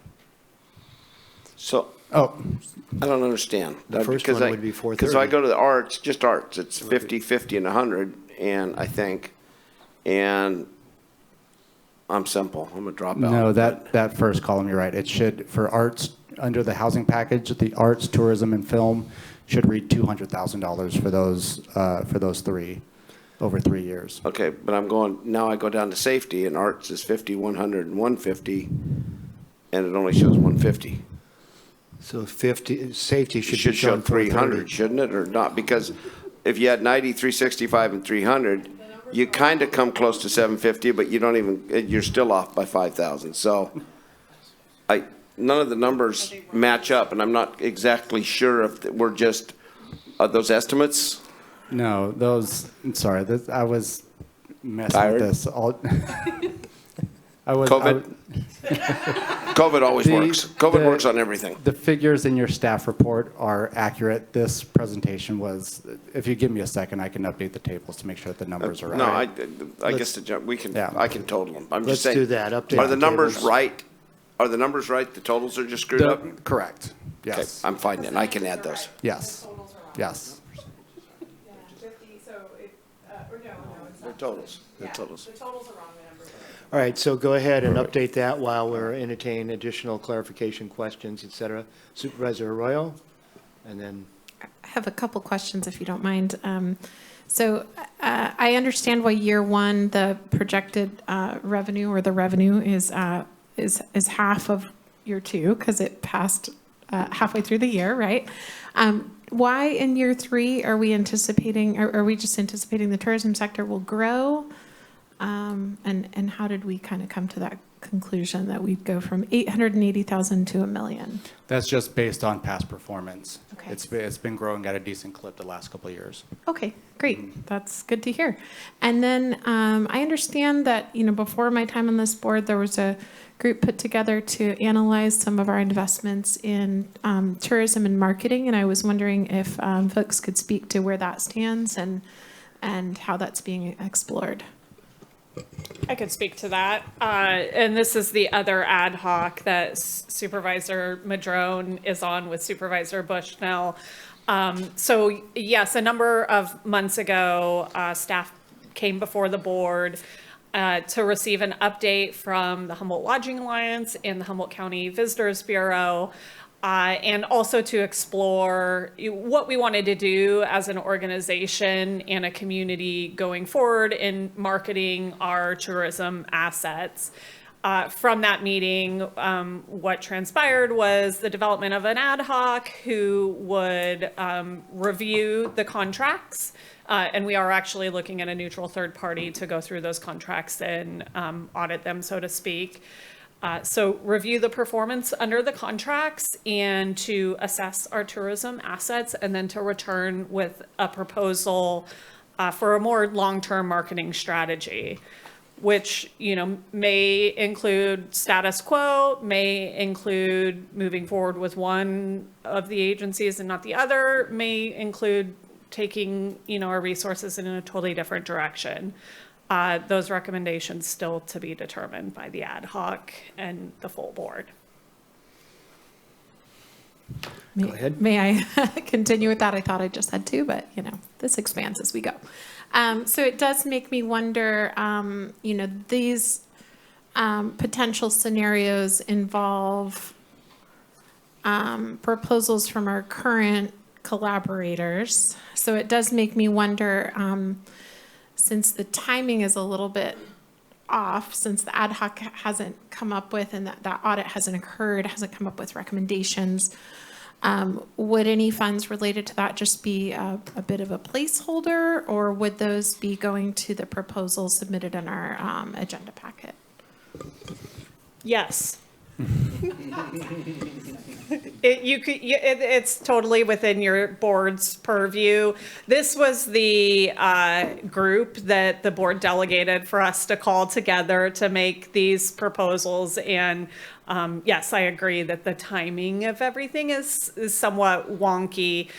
Your board could decide with these recommendations to scrap them and do something totally different. To hold back any funds for any particular agencies while we continue through that evaluation process. And then at that point in time, determine if or when you want to release the funds. So your board has a ton of latitude right now to do with it what you wish. These are just the recommendations that group has put forward for your board. Supervisor Bushnell, were you done? Thank you. And Supervisor Wilson after that. Okay. Well, thank you. I just want to open the conversation, given that we just had this conversation about budget less than half an hour ago, that we really consider going forward, that we might be, I don't want to lay off staff. And if that means holding back funds, and this wasn't something we talked about in this ad hoc because we didn't have this picture at that time. And so I just want to make sure that we have that conversation today as well. And then if I could just say that being on this ad hoc and in the room, some of this is not reflective of what we talked about very much. And did receive quite a few calls from people that were in that room as well, and so I'm kind of a little confused where I thought we came away with a 20% for each 5 entities, and then when I talked to you yesterday, Sean, you said, well, these are just options that we could put forward. But I thought that ad hoc had recommended kind of a 20% for film, for public safety, like the breakdown showed. Where did the rest of the stuff come from? I'm curious. Like the 60% for housing. Hold on, I want him to answer my question, thank you. to disagree with your That's assessment. fine, but he can answer. Okay. So each of these proposals, the recommendations that came out of the work group, as I understood it, were to come back to your board with funding packages. Okay. The 20% proposal to kind of flat funding was a discussion that, that we had in several of the meetings. And maybe I might have missed that at the last meeting and maybe to come I back with did, a and I 20%. want to clarify for the general public as well. And so, because there were questions that came, and so that's why I'm asking as well. Yeah. So I might have misunderstood, may not have captured everything, maybe some of the working group didn't capture it, so that's why I'm asking you, just to clarify for the public. That was my understanding coming Okay. away from our series of meetings, was to come back with different packages of funding. Okay. Customized to meet at least the minimum needs from each proposal that came back, that came to the work group. All right, well, thank you for that, and that probably clears up a lot of questions. Thanks. Thank you. And Supervisor Wilson? Yeah, that's how I understood it coming out of the last meeting. But I will say, not the most clarity in those meetings in general. But I do want to say this is about 15% of the total TOT if you combine for with TOT, which is the 12% of the revenue with relationship to what's collected. So this is 15%. So we have sort of allocated some parts of it with relationship to these other entities in the past based on that 10% revenue. So this is 2% more, which is in total 15% of the total. Anyways, from my perspective, I do want to take into account our conversation that we had before, or earlier today. But there are some things in here that we do know that we probably don't have allocations for, haven't moved on, and we know there's opportunity in the immediate horizon. One is with relationship to housing trust fund monies, and we've talked about that, and we've talked about it in terms of in its response to loss of housing associated with tourism, and especially with relationship to conversions for short-term rentals and those sorts of things, and how we might mitigate for that. There's been a lot of effort around the arts community and sort of the infrastructure of that, and there was a lot of advocacy when this was on the ballot with relationship to that community and the thoughts around that. So I want to recognize that. And so those are kind of the main sections of this. I do believe that we already have an allocation in the budget typically with relationship to the film, although what was asked in terms of the Film Commission, but what was asked of us specifically were kind of around 2 very project-specific allocations with relationship to a study or some kind of effort looking at a potential for a soundstage opportunity that ties in with economic development, and of course the festival, the full with relationship to the Star Wars stuff, and then of course the tourism folks. But I want to point out that we do already have allocations. That's why I think there's some confusion, right? We've already been allocating to our tourism community through the budgeting process, and so I don't think this is in taking away from that necessarily in this moment. This would be basically if we're to do something in here, it would be to add to that. So there's some of these, and then with return, and in terms of public safety, so I just want to say, like, for us as a board, housing and the arts are really new spaces for us. Well, at least housing trust fund. We don't really have a housing trust fund that we allocate specifically to. And so housing trust fund and the arts investments, that's new. And the tourism, film, and public safety, those would be kind of add-ons to existing services that may or may not be already in, some of them are already in TOT from the existing TOT, and with public safety, that's one of the biggest parts of our budget already. So those are my thoughts on this. I do think that I will be today advocating strongly for the housing and the arts part of this, because I do feel like, for one, we as a community do need to, and we can get direct matching funds for housing trust funds efforts now, today, and moving forward. And I do feel like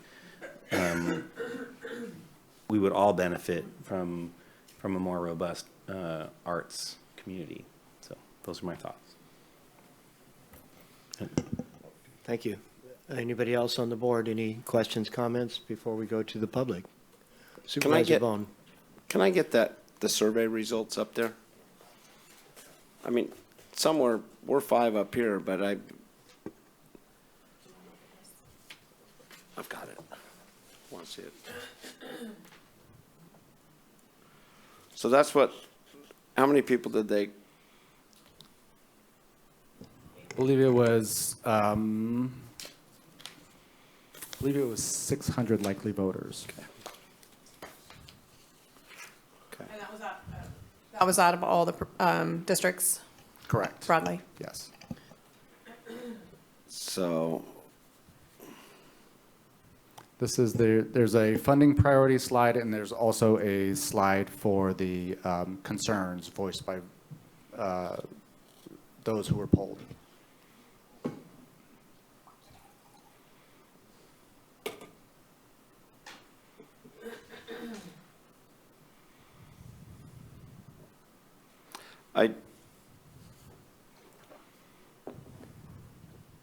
And I don't see arts up there. Did they? I'm just trying to figure out what the people want besides what, you know. It was 41% arts on that survey. No, on this one, no, I understand that. But then when it goes to the next slide that was a different question, local concerns, right? Or public. Correct, yeah, these are local concerns. The next slide was areas that the likely voters believe need additional funding. And I like the idea, and I agree with Supervisor Wilson. A vibrant arts community locally I mean, you see it on Friday night lights or what they have down here and things like that. I think are great. And they work really well. And I see where there's a part of this would be grants to artists. And part of it says grants to artists, but then some of it says grants for public benefit. So I imagine that would be like our 2x4s on the side of the old library out here and stuff. So, I look at this. I look at this, and I'm trying to figure out where it's kind of like the film, you know, because I sent some emails out about the sound stage, and it sounds really good. And I saw where they're using old malls. I mean, Sears, things like that, and everything else. But I sent an email out to Scott Adair, and I don't see him, and to Michael from up there, from the film up at Humboldt State. Now it seems like a soundstage because you need your gaffs, you need everybody that does that, and they have a film institute or a film thing up there. It seems to me that there would be so much value added. It says if you come use our soundstage, we can provide you trained people and interns to do a lot of your work. But I saw where it was a secondary idea to use CR in Humboldt, because everybody always says they're going to use CR in Humboldt. I'll use CR in Humboldt too. But it seems to me with the Cal Poly and them looking for 14 new regiments to expand on education, it seems like that's right in your wheelhouse to partner up with them rather than a duplication of process. So I don't know if that's, I don't know how much we've investigated that. I know I had some emails about 4 months ago, and you guys were gonna run with it, and then it didn't get run with, so. It just seems like, God, that'd be so, thank you. My 2 minutes is up. Yeah, I was going to say 2 minutes. Thank you. I note on those two different graphs, I mean, on the second one, local issues, homelessness, housing, those things were like way up there on the list. I mean, really, really high priorities. But yet when you go to the first list, there's nothing on there that suggests how you fix these things, right? It's kind of, there's some disconnects happening between the surveys or the information. People see, homelessness is a huge issue, and you would think housing would then rank really high, right, or something. I don't know. Just an observation. But let's see what other board members have. Supervisor Arroyo. I was campaigning at the same time as Measure J was campaigning. I was talking to people a lot about it. I talked to hundreds of folks in my district, certainly, as I was going to their doors and talking with them about this and heartily supporting Measure J. And the perception that many people had was that it would fund public safety and fund arts. I think those were the two messages that really came to the fore somehow for voters in all of the outreach that we did. I'm not surprised that that's the case, because there were ads in the newspaper about funding the arts through this, and there were efforts to really promote it for public safety reasons as well. So I think, when I look at the language of the ballot measure, it says, maintaining general county services such as, and then it specifically names arts, and it includes other factors related to public safety as well, really front and center. Now, there are a lot of things in here, and I know it's a general tax, and it's, such as is in important language there. But I do hope that in this first iteration to kind of really build that public trust, that we follow through with, public safety and arts, as well as other, things that we think strengthen our community. And just hearing the community health improvement plan earlier, and the focus on, protective factors for suicide prevention and for mental and behavioral health. I do believe, having been part of a government agency that did institute a strategic arts plan, I really saw the benefits of that. And it paying dividends in all kinds of ways, socially, economically, culturally, really knitting us together.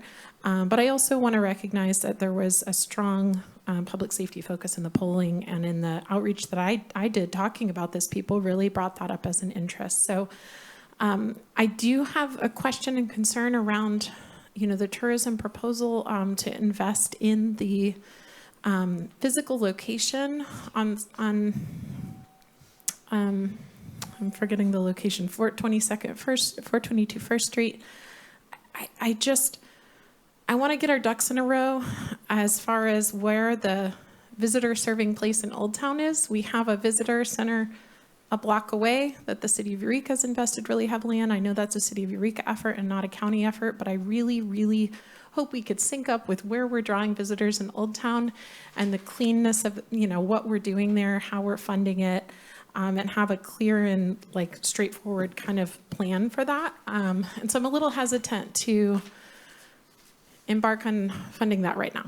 So I'll just leave it at that for now and hear what others have to say. 2 minutes. No, you didn't.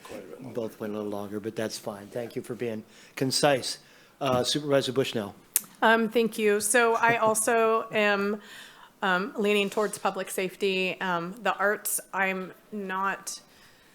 support the arts, and I recognize what it brings to our community. I want to be a little bit conservative to begin with, though, with these funds. The Humboldt County Visitor Bureau, the ask for that, I was a little disappointed that it didn't include any of the gateway chambers, a percentage going to the gateway chambers, that they, all participate together. That was a little bit discouraging to me. And I do really think that because we are going to be doing this work around the HLA and the Bureau, that I would recommend that we hold off on distributing any funding towards the Visitors Bureau until that assessment is done, until we can do a really, get that work done. And then that doesn't mean we can't put a placeholder there, but to make sure that we follow through with the work that we said that we were going to do back in October, I believe. I'm sorry, you guys have a cold.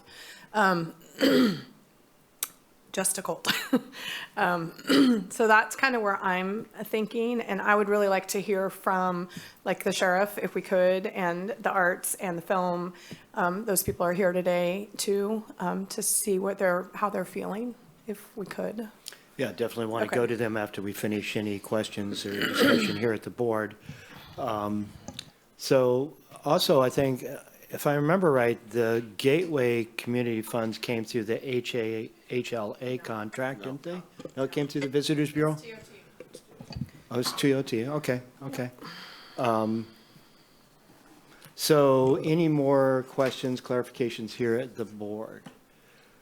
Okay. Yeah, I do have Yes, one. go ahead, Supervisor So, Wilson. on the priorities part of this, well, I will say that, and if you want to bring that back up, it's, because I'm looking at our thing with the, in the measure survey, it says homelessness is nearly universally seen as a problem. Housing is also a key concern. As a matter of fact, it was the number one concern was homelessness, and not enough affordable housing was right down after that. And the cost of housing was also in the, so those are dominating in terms of the things. And then lack of affordable housing broadly seen. And then when it gets into the 3/4 believe emergency communications, road repairs, and crime investigation are important, but at the bottom of that list, but not significantly different in what importance was, helping get people off the streets and into permanent housing. So I want to really emphasize that it was pointed out in these surveys that it was both a priority problem and seeking is a priority solution in these surveys. So I don't want to lose that in this discussion. So and I will say, like, in looking at solutions, while it was, arts were important in terms of, this 41% and sort of priorities, it's still not insignificant. There was never a question as to whether or not, well, do you want more art? Or is there not enough art is a problem necessarily. And so it's like, not everything has to seek to fix a problem. So, I mean, that's the other issue. Like, that's not all we do is just seek to fix problems. It's a big part of what we do, but we also seek to create opportunity. And so I want to make sure that we. And I would just add on to that, when this research was done, we were researching 3 different ballot measures at the same time. So there were questions on there about related to cannabis, because we were researching potential changes to Measure S. There was abandoned vehicle abatement research that we were doing at the same time as TOT. So there were a lot of different subjects covered in this poll. Great, thank you. Supervisor Bushnell. So that was going to be my comment, that this survey and these results were not specific to Measure J, and that it was convoluted with 600 people, the issues. 2 of those issues we ran in the first election, and then the other one in November, primary and then general. And so it's hard to say where in people's minds those ideas were coming from. If the survey said, what's the biggest problem in Humboldt County? Hands down, you're going to say houselessness. Everybody does. It's a constant concern. Public safety, 911 was number 1, and public safety was number 1 throughout that survey. So, and it kind of goes hand in hand. And I don't know how the question was, served as far as arts was, but it ended up last on the list. So like Supervisor Wilson said, how did we ask that question? So, do you know? No, not off the top of my head. Because that would really be helpful if we knew how. But just because, in the priorities, that priorities list, it seems like it was more of a, what are the biggest concerns that you have, and that's how it was framed on that priorities list. Just a thought. Okay, great. Thank you very much. So at this point, let's open it up to public comment and start out with those in Zoom. We do have 4 hands up in Zoom. The first number is 4036, *6 to unmute, and you will have 2 minutes. *6.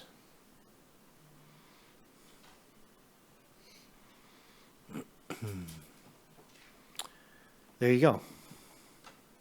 Hi, this is Jacqueline D'Angelo from Playhouse Arts here in Arcata, and I just want to say that I'm so encouraged that the arts are being talked about on the county level, that we're one of the few counties in the state of California that don't fund the arts. I think public safety, houselessness, and our economy and our mental health are all tied up in the arts. When we look at the arts, artists in schools, when we look at what the arts bring to our economy, not only tourism, but in terms of who we employ. I could say that I could match with the grants that I bring into our county, the funding from the county. And so I feel confident that the arts can be in that matching pool that we're talking about.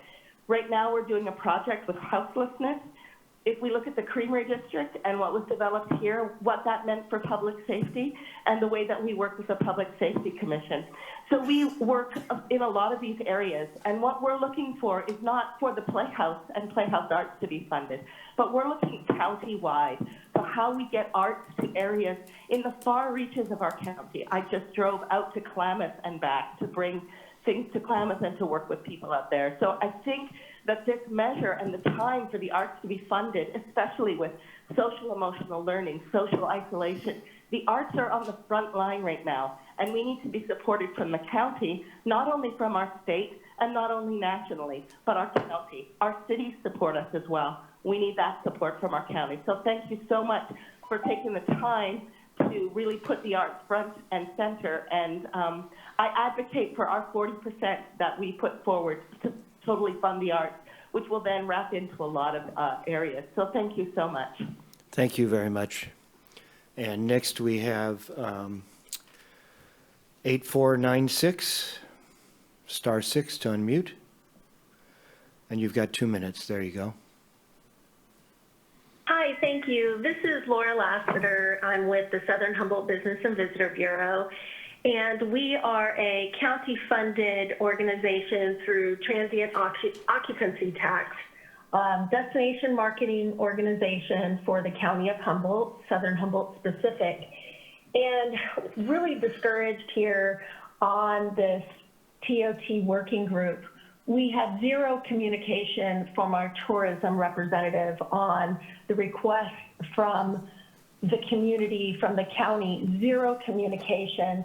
And what was even more disheartening is in their funding proposal, they have themselves listed as HCVB, the County Destination Marketing Management Organization, is the only group promoting all county assets to engage state, national, and international visitors. And this is absolutely untrue. Our organization, along with other organizations, your gateway chambers, we all have boots on the ground. And to be totally discounted is a major disconnect, another major disconnect for this organization.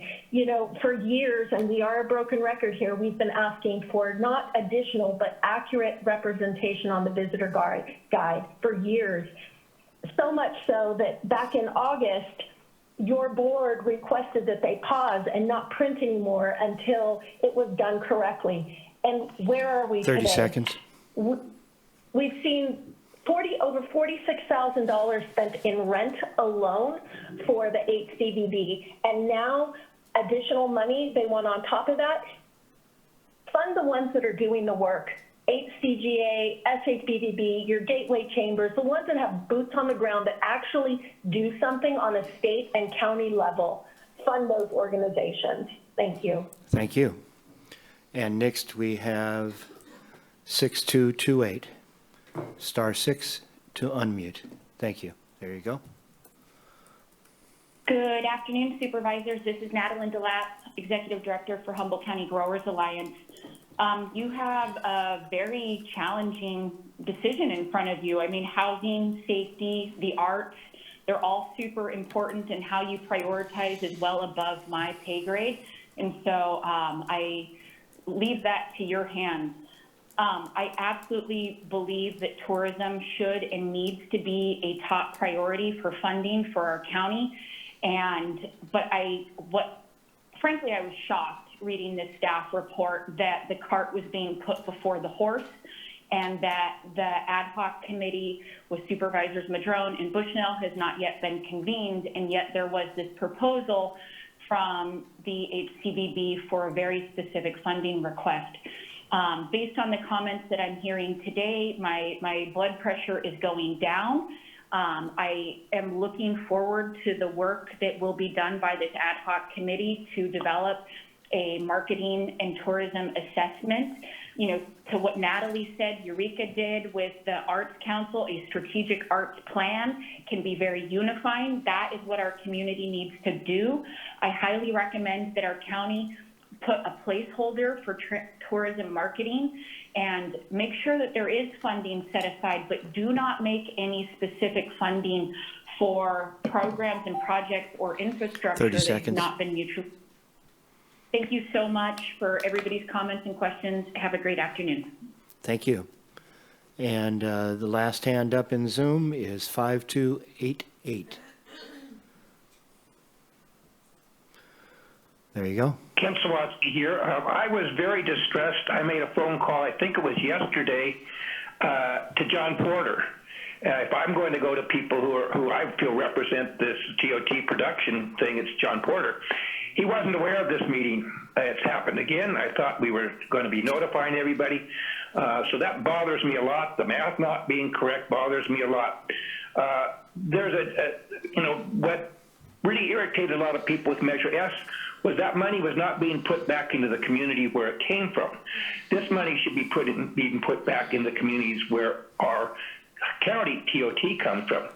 I'll be quite honest with you, art was last on the list, and I would fund it last on the list, prioritize anything above that. I'm sorry to have to say that. Love art, but basically the TOT tax that is garnered within the cities, the municipalities, is the main place where the art takes place. Now, if you want to fund art either last on the list again, but in Garberville or somebody said Orleans or something like that, but I think you're better off with your visitor centers like Supervisors Madrone's idea for a welcoming thing on county property out there on that beautiful thing coming there. Maybe that's the kind of place where this money should be going. So much of this stuff seems to just be hands out, and I'm really distressed. I want to hear what John Porter and where the hoteliers who are busting their butt out there and producing the money that's coming in, where they want to see it spent, and I will go with what they say, and I recommend you go with what they say as far as that goes. Listen to the people who produce the money. It'd be really wrong to not listen to them and adhere to their wishes. Thank you for my opportunity to speak. Thank you. And we have one more hand up in Zoom, and that is 6022. Star 6 to unmute.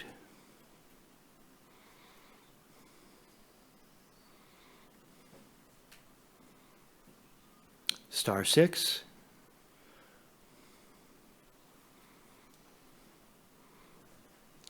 (6022). This is your chance to speak.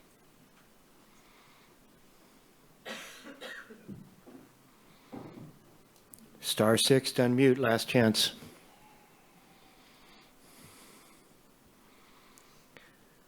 Okay, looks like they're having difficulty. Probably maybe listening to the video, and the audio, I will say, runs behind us, so it's good to turn your audio off. I see now that, well, they're still there, but they have not unmuted. So we'll have comment from people here today in the audience. Please step up, and if you want to speak, it's good to line up so we can be efficient with our time. But please come forward, give us your name and who you're with, if you would like. And you'll have 2 minutes to share with us your thoughts on these very important decisions. Please, welcome.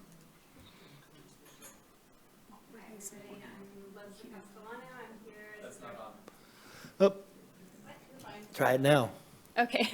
Hi, I'm Leslie Castellano. Thank I'm you. here as the director of the Ink People, and I was the member of your working group. I'm also a member of the Humboldt Creative Alliance, and I just want to first speak to the team that helped put together the proposal, which was Andrea Stuckey from Youth Art Will Succeed. She does murals with at-risk youth at Eureka High. Brenda Perez from Centro del Pueblo. Brianne Mira de Souza from Humboldt Asians and Pacific Islanders, Calder Johnson, who's in the room, Fran Beatty, a retired director from Del Arte, Jackie Dandino, and Marty Atkins from the Wiyot Tribe. I really ask you to think about innovation and impact when you're making your decision today. The arts community has a long history of bringing funds into the area and of leveraging any funds we do receive to expand the impact that we can make for the community. We've also thoughtfully, we met for several months with this working group to put together a proposal that really takes into account gateway communities. There's factors in to make sure that those needs are met, along with underserved and under-resourced peoples throughout Humboldt County. We've been working as partners in good faith for many years on this proposal, longer than my time at the Ink People.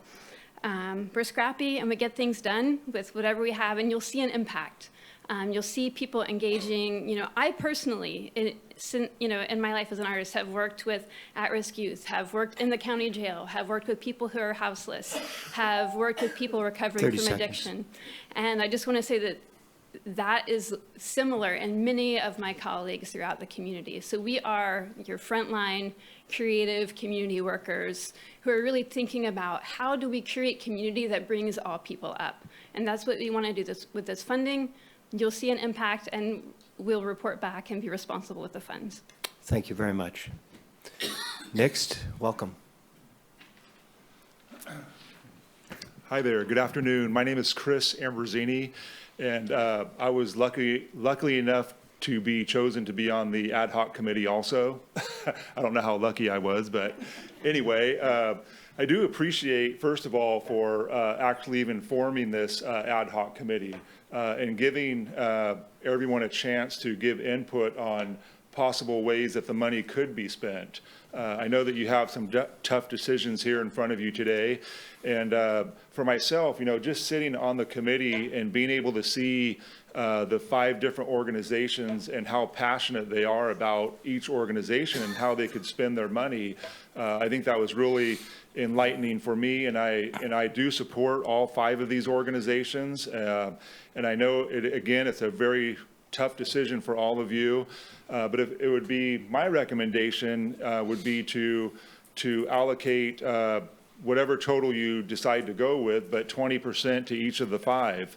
And then maybe do it for 1 year and then have them come back and report to you and see how successful they were with that 20%.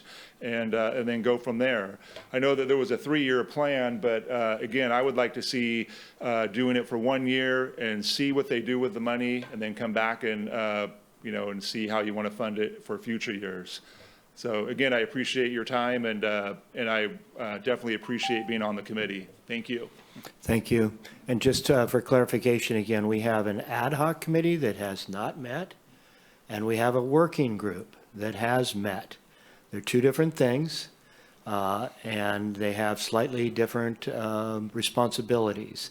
But this is really reviewing what the working group, which did have Supervisor Bushnell and Supervisor Wilson involved in that working group, along with staff, to bring forward the recommendations that are here today. So hopefully that clarifies that.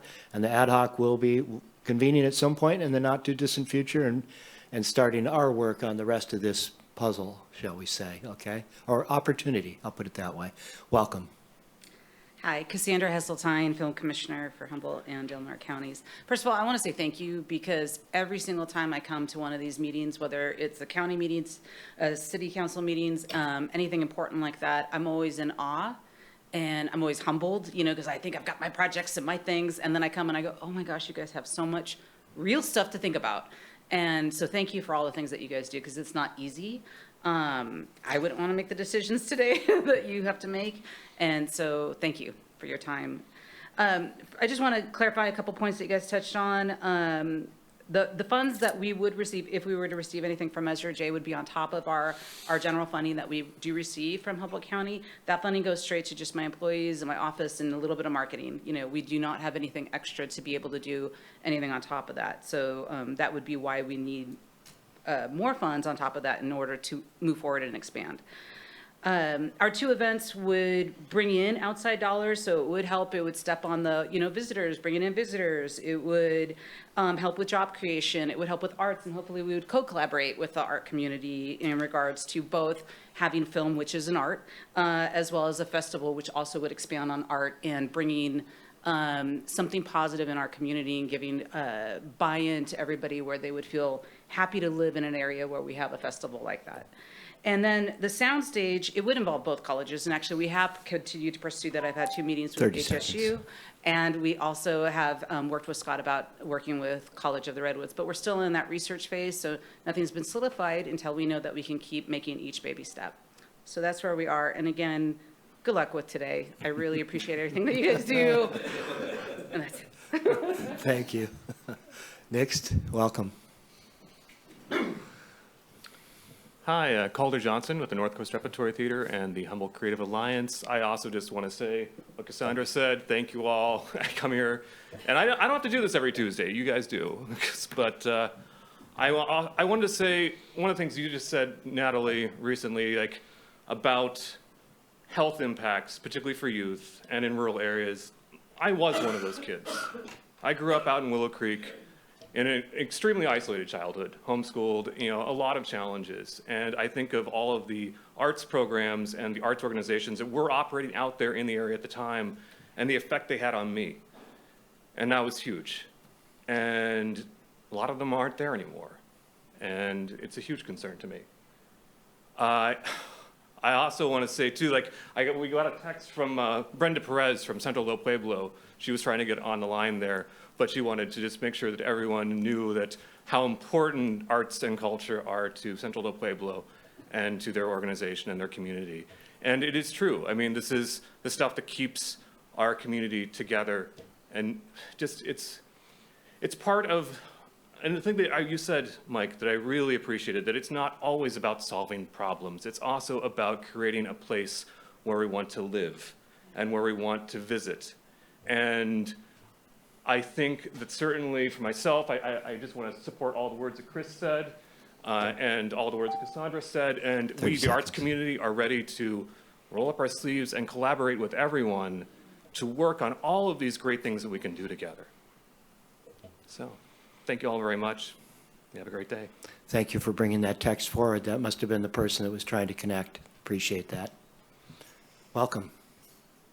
Hi, folks. My name is Julia Finkelstein, and I'm short. I'm the owner of the Epitome Gallery in Old Town Eureka at 422nd Street. And prior to that, I worked for 10 years at Redwood Coast Regional Center as a case manager working with developmentally disabled, specifically with a lot of the homeless community and the folks out in Hoopa. I have a teaching credential for art. I've been a part of the art community here since 2001, worked closely with Leslie.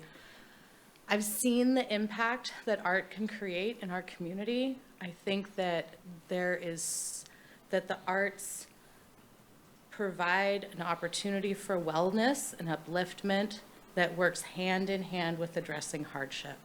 So I think that while we definitely need to look at the homeless and the poverty situations that we're dealing with, what I've seen by working with people with developmental disabilities or working within the schools is that the arts empower people to feel like their voice matters, and it empowers people and gives them hope.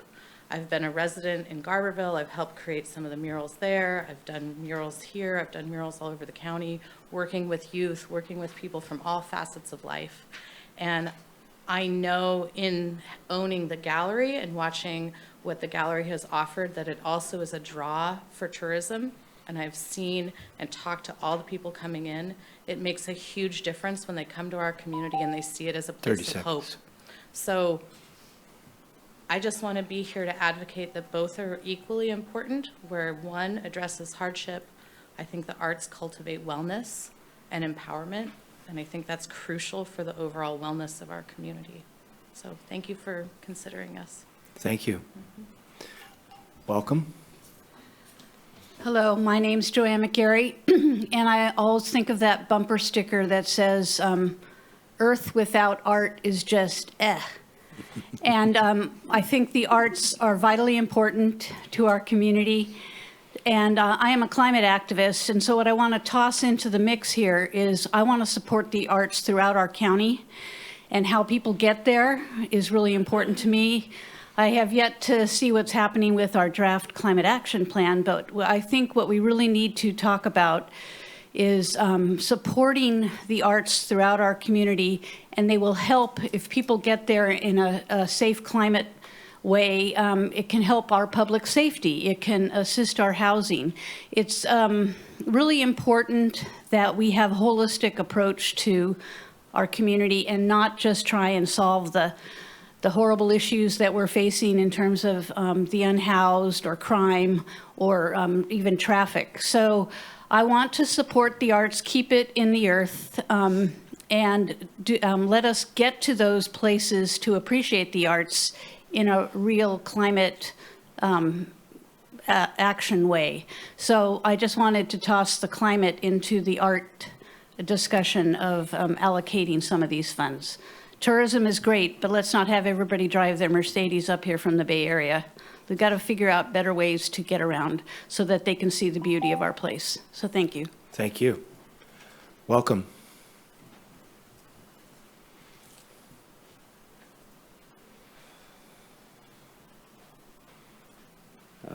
Good afternoon. My name is Kyle Sanders. I am here to, I guess, continue the advocacy of the allocation for the arts program in this agenda item. I apologize. I am completely unprepared. I was unaware that this meeting was happening today. In fact, Julia called me this afternoon while you were in session to inform me of such a thing. So I can only come from a place of interest working within the community as a concern of these projects or an allocation of such money. So please forgive me for any naivety about not being aware of actually how certain things are. But it will come to my attention that this is a fund that is considered to be taxing tourism. And as I mentioned before, several of the current projects in the last several years for art, and especially public art in this county, has in fact helped fund that such fund. So for it to not be considered as a reciprocal action seems a little bit, well, as the person who is creating these things, difficult. I was a member of the Street Art Festival last year, participating in the Samoa Beach project. I was the cover artist for the North Coast Journal for that project. And just the opening alone, I don't know what was charted, but it was upwards of 5,000 people attended that, I believe. And I've heard from constant members of the community consistently that just a bit of paint in that one area has created a great deal of change. And so I would like to continue the advocacy to maintain such of a discourse in the community and ideally have it grow so that we may all be able to enjoy it. Thank you. Thank you so much for your time. Welcome.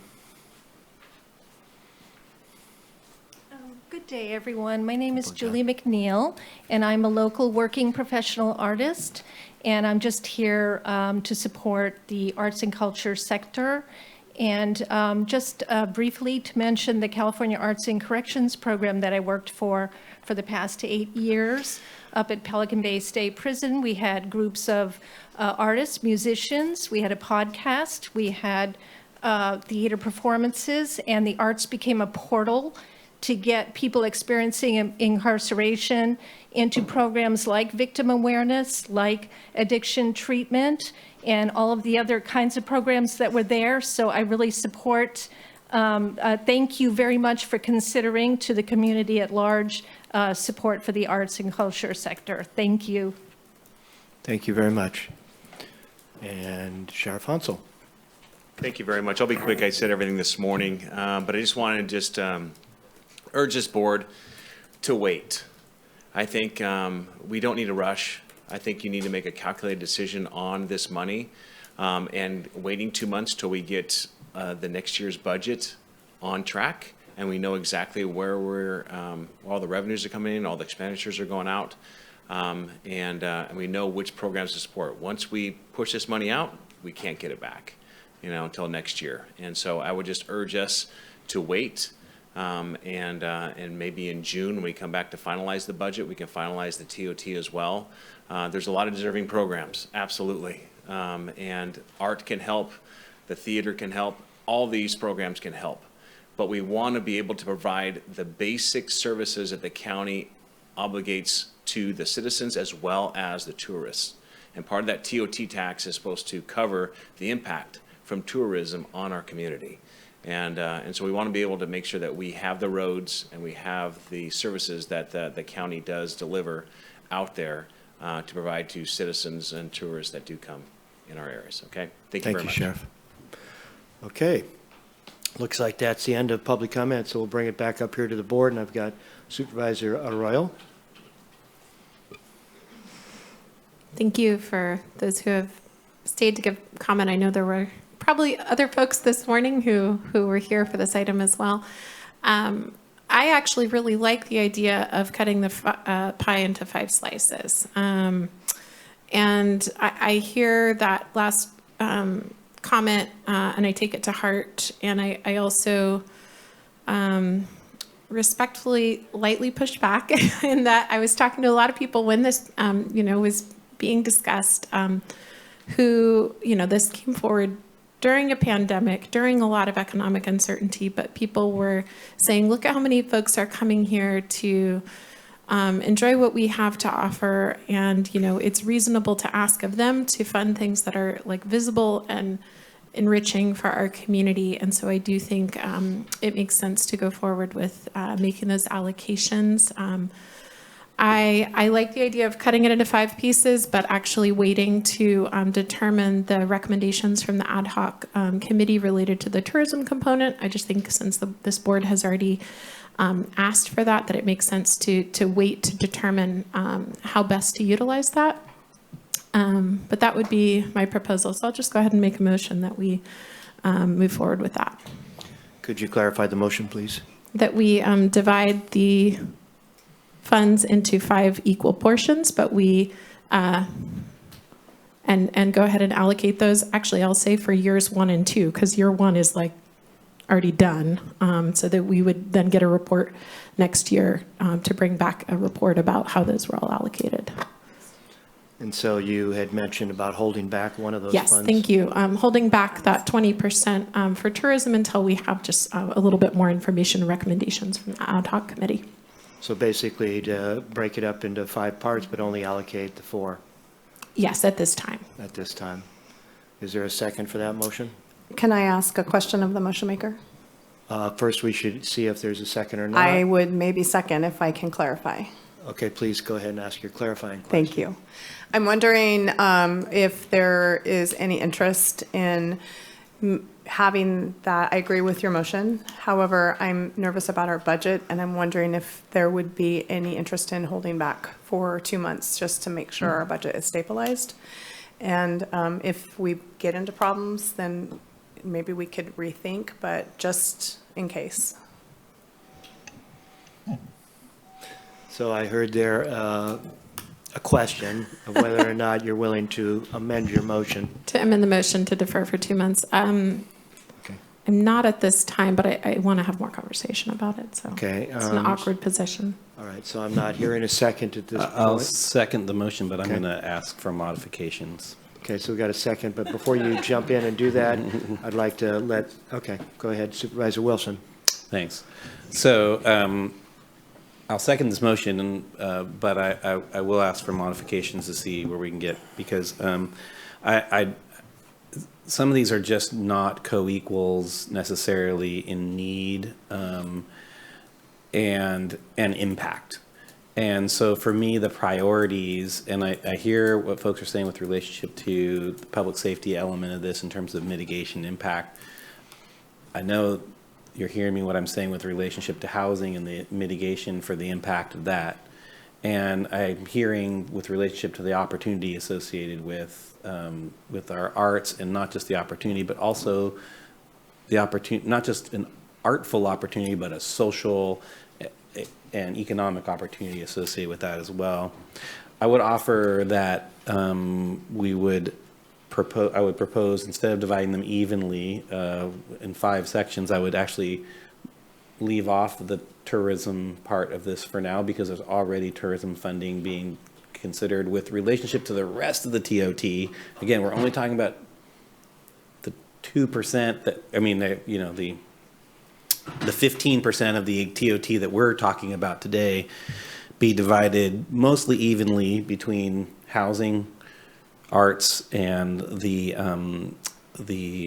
public safety would be 32%, 32%, 32%, with 4% left over for the projects, the very specific, discrete projects that are being proposed by the film commission.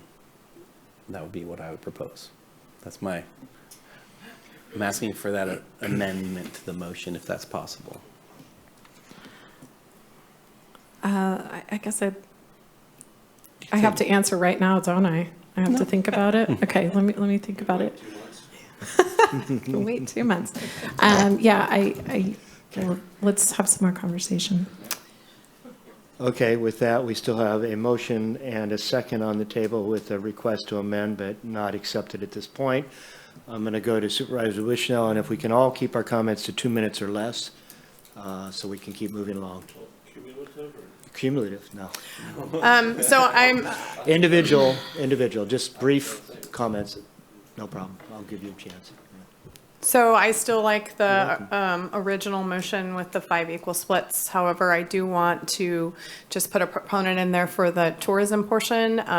There are more, there's chambers throughout the county, the unincorporated area, that also are very important to our county. And so Humboldt County, or the Humboldt County Visitor Bureau, is not the only one.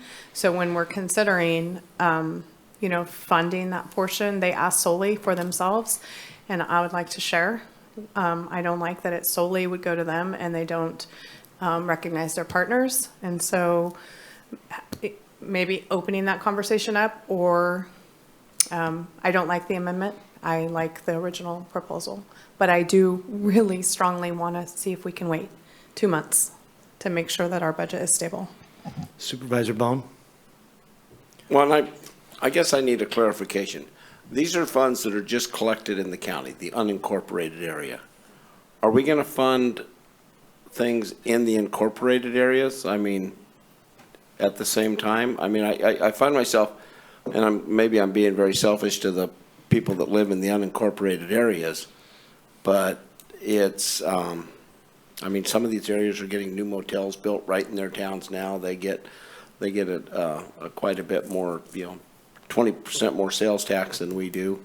So as we go down the road, I don't know how much should we be asking. I'm just saying, is this money just stay in the unincorporated area, or are we giving it back to the incorporated areas, considering it's money that's raised in the unincorporated areas? I'm trying to figure out how much we're going to fund. I mean, because we've run out of the time where we can fund things for everybody. For their police forces, their everything else. That time has passed. We need to take care of our own right now, and I'm being very, very selfish, but I have a very large unincorporated area that, so. Supervisor Wilson? Thank you. Well, one might say that about Measure Z. I'm just saying it's mostly funded by. Oh, yes. Right, I mean, by incorporated areas versus, and funds disproportionately unincorporated areas, but we do that because that was the agreement. So I'm not gonna, I do think that from my perspective, Housing Trust Fund, it's housing for the county Housing Trust Fund. So I think for my perspective, that's fairly clear where that goes. With relationships to the arts, we're gonna have that conversation, I suppose, and I think it's a reasonable one to have. And with relationship to the sheriff's department, most of that's spent in the unincorporated areas too. So I would say the lean is definitely unincorporated with relationship to the to what we're putting in, talking about in this space. That's just I'm my, just asking. yeah. I think that's what it is.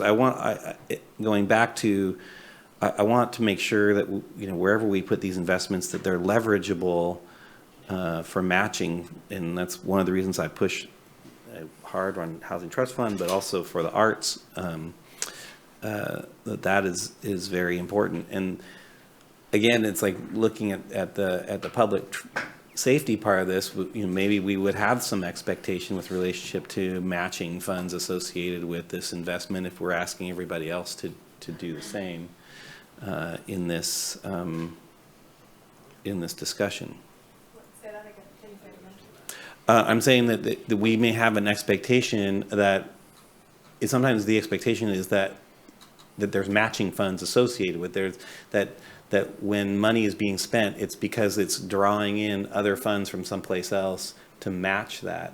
And for surely at the state level with relationship to Housing Trust Fund monies, we would get matching funds from the state of California. They would match us. So for every dollar we invest, we're going to get $1. And so it translates to $2. That's good. Straight up. We don't even have to, there's not too much with that. With relationship to arts, oftentimes they're combining and matching funds. So I would say that we could ask that funds are matched. I mean, we just put a requirement on there, just one of the things we can do. That makes their 20%, not much more. Right. Or they're 32% by my standard. But and then likewise, we could ask for that across the board, or at least have it as an expectation. Those are some of my thoughts. Thank you. And Supervisor Arroyo? Yeah, I think this is an interesting and evergreen question about whether to focus efforts on the places where, a huge amount of the sales tax, or in this case, TOT, is generated, or focus it broadly. And I would say, I appreciated that at least the arts proposal in particular talked about the gateway communities of Orick, Garberville, and Willow Creek, and including a marketing plan into the programs as well. And so I trust that there's some thought being given to that. And I think we need to probably look at that moving forward in a, considering both, the equity of sharing resources throughout the county, but also looking at where our population centers are that generate a lot of revenue. So, making sure that whatever we look at is thoughtful to both of those. But going back to the percentages, I honestly thought five pieces, roughly even in size would ease the decision making. I'm open to changing that, but I do like the idea that the committee brought forward 5 categories that are all very important in their own way, and I don't think I don't necessarily want to say that any are less important. I do have a question. The difference between 4% of that whole and 20% of that whole is fairly significant. So I do want to make sure that I understand. I believe that the Film Commission's efforts are a little bit more discrete as far as costs, or maybe they could be. So I'd be interested to hear more about what those needs are and how they might fit into this whole, if Cassandra is willing to come up and share a little bit of that. Cassandra? Got some questions here. So when you're saying in regards to the project numbers, the numbers actually, the more we get, the more we can do. So when it comes to a soundstage, that's millions of dollars just building, but then operational costs for us running it, buying all the supplies that would go inside of it, technology and all of that. So when we were working out, whether it was an option of if the pie was going to be divided by 4 or 5, at 20% each, or what was some minimums, or maybe some numbers that would work out. They were scenarios of what we would, there's the bare minimum. Anything is going to help us move forward on something, and then the larger number that is going to help us go forward. But really, honestly, we can continue to go with that number even larger. So if it's 4%, which I didn't do the percentage of the total of what we were asking for in the proposals, when Sean and I did have a discussion, it was like, well, that would be ideal, but there's even a bigger ideal of how we could continue to need the money. So at 4% actually is not we wouldn't be done with the project with that. ideally it would be 20% for everybody. We would be capped at the knees if you were breaking it up that way. All right, thank you. So, it just really strikes me that we're a little premature here in terms of all the information that helps us really make decisions, because we're not looking at the 10%, and we haven't met yet to describe that and discuss recommendations there. I frankly could go either way. I could go with the four-way split of 20% each and holding back that other 20%. Or I could go with delaying for a few months to get our ad hoc together to figure out the rest of the 10%. Because it would be nice to really be looking at the whole picture, as well as seeing where our budget's going. We've had some cautionary notes here today about that, but I will say I strongly support the arts and housing. I mean, those are, for me, two of the biggest priorities, but all five of them are worthy. So what I would like to do is see if we can try and wrap this up at this point and not spend another half hour going around and around, but if that's possible, Supervisor Bohn and then Supervisor Bushnell. Can I get the corrected breakdown of the four proposals? Because I keep looking at the ballot measure and stuff like that, and I don't know if they're ranked on this way, but I didn't have all the pushback that I want to help the arts, but I just want to see the 20, what that. Now, are those numbers right now? Yes, they are. Okay. 88,000 each. Can I clarify why we're looking at that? Supervisor Madrone, I don't know that we're talking about the 10%. We're not. That's what I'm saying. No, we're not even with the ad hoc. That's not what the ad hoc is. Yeah, if I could provide clarification on that. The 10% is money that the county has been getting for a significant amount of time. Of that 10%, which, by the way, is part of the budget that we're proposing next year, is those are, fairly committed dollars in operating and maintaining our operating budget. Not to say that they can't be diverted, but that would create an additional shortfall. Of that 10%, a portion, I think it's 6%, I'm just pulling off the top of my head now, goes to the Film Commission, and then I think it's 18% or roughly thereabout goes to the Visitors Bureau.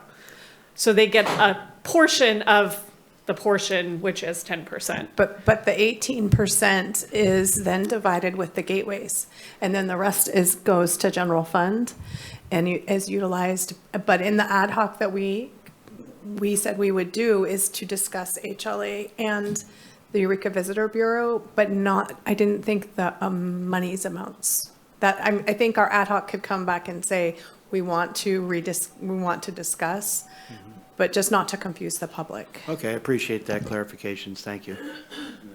So Supervisor Wilson, and then you had your chance, you said. Yeah.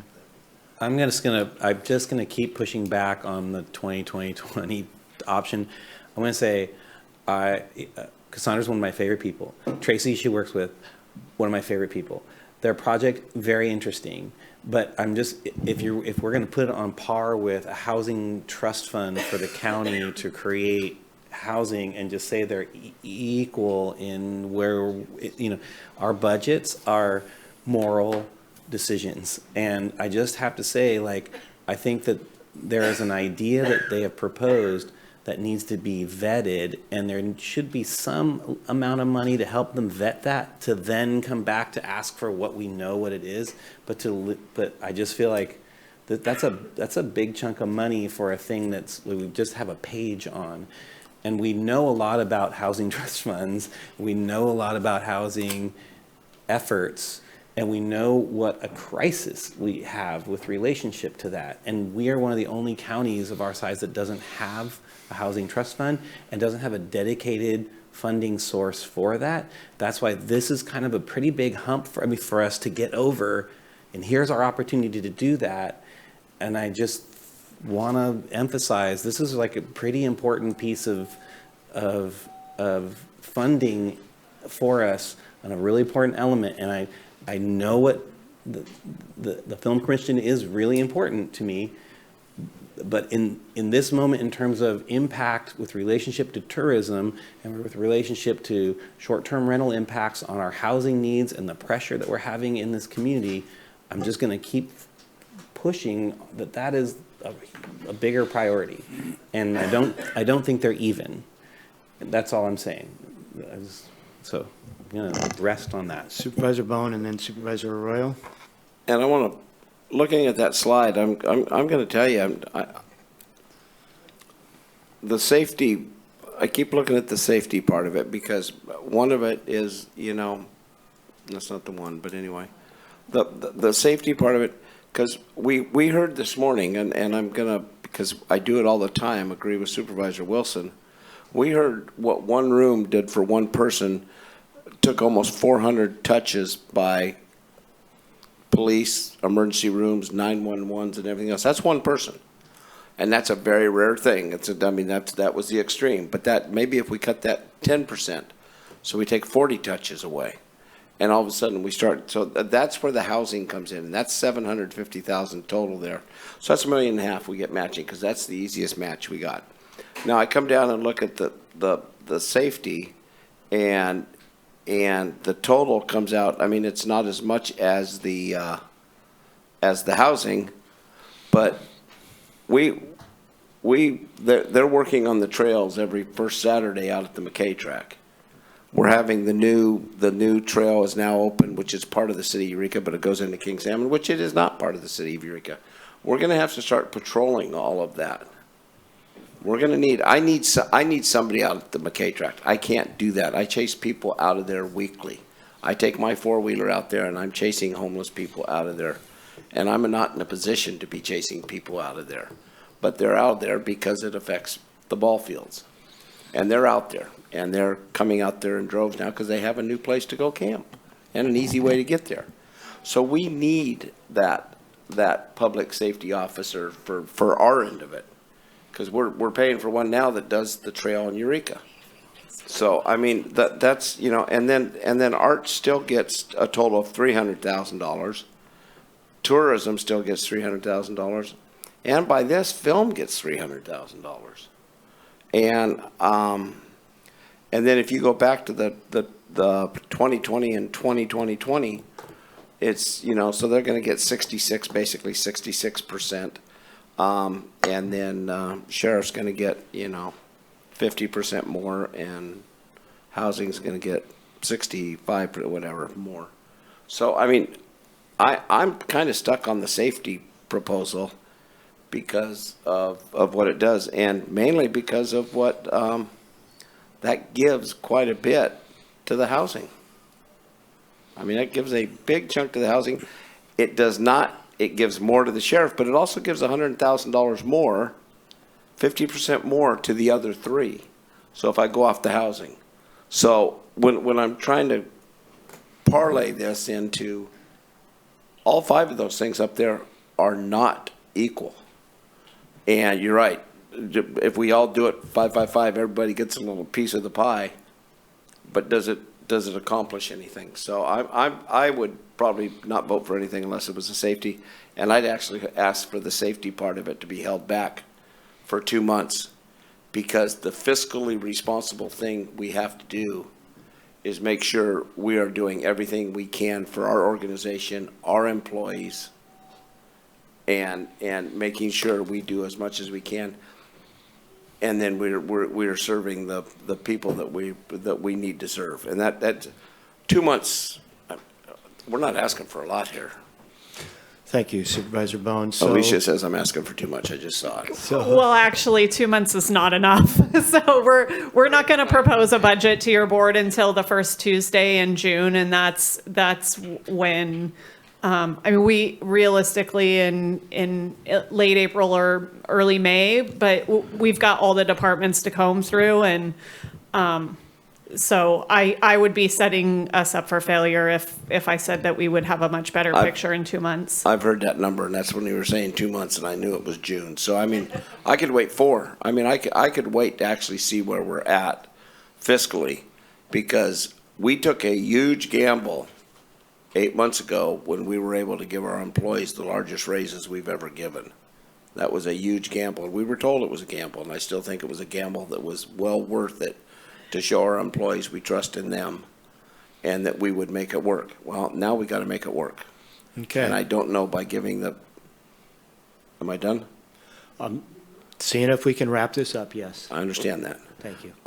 So, I mean, that's where I'm going to go on that, you guys. Thank you. So at this point, we do have a motion and a second on the table. There have been some suggestions of amending that motion. Does the motioner still want to stick with the motion? I was going to actually say until that whole discussion that I'd be interested in amending it to 30, 30, 30, and 10 in the, with 30% each between public safety, arts, housing, and then 10% to the Film Commission, you know, with the opportunity to reevaluate basically next year. So I wondered if the person who seconded, Supervisor Wilson, consider that. Yes. And with that, I will note, you know, I think, frankly, if we were going to hold off on this, then I think we might have wanted to do that earlier. And here we are now, and our community is really interested in seeing how we're going to allocate this. So I think it's reasonable to proceed with making a decision for this year and the portion of that next year, and then you know, readdress it next year should we find that the funds need to be reallocated. Okay, so at this point, we have a amended motion with a second for a 30-30-30 split, with 10% going to the Film Commission and 0% to the Visitors Bureau at this time. That's the motion in front of us? Or any tourism. So it would be any tourism, right? That item would be removed and not receiving funding, the tourism item. So Is not that a- zero? So the Okay. proposal is 30-30-10 with 0 for the tourism portion of it. That's been moved and seconded. We've certainly had a lot of discussion. I'm not sure that anything we say is going to change the outcomes. How does the board feel about moving forward with a vote? I don't want to force anything. I just want to see if we can. Just a clarifying question. Clarifying. If the vote fails, does that mean that we then just move, just that this just moves to our general fund If that discussion vote later? fails, we could consider either moving forward and coming back at a later date, or we could offer a second motion. Okay. But again, we've still got 3 items on our agenda for the day. Okay, thank you. It is 25 till 5, so just being considerate of the time. And Supervisor Madrone, if you guys Yes. would like to take a look at the actual figures, what that looks like, I have it on. Okay? So there's our 30-30-10, 30-30-30-10. That's not, your formulas are broken, Sean. Yeah, they are. I'm fixing them right now. Okay. I think we all understand what we're trying to do, the numbers. Do you want to see the numbers as a final, or you want to move? Okay, I need 2 minutes. 2 minutes, okay. I'll offer 30-second comments at this point on any rebuttals, suggestions. Well, I Supervisor just think Bushnell? that we talked about, you know, a placeholder for tourism. Once we had that conversation, this doesn't allow for that at all. We could do a 1-year allocation rather than all 3 years. That would be one way to be able to hold back to some degree. Because right now, I believe the proposal is for 3 years. Is that correct? So I was suggesting that we bring this back this time next year to, So your proposal is for 1 year well, it was allocation. essentially half of last year and this year. So 2-year allocation, I mean, 1.5. because we're already halfway through the first year. Right. I think that gives us the chance to evaluate what we're doing with that. And so, Okay, so the motioner has clarified that it is a 2-year proposal, this year and next year, with the 3rd year not being considered as part of this proposal. Is that correct? The seconder is okay with that. Okay. Any final comments? Yeah, I can't vote for it. Okay. And I appreciate that, but we're given the ballot title, what I heard about, there's nothing going to roads. Just to be aware, there's nothing going to roads. Public safety will get the same as arts, and so will housing, which we know is going to solve. And And then Visitors and Convention Bureau. I understand all the RIFs and everything else, but we had a world-class Visitors and Convention Bureau with our website, our touches and everything else. We used to get the report and everything else. And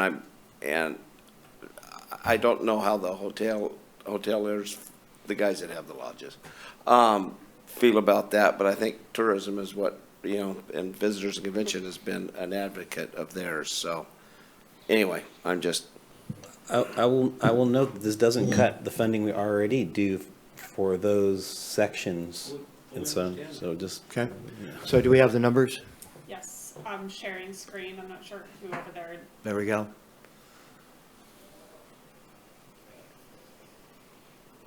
And this is on the 3-year. I think I was processing numbers, but I think I heard you saying, Supervisor Arroyo, you didn't want to address the 3rd year at this point in time. Sorry, my mic is off. I think since this is so new, it would be good to evaluate at the end of, this year, early next year, with 1.5 years of, investment. Right. Okay, so there's the numbers. I think we've had a lot of discussion. We got more work in front of us. I'm going to go ahead and call the vote at this point. Nikki, can you do a roll call, please? Yes. Supervisor Madrone? Yes. Supervisor Bohn? Supervisor Wilson? Yes. Supervisor Arroyo? Yes. Supervisor Bushnell? So while I appreciate it, I'm going to vote no, and I'm going to say because I think that we need to concentrate on our budget, and I don't like leaving out tourism. So understood. It passes anyways, but no. All right, thank you, everybody, for your due diligence. Thank you all for coming in and giving us your thoughts. These things are never easy. I think many of you commented on that. We thank you for your support in that. All right, we're going to move forward on the agenda to item number 4, which is the abatement costs for upcoming abatements in budget year 2022 and 2023. And I believe we've got John Ford and Karen Manel here to educate us. Thank you, Chair Madrone. As you mentioned, John Ford and Karen Manel with Planning and Building. I'll try to be brief, but I do just want to set the stage a little bit for what Ms. Manel will say. We come to the board this morning asking for the board to consider apportioning more money to the abatement program and recognizing the fiscal realities that the county faces. This may be a discussion better termed aligning expectations with fiscal realities. But we have run into an unusual circumstance where we've got 2 abatements that need to be addressed. And both of these together or individually compromise the county's ability to address other potential abatements. The 2 abatements in question are the Green Valley Motel in Oric and the Lolita Creamery building. Both of these present a public danger to the public health and safety. During the earthquake, bricks fell off the Lolita building into the public right-of-way, collapsing the protective fencing that was placed there. There are currently cracks in this building that warrant concern that additional portions of the building could fall, particularly if there's another earthquake. As part of the work that's already been completed for the Green Valley site, the building was treated for rats and insects. And while the building is currently boarded up, the potential for this to be re-inhabited by rodents and insects is a present reality, and this could spread to other adjacent properties. Both of these need to be addressed at some point, and there are also other properties that are approaching the point of needing abatement. As reflected in the board report, there's not enough funding immediately available to address all of the needs that are represented. Ms. Manel will now present the competing interests and constraints. All right, thank you, Director Ford. Nikki, is there a, okay, thank you. Director Ford did a great job of summarizing that, so I really only have some pictures to show you to give you an idea of what we're dealing with here. I'm Karen Manel, Code Enforcement Manager, and Director Ford outlined the issue is that we have more projects on deck than we have funding for, and then we have 2 unforeseen circumstances arise with the elevated asbestos abatement costs for the Green Valley Motel, in addition to the earthquake-caused damage to the Lolita Creamery. So I'll just go ahead and show you what we're dealing with. This is the list of the projects that we have on deck. You can see the Lolita Creamery and the Green Valley Motel have pretty high costs associated with their abatement. Other projects that we have on deck are the Judy's Market in Carlotta. We have a site on Wheeler Road that has degraded conditions, and then there's some other ones on deck as well. The first project, the Lolita Creamery, it has the bricks that are falling into the right-of-way. There's significant damage. You can see on the on the left side there's fire damage. And in the corner of the building, the facade is cracked and in danger of falling over. This is another part of the creamery where you can see the cracks in the corners of the buildings that are in danger of falling. This is the Green Valley Motel, which you're familiar with. Director Ford already summarized where we are on this project.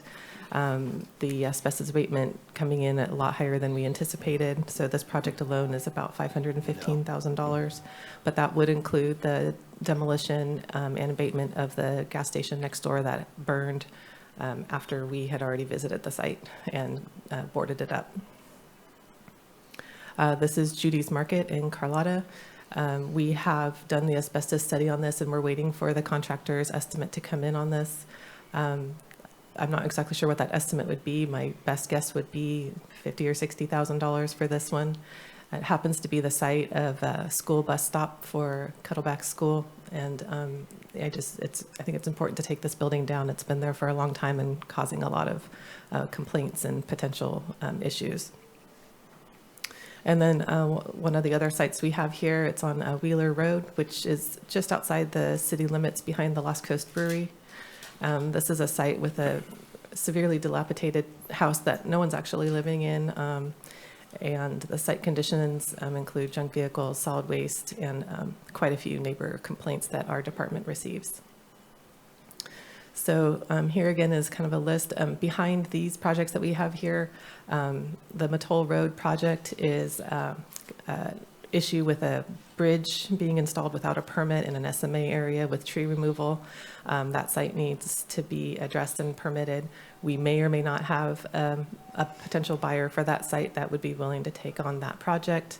The Montgomery Street, in the time since writing this board report, that I believe is in escrow with a new buyer, and so they may be potentially fixing up that site where the county would not have to step in. And then Summit Ridge is a site that you are unfortunately familiar with. The site has started to have trash and debris reaccumulating there. And so we have renoticed that site. Beyond this list, we probably have another list just as long as this that are just right behind it with sites that need attention. And like Director Ford said, these unexpected situations have come up where normally we'd be moving forward on these and just kind of knocking them off, but not knowing how we're going to fund the Lolita Creamery and the Green Valley Motel. We're kind of in a stalled pattern until we can figure out how we're going to move forward. And that concludes my report. And if you have any questions, I'm available. Supervisor Bushnell. Are there opportunities to recoup any of these funds from these properties? Especially, I'm mostly interested in the creamery. The creamery building, we've applied for funding with Office of Emergency Services. They're at the very beginning stages of knowing what they're going to fund and not fund, and so we don't know what the status of that's going to be yet. If they chose to fund, which would be a reimbursement to the county, it would be 75% of the total cost, so we'd still be looking at $650, I think that's the right number, $650,000 of our costs. Currently, the owners of the Lolita Creamery are embarking on taking care of the abatement on their own, and we're kind of monitoring that situation just because of the hazardous conditions that exist there, that we want to make sure that they're adequately moving forward and getting their permits and you know, conducting that abatement. Just yesterday, I think they were able to put in the traffic control that is needed in order to shut down one lane of the Lolita Drive, which goes right in front of it. So we're not, you know, we're giving them the opportunity to abate this themselves because, as you know, if the county steps in and conducts the abatement, and if we aren't reimbursed by the Office of Emergency Services, the likelihood of them, you know, being upside down in that property with the abatement costs is pretty likely, and they really don't want to lose the property and are willing to try to do this themselves. So thank you for that. The creamery then is not definite. That's what I was going to ask. The property owner may take care of that, and so that's not a definite need. Yeah, there's a lot of evolving pieces to this right now, and so yes, you're right. It's not a definite need, but it is a potential need, and because we only have so much of, you know, the funding, we're looking for direction on how to move forward and prioritize our other projects in light of that. So likewise with the Green Valley Motel and now the burned out gas station, does the Green Valley Motel have an owner? Yes, it has an owner. There are quite a few liens against that property. That property would probably be in a situation where we do the abatement and we're not going to be able to recover our abatement costs fully on that, I don't think. So with that being said, when you have several liens on a property, where do we get in line on a lien? The abatement, nuisance abatement costs, they do have a priority lien. And then we also are added to the property tax rolls as a direct charge. So it is a higher priority. I don't know enough about liens and what might come before that, but it's a higher priority than other types of liens that we would do, say, for a penalty. Okay, thank you. All right, good questions. Supervisor Bohn. On the creamery, is that estimate to bring that everything down, all 6 buildings, everything? Because John Ford and I were in that building a couple of years ago and walked the whole thing, but Yeah, that's an estimate to bring down the unreinforced masonry parts of it, the brick. So could we just require the property owner to, you know, the side facade is an empty lot that goes with it. Is there a way we can just bring that front facade down with an excavator? I mean, literally just push in. If it falls, it's going to fall around itself and require the property owner to put secure fencing all around it till they can figure out what they're going to do. It's going to be a tough go, but the front facade is where the problem is. And it's actually believe it or not, it's fairly sound. You know, it's got to be reinforced and everything else, but I'm just saying, and then I didn't know they changed the county had put up traffic control for one lane almost 3 weeks ago, right after the very, very, very good job with rails and everything. And I appreciate the county reacting so quickly to that, because it was close to the road. Prism didn't actually give it away. It could very well. And I think John texted Tom, I think, about the concern, and Tom got his crew out there to do the one lane. So the property, we have to remember, it sold at auction for, I'm going to guess, $175,000 3 years ago. And I think they probably recouped their $175,000. I have a hard time I'm having a lot of people in Lolita saying we could use $2.6 million in Lolita a lot better than tearing down somebody's building, because they want to keep possession of it too. And I don't know what we could do. Maybe it's a great place for housing. I don't know. But as we go forward, who gave the estimate? A contractor, McCullough Construction. Okay. He was next on the list. Mm-hmm. So that might be a bid item. Okay, thank you. Through the chair, the traffic control was put into place by Public Works as an intermediate action because the property owners needed to order the K-rails and what have you, so that they had them. They just didn't, obviously, being a property owner, you don't have K-rails sitting in your backyard. So they did get those and installed them, and Public Works is picking up their equipment. And then as far as, you know, other options besides a complete demo, I think we're willing to entertain any ideas. You know, pushing the front facade back toward the middle of the property to eliminate the danger is one idea. There's a back building that I showed a picture of that stands alone that would also need to be addressed, because walking near that would be problematic. There may be some value in the materials if you know, the brick and or metal that is contained in the building. There may be some value in selling the brick or recycling the metal. And so there are options available. I think what we're presenting is the worst case scenario, hopefully the worst case scenario. The center building had those cracks in there previous to the earthquake too, so I think I've got some pictures, but we noticed them when we toured the property. Anybody else? Supervisor Wilson, you had your hand up. I just want to concur with Supervisor Bohn with relationship to the pushing that facade back. It just seems the most important thing. Of course, you guys are already talking about the potential nuisance with relationship to pests and things that, you know, you just create space for that to occur. But it's not the most immediate of dangers as thing. And I suppose you're right. Someone could set up a little brick vending booth there, I suppose. I don't know. A lot of people buy those things.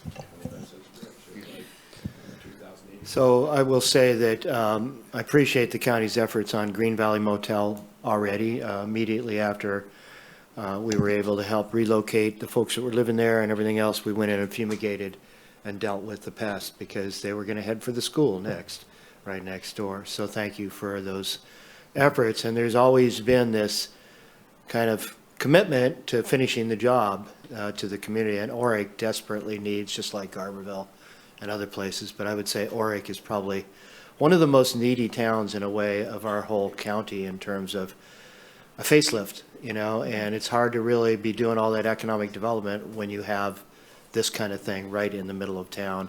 And as you said, people are starting to try and reoccupy it. We can't be there 24/7. That presents a liability issue for us as well. I do like that when we do these things, we end up in a high priority lien and have some chance of getting some amount of money back. And Oric is going to, over the next 20 years, see quite a bit of revitalization, and this dealing with this site is kind of the beginning of that on many levels. So I would very much like to see that prioritized because it's in many ways been promised to the community, not by me, but by the effort. Not that any one of us per se said, oh yeah, we're absolutely doing that, because it's hard to make those kinds of promises. But I think everybody fully expects that we were going to follow through and finish the process. There was a little bit of delays because there was a couple of different buyers that were competing over the property, and then it turned out that there was additional liens that nobody knew about that made it kind of upside down property, so to speak. And same thing with the Lodita Creamery, $2.5 million to, you know, when it's worth what, 175,000 or something. And that's often the problem with many of these abatements, is that the properties simply aren't even worth what we have to spend to clean them up. So what's the board preference here? I mean, you've got a couple of recommendations, but please. We have kind of come to like a recommendation that we take the Creamery building and the Green Valley Motel and somewhat set them aside so that we can release the dam and let us address some of the other projects that are building up. And I would go as far as to say, and sorry, John, I haven't actually said this to you yet, but I believe that the costs of the projects that we have on deck would be half of our annual allocation. So I think it'd probably be in the ballpark of $250,000. And I would say that we reserve the other $250,000 to address or move forward to next year so that we can address Green Valley Motel with, you know, using part of this year's funding, maybe next year, or you know, you all know how that works better than I do. But I think with the time that we have left this fiscal year and the projects that we have in line, that $250,000 would be sufficient for us to move enough of those projects forward. And then we're just going to run out of time in the fiscal year anyway. So you're, excuse me, Bushnell. I'm sorry. And then Bohn. You're not asking for additional funding. This is an update to let us know that these things are out there. And I just want to say, didn't this board asked for Green Valley Motel to wait, and we were ready to take it down. You guys were ready to take it down a year ago, right? And so now we've got this thing out there that we did, unfortunately, because I know you guys did all that work. And, you know, as Supervisor Madrone said, we didn't, I guess, know there was liens or whatever the issue was, but what about the creamery though, and the safety issue? Well, I think that still is an issue. I think if I were to go back to the property owners and suggest to them that maybe they look just to push the facade back into the property to create a safe spot in front and around the other building in the back, they would probably jump at that chance, because up to now, it's been more of an entire demo. And in my hope that we'd be reducing the size of that project, so that they would be even more likely to be able to conduct that themselves. I don't hold any promises to that, but that's something that we can explore. So this is kind of an informational then? If I could, it didn't start off as an informational. And I think that after having this the third discussion today revolving around budgets, we're trying to be sensitive. I do want to say, though, I've been involved with some conversations with OES, and if we don't treat the creamery as an immediate priority, that we're going to do it regardless, they're probably not going to allocate funding for that. You should be aware of that. Because if it's an emergency, we'd be doing it. Correct. But it's also true that we already committed to taking down the Green Valley Motel, and this board even voted to not only do that, but to forgive some portion of the costs of doing that so that the purchase could happen. That hasn't changed at this board yet. Correct. That's why we're back having this discussion. I mean, I think what Karen is saying is that there is, to use the analogy, there is pressure building behind the dam. You know, the rainfall has come, and we've got a lot of little projects backing up, and there's some that aren't on that list that we looked at yesterday, and they happen to be in a little place that we've talked about before a lot, which is Fields Landing. That is becoming a critical priority again. And we talked about yesterday a strategy to get there as fast as we can. Right. And that may involve doing an abatement on that site, or on two sites. And if we spend all of the money on either Green Valley or on Lolita Creamery, Judy's Market, that whole list, and then the ones that are coming don't get done. And that's why this is also a discussion about expectation management, because there are just some realities there. And the CAO's office, when they did the math on this, there's about $1.3 million total that could be brought to bear. So certainly there's some room above Green Valley if the board chose to do Green Valley, but it never gets us to a complete demolition of Lolita Creamery. It could get us to a place where we go knock Lolita Creamery in on itself, but as Supervisor Wilson said, part of our struggle with that approach is that then creates an attractive nuisance that we're going to have to deal with later. Right, which is what we have at Green Valley. And so, right, these are not at all easy answers. We're not here just to report. We kind of backed off of the complexity because of the budget situation. But in reality, these are very real, very critical issues that need to be resolved. They may be able to sit there for 3 or 4 or 6 months, but not too long. Understood. So I've got a queue starting here. I heard Rex next to me, and then Michelle, were you interested? And then I've got Mike. Because, I mean, Wheeler Road has been 7 or 8 years on your books, at least. The Fields Landing trailer, the gateway to Fields Landing, the trailer that's melting, and now it's a wetlands, and it still sits there, and the neighbors keep calling. It's 9 years. We finally took care of a couple in there. And then, the Green Valley Motel would be a little bit easier, but probably would have been done if the guy would have paid his limited, his LLC, fee, because now he has $2.2 million worth of liens against it. I don't think it's worth that. So, out of Texas. So, I'm not sure for the sake of, and I've got, Walnut took, I don't know how many years, and Walnut's a mess again now, by the way. I wish we followed, you know, we got Summit we knew was gonna happen. I sat here and said it's going to happen. And it's been 6 months. And $45,000, didn't we pay $45,000?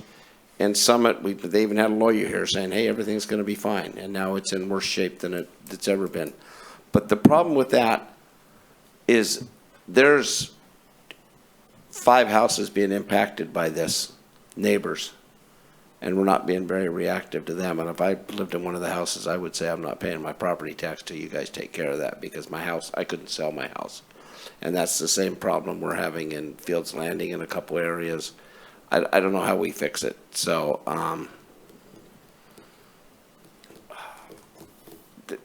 and I don't know what the system does. I don't know if there's a tracking system that says this has been on the books 2 years. We got to do this one now because it's been here 2 years, because I don't know. I mean, I see we got these new ones that we have to get to right now, but I don't know the system. I don't understand code enforcement. I know it used to be over here, and then we put it with you guys because we thought it would streamline. And you get the phone calls, I get the phone calls, because they call me and says, I called code enforcement, they won't do anything. And I usually tell them, don't feel so bad, they won't do anything for me either. But we need to get some of this stuff. I mean, you know, and I feel bad. You know, I think we tend to believe all these people when we go talk to them, because the Lolita people, I believe, live in Woodland. They're out of the area owners, right? Right. Okay, so they're out of the area owners. They had a great vision for this and saw that they could buy this beautiful big old brick building for next to nothing, and then found out it was going to cost $6 to $8 million to make artist quarters or whatever they were going to do. And I think they had a great ambition. We heard about it a lot. You know, she was always posting about what she was going to do. But it's a bad situation as it sits now, and I don't know. They need to take care of it, or we need to sell it to somebody that will. But right now, for safety reasons, if the creamery was open, we'd be in a world of hurt. If the Lolita Cheese was open, because it takes away all the parking, you can't park anywhere near it, and that would be but I guess that's good that they went away for this reason. But we need to pull that front down. I don't know if it's a discussion item for somebody that's outside the area to say what's safe for the people. Or there's a Chamber of Commerce meeting coming up with Lolita, and I'd love to ask those people, what would you like to see? Because they're the ones that have to live with it on a daily basis as we sit up here and talk about it. Thank you. Supervisor Bushnell, and then Wilson. Thank you. So the last one, the one that we just did 6 months ago, can I ask, we're going to abate that again, it looks like. Then what? Are we going to bring it back to this board to make a decision? Because I know that we were trying to have the family help or something, but. Yeah, so we've issued notices on that, an NTA and an NOV. The material is accumulating again. Our options would be to assess a penalty. That's usually something we do to motivate people to take care of it. I don't know if that would work here. We could do another county abatement, and then yes, that would come before your board as another assessment. There is another option that we could explore, which is a receivership. We've embarked on our first receivership on another property, and it's really up to the receiver to determine if there's enough value, bang for the buck, in order to take on that as a project. So that's unknown at this time. Okay, so last time we gave them, and just likewise with all of them, like it's very emotional for people. People are living there. I think our board has to recognize that, you know, we can't keep redoing this every 6 months. And while it's painful to say, I'm sorry, you've had your time and something has to be done, Rex is right, and so is this board, about the neighbors that have to, you know, put up with that. And I just think that we need to really try to focus on that. And it's hard, I know, when you have the person here saying, you're going to kick me out of my house. But if I may address that last little part that you said, is that what we did this time is we did issue an NOV with penalties. And so we could come before your board with not only a nuisance abatement assessment should we abated again, but also with a penalty assessment. And as you know, that would turn into a lien. It's not the high priority lien, but our process does afford us the opportunity to foreclose on properties that have liens. It's not been a popular thing for us to do, and we've never done it, but it is an option that we can take. So, you know, if there is a lien on the property from penalties, we can move forward with a foreclosure process. Okay, and then just one last thing. What do you want from this board today? Because if it's not an ask of money because you're realizing the budget isn't there, can you just clarify? So I think what we tried to do was give you a couple options. One is to do something with Green Valley, which is going to take us over our budget, at just right along right with that. We can, for the moment, perhaps put the Lita building aside, but I think we also want to be able to pursue the other abatements that are lining up to get those done. If that means we can't do the Green Valley Motel site right now, we're willing to put that on a sidetrack for a bit, get these other ones done, then take the budget combination from this year and assuming, haven't talked to the CAO about this yet, that there's $500,000 coming next year, to marshal those funds to be able to get that done. Okay, can I ask one more question? Is there money in the cannabis abatement department that possibly we're not using right now that could be shifted? So we don't get cannabis abatement money. That goes back into the general fund. Okay. All right, thank you. All right, thank you. Yeah, I have a hard time not getting Green Valley dealt with because, you know, we've been working on this for a number of years now, and every one of these projects is important. You know, if you live next door to it, it's huge for you, right?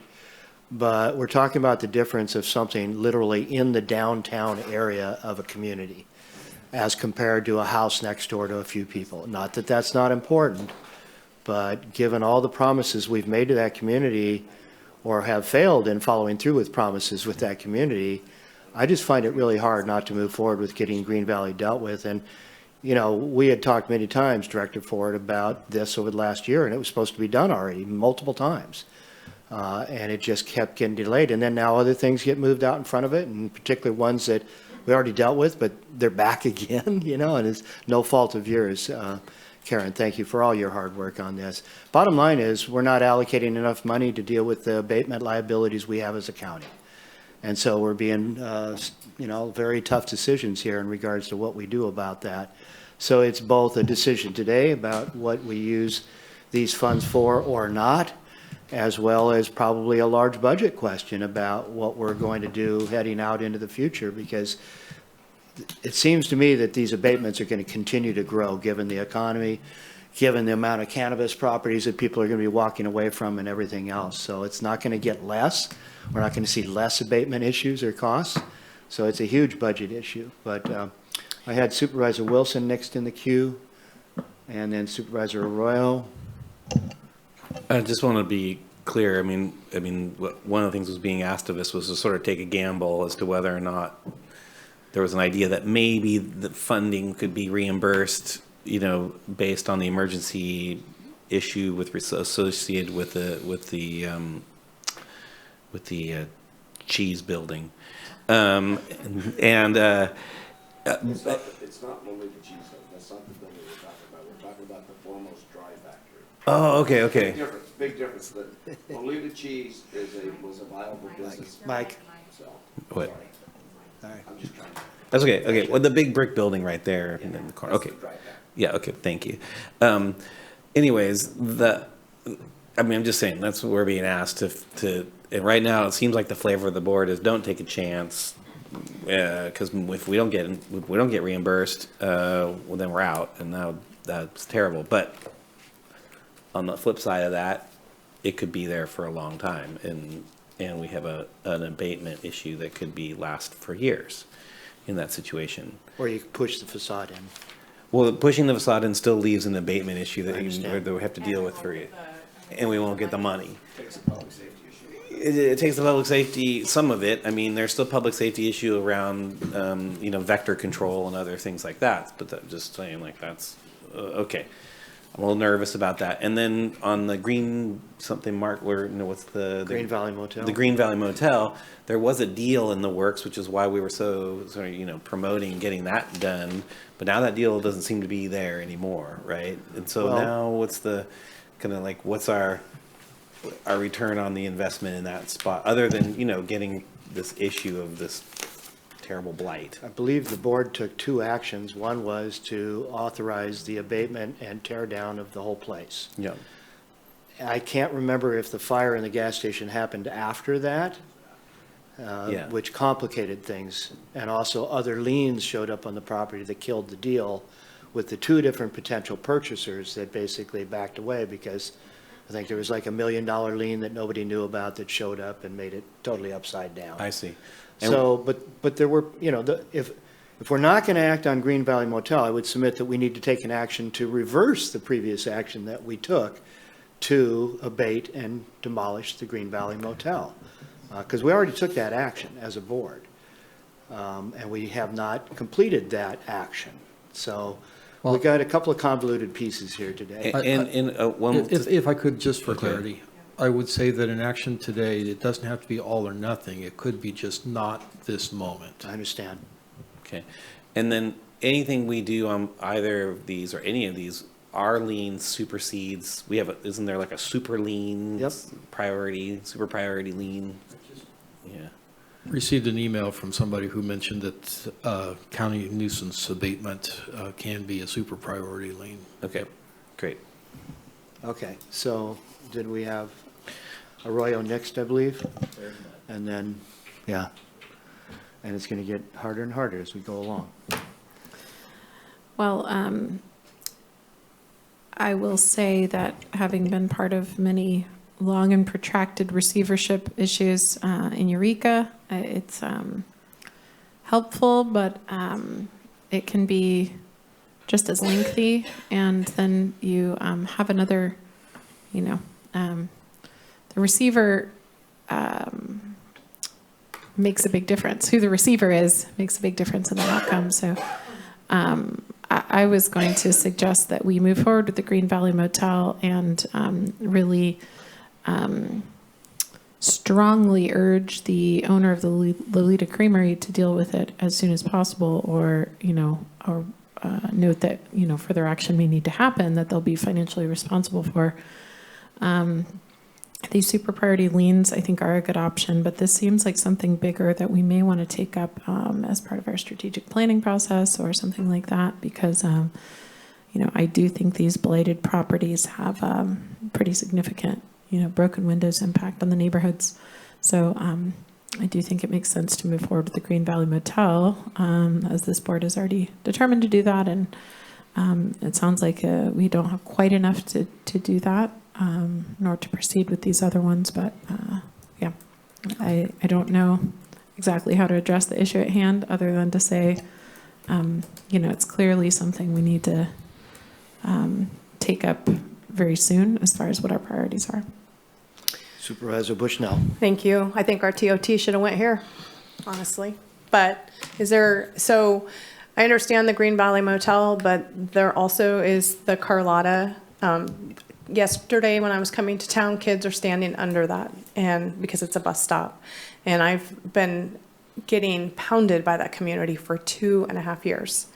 So, and it's same with every one of us, right? We all have issues. I'm going to ask Alicia, is there no money anywhere to do this? This is a priority for communities. I know our budget's tight.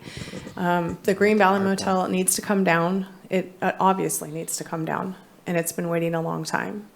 So I'm asking you, we have some ARPA funds. Is that? I mean, we have funds, we have fund balance, we have money, but I'm concerned about getting through the next 3 years and needing to milk those dollars out as long as possible to prevent layoffs. I understand this is a difficult decision for your board, and I agree that it might be a strategic planning of how do we move forward, maybe more aggressively in managing some of these, because I just see dollar signs spinning as we talk about these. So what if we, I mean, if he's gonna have, if the planning department is gonna have an allocation coming in July, right, for more monies, what if we advanced him that?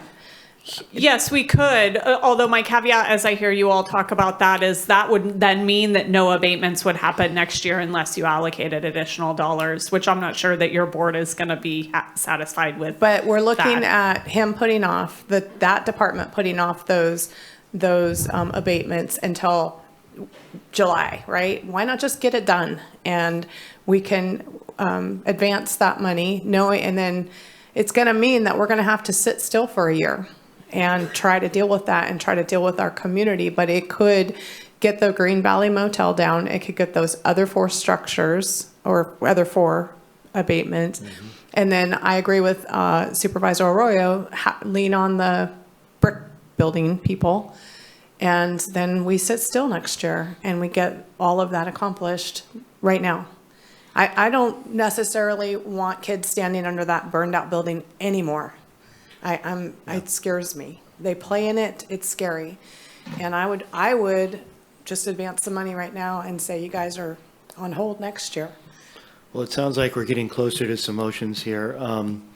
I will also say that I think the Green Valley Motel, out of all of these that we've been discussing, actually has the opportunity to reclaim that money that we might spend, because it is a valuable piece of property right in the downtown on Highway 101 at the gateway of a national park with rejuvenation of the town coming. So the likelihood of getting a significant amount of that money back is actually fairly high in a sale. Even though there are other liens that will never get paid off, we're going to have a super priority lien on that with this process. So, you know, that's not necessarily true with all these projects, especially the small ones. We don't necessarily recoup our costs with those unless we're going to force a sale or something. Whereas Green Valley, there are interested buyers if the property was cleaned up and if the price was right? But that price is right. I've heard quotes of 400 to 500,000, which is approximately what we're looking at here to possibly spend. There are liens, but we'd be a super majority lien, super priority, so we'd be ahead of those other liens. My understanding, I'm not a real estate expert either, but that's the way I've heard it explained, and we did have somebody provide us with some information here that sort of back that up. At any rate, I think we need to try and make a decision and move forward. And just so we would be a super lien, which means we would be first in line. That does not take away the other $2.2 million in liens. And what we decided last year was to take the county to there was a purchaser on site for $350,000. Right. And they would take it down. They were going to take the building down because we had a very, very high, at that time we all agreed was very high. They were told they could get it down cheaper. So what we were going to do is we were going to give we were going to forgive the fumigation, the boarding, all the other stuff we did. We were going to take a hit for $150,000, the county, to facilitate getting that thing torn down. So the agreement was kind of in the made. We were working through this. And then the owner of the hotel, which had a hotel here in town, the money's got convoluted with an LLC, and the lien holder out of Texas was able to come in and lien that property also with the other properties. And that's what screwed everything up. And now, I mean, I'm going to do an auction up there in 2 weeks, and they do want it down. They do want it. My problem is I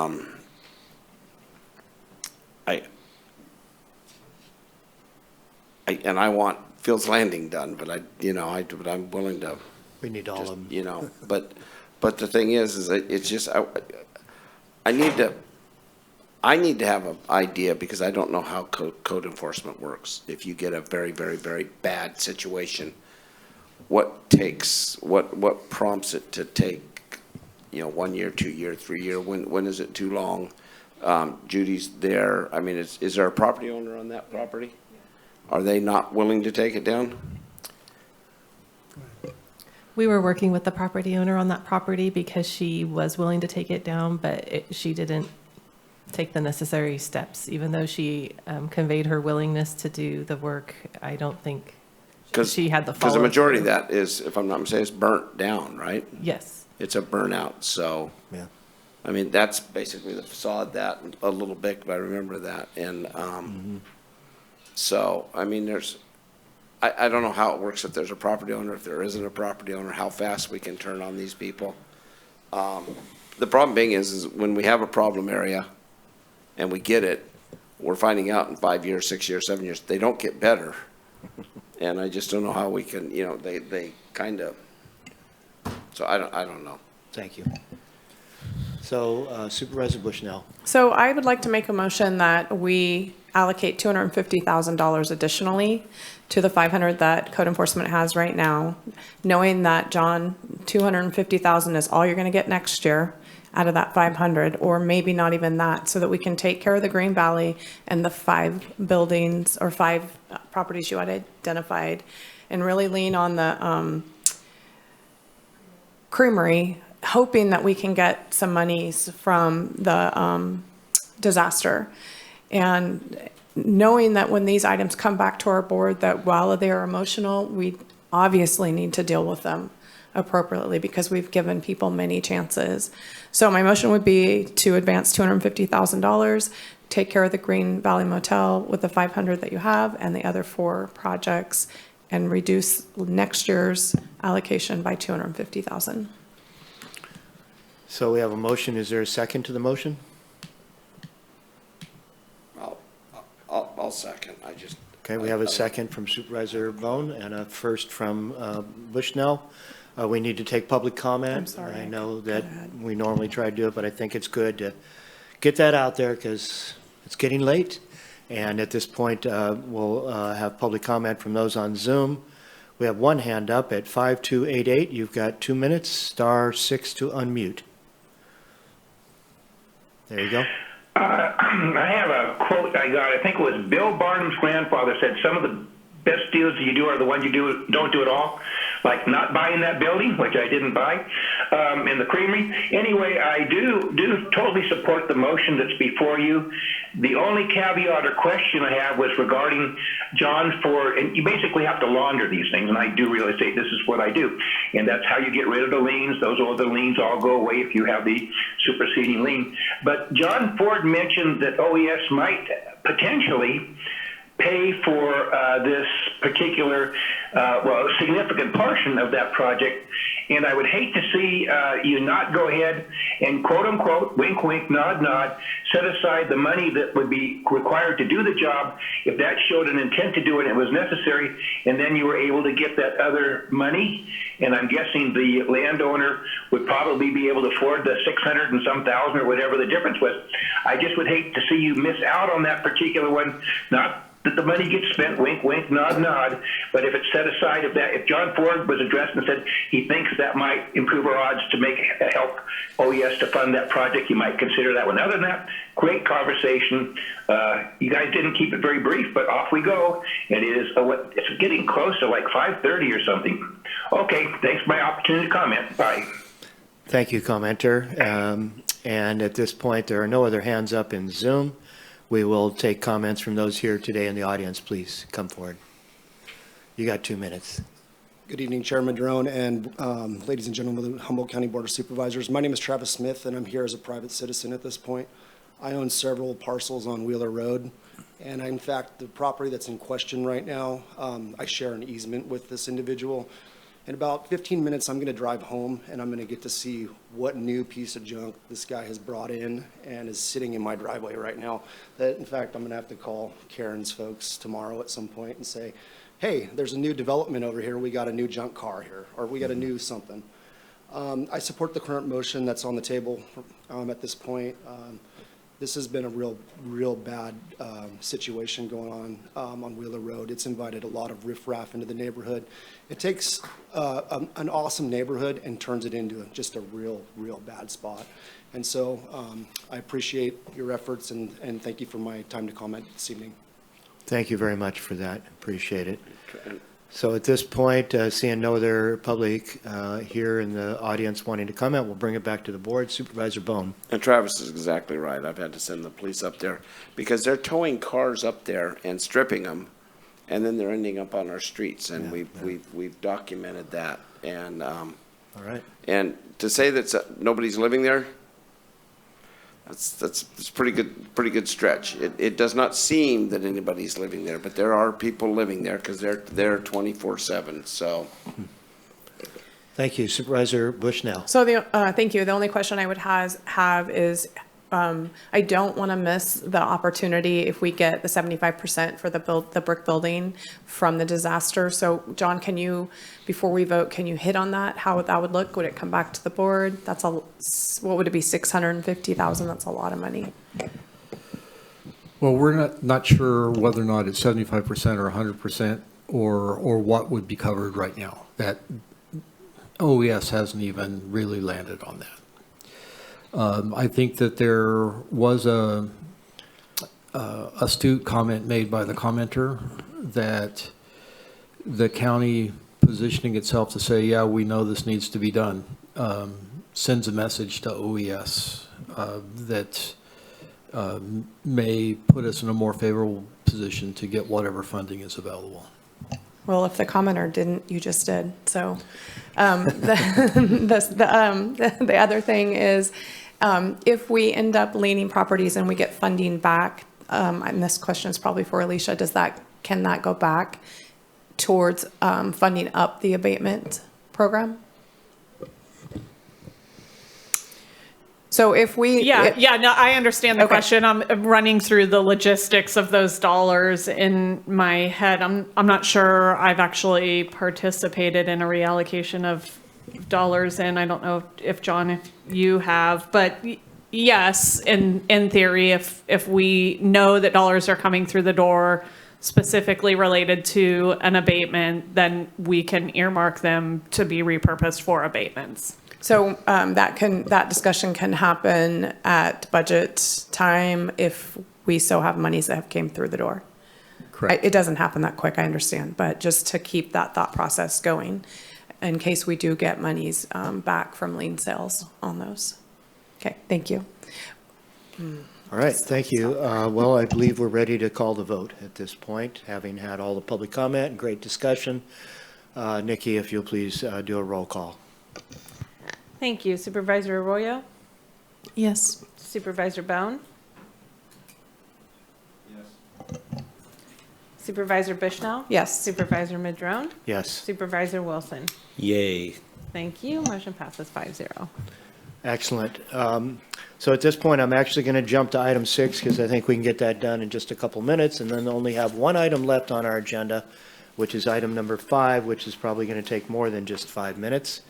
And I have alerted Tom Mattson, and he says he has Bob Bronco in the wings, ready to jump in. And first, we'll have County Council read in the ordinance for the record. Thank you, Chair Madrone. Currently before the board is an ordinance of the Board of Supervisors of the County of Humboldt, amending Section 421-3 relating to a boulevard stop in the West Haven area, amending Section 421-5 relating to a boulevard stop in the Eureka area, and amending Section 431-35 relating to parking restrictions in the Arcata area, all of Title IV of the Humboldt County Code. Thank you, County Council. And Tom or Bob, it's your show. Take it away.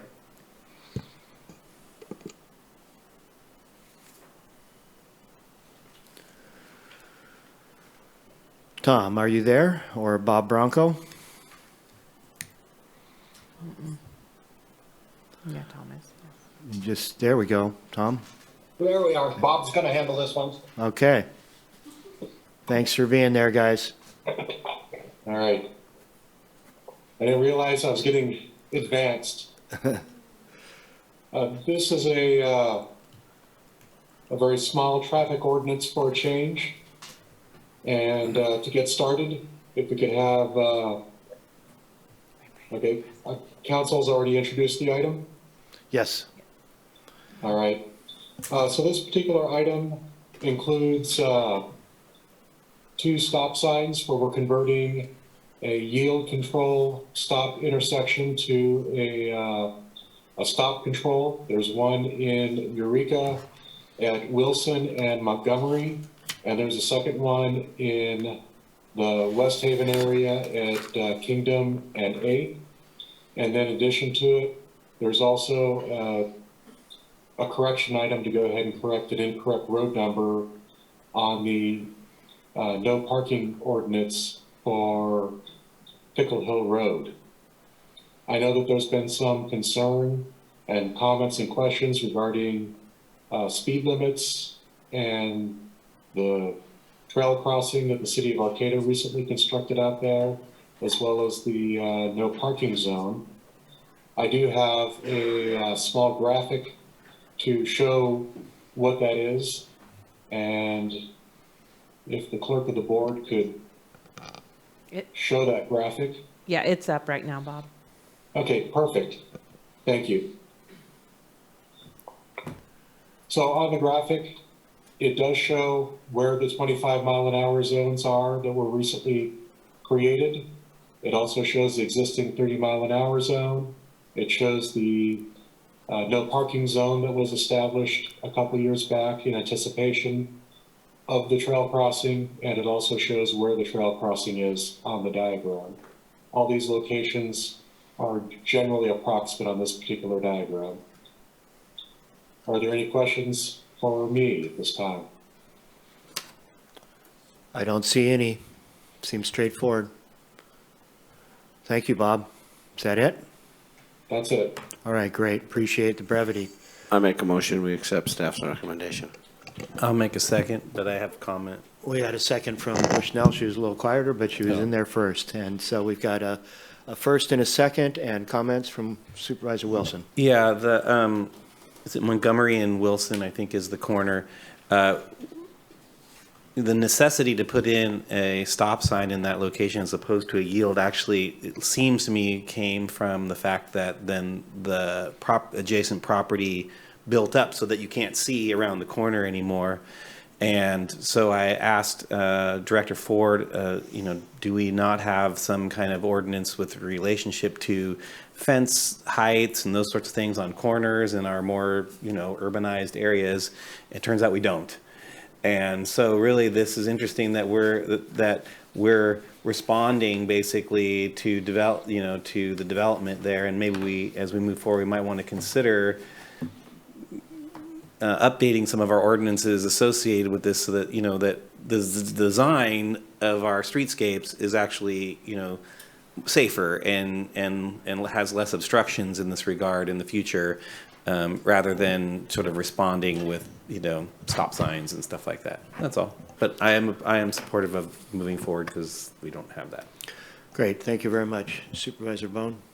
I didn't think about all that. Because there was restrictions there before when it was Safeway. There was a little wall right there anyway.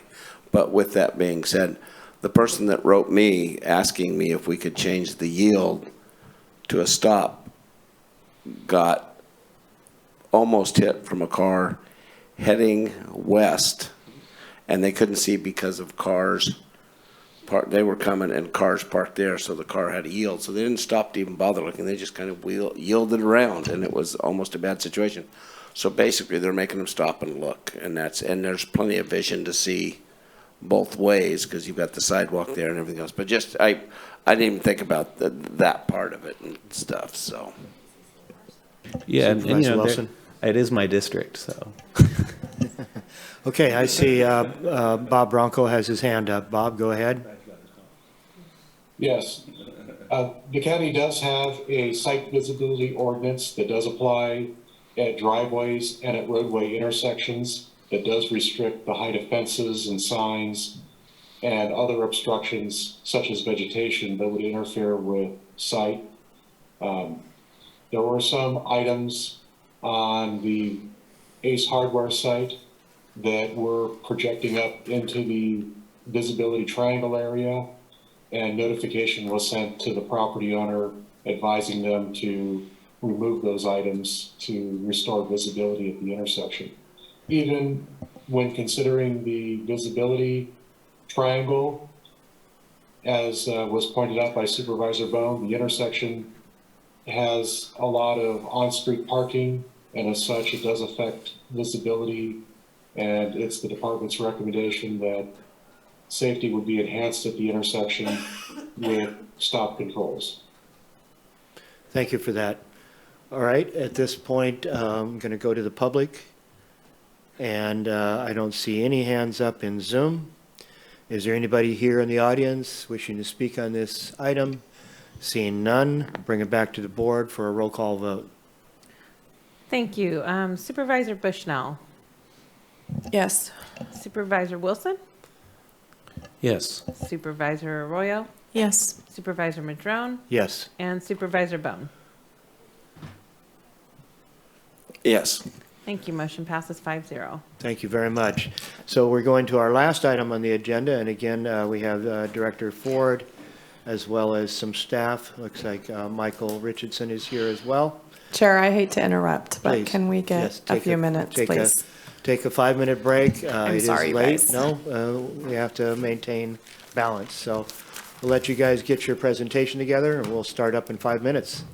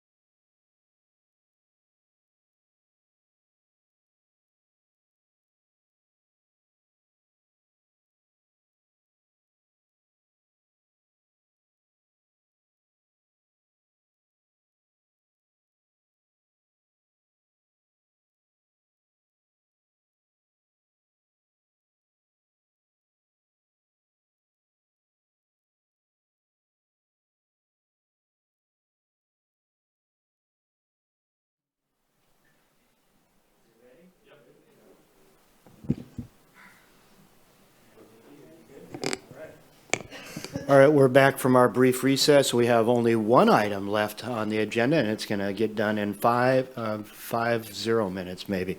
We'll see. And that is selection of water storage, conservation, and renewable energy system projects for funding through the Department of Cannabis Control, local jurisdiction grant assistance program.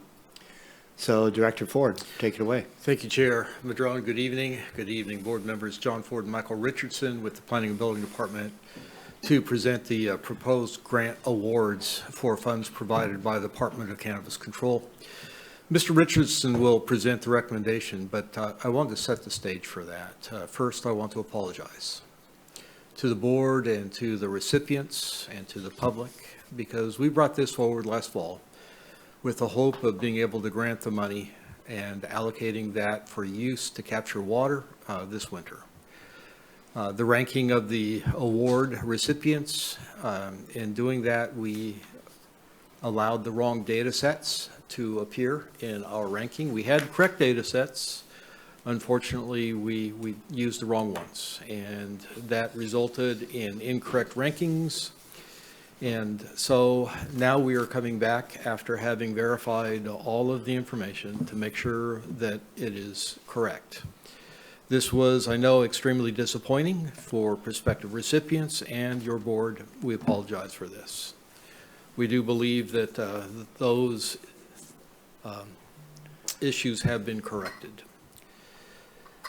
This was particularly painful because within those first recommendations, the findings and the what I'm going to call mistakes were diametrically opposed to our goal of keeping the decision process simple and transparent. In designing the selection criteria, our objective was to implement the purpose of the grant money, which is to move provisional license holders to an annual license. And so so being at the provisional stage is a core criteria for success for both the energy and the water grants. For locations applying for the water grants, for the water conservation grants or water storage grants, we used another very simple and straightforward criteria, and that was being within an impacted or a preserved watershed. And there's 11 of those that I identified. So basically, the concept here is to give priority to the most sensitive locations. I also just want to emphasize that in order to even be ranked on the list, the farmer must be current in paying their current permit processing costs and also their Measure S taxes. So everybody that you see on the list is current in those respects. Now, Mr. Richardson will explain the recommendation.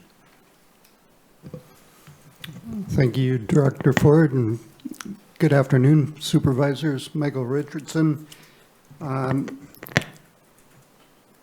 Did you want to just cut straight to the recommendations, or? Okay.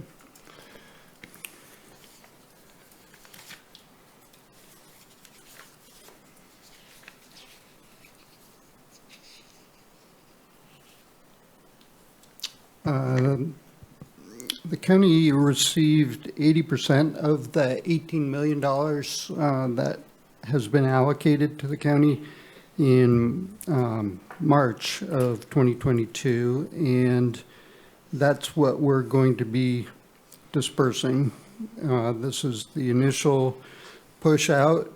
We're calling this push round one, and then we're going to receive the remaining 20% at a time in the future that DCC has, the Department of Cannabis Control, has not specified. They're going to hold our feet to the fire to make sure that we're running the program as intended, and then after they're satisfied, they'll give us the remaining 20%, and with that, we will be funding round two of the applications, and then we are hopeful that, there was $100 million pushed out statewide, and we received 18 million of it. There were 16 other jurisdictions that got the rest of it, and we're hopeful that some of them are not going to be able to spend their money in time and are going to scale back their programs, and so there may be additional funding coming down the pike in the future. And so that's another part of our recommendation, is to apply to the state for a possible round three of the program, where we would keep using the same lists that are in front of your board this afternoon to fund additional projects. That money is not, it's not known whether we'll get it, but we're certainly competitive for it, and we will be asking the state agency to provide additional funding if it's available. And so our recommendation now is based on the ranking that we did and the eligibility criteria. We've got in attachment 3 of the board report a spreadsheet that shows the list of water storage and water conservation projects that we're recommending for funding. And it's split up into 3 sections. Round 1 is presented first, and that's in green. Round 2 is more of a yellowish color, and that's the next, that is after round 1, the round 1 projects, and then finally the round 3 projects. We would use that list if we had more funding from the state. So we've got 174 projects in round 1, water storage and conservation applications that we're recommending for funding in round 1, and that's shown in attachment 3. And then we've also got in round 1 85 renewable energy applications to fund. And then round 2, we're recommending using that same list and just continuing down. We would fund another 51 water storage conservation projects. in round 2, and then with the renewable energy program, we would fund another 21 applications.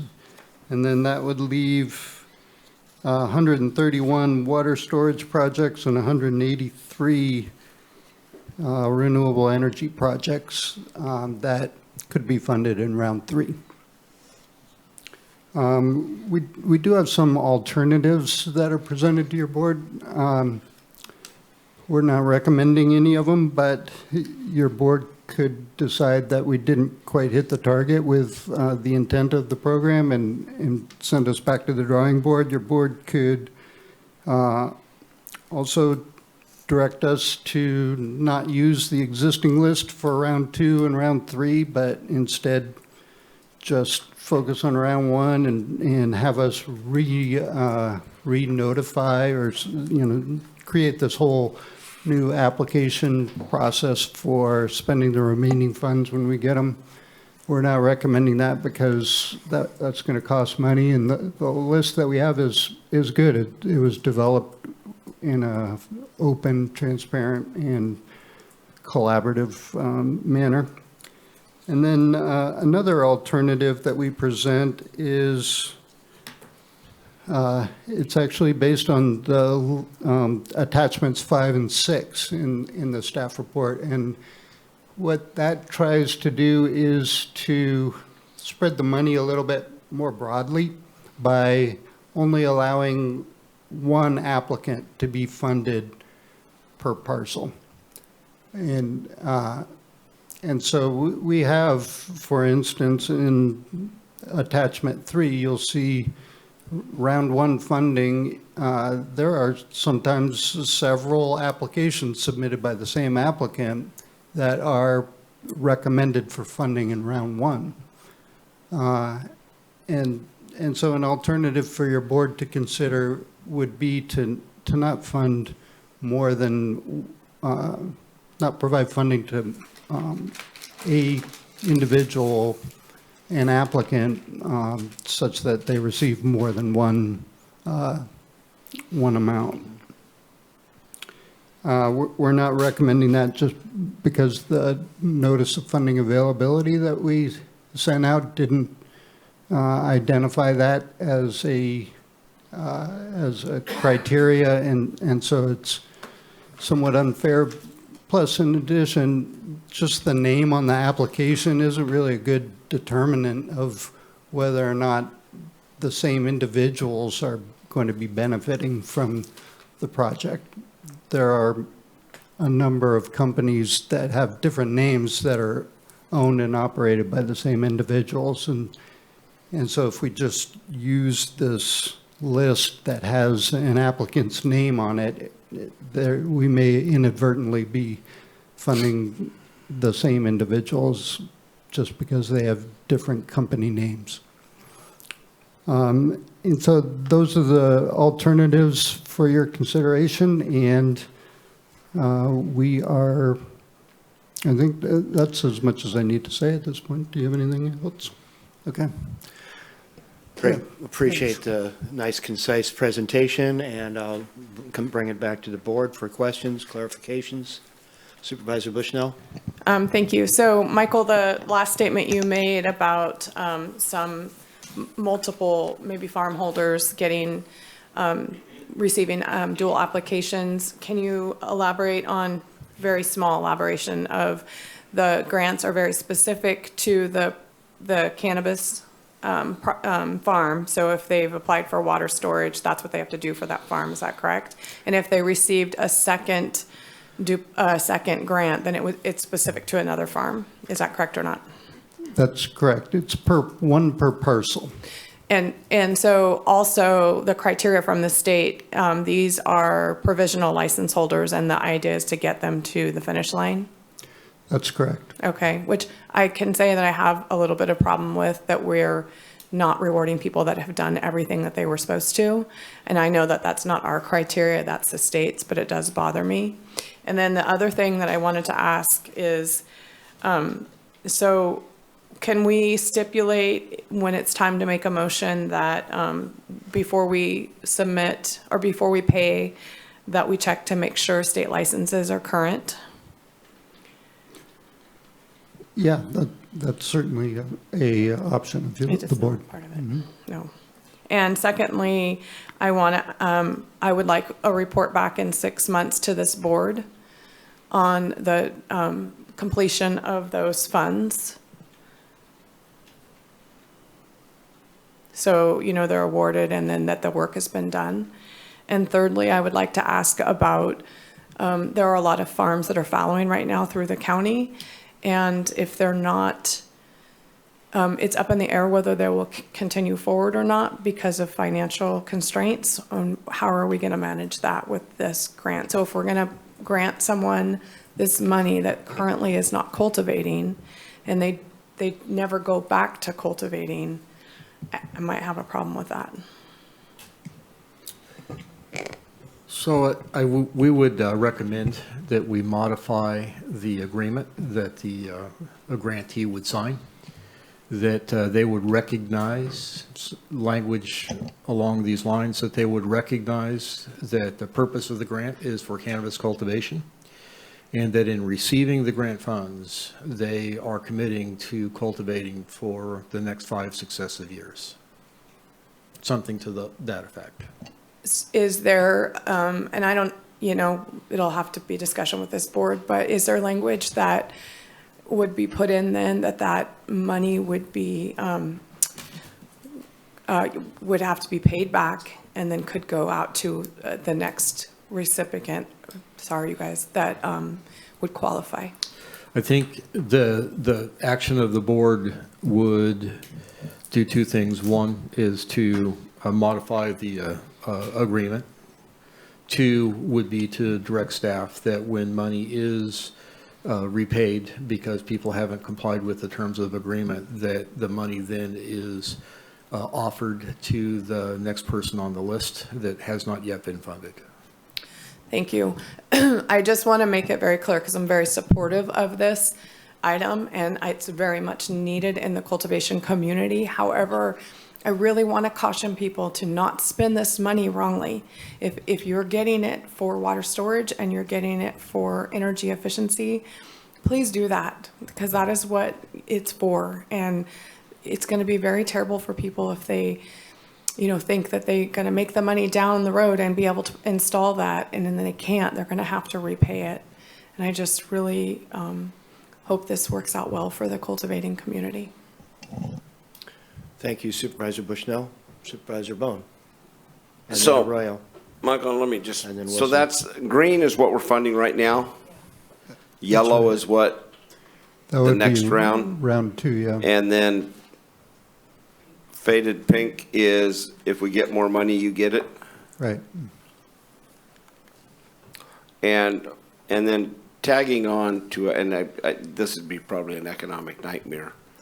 Why wouldn't we, no, I won't even say it. I just cut the checks to the contractors when they do it because it sounds like there's an extreme fear that we're going to send somebody this check and if they're walking away from their property anyway, they're going to walk away with a check. So, I mean, I think we saw this in rent relief and COVID and things like that. So there's always going to be that fear.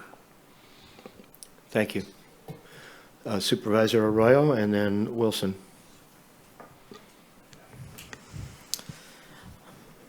So I do see from attachments 3 and 4, I have a couple questions, but one is about, if this is intended to get people from provisional to annual licenses, is the evaluation of this included whether they're suitable for, whether they're able to get annual licenses? I would assume that has been part of the evaluation, but I just want to be sure. I couldn't hear. Whether it's suitable for them to get annual licenses, whether it's feasible for them to get them. So everybody on this list has at least an interim license, if not an actual permit with the county. Okay. Okay. And they just have not, at the state level, Gotcha. gone from provisional to annual. Okay, it does seem like we have quite a number of people on the water storage list who do have annual licenses with the state, but they are good candidates for this because of the conditions of their property, et cetera. Right, yeah. Okay, and then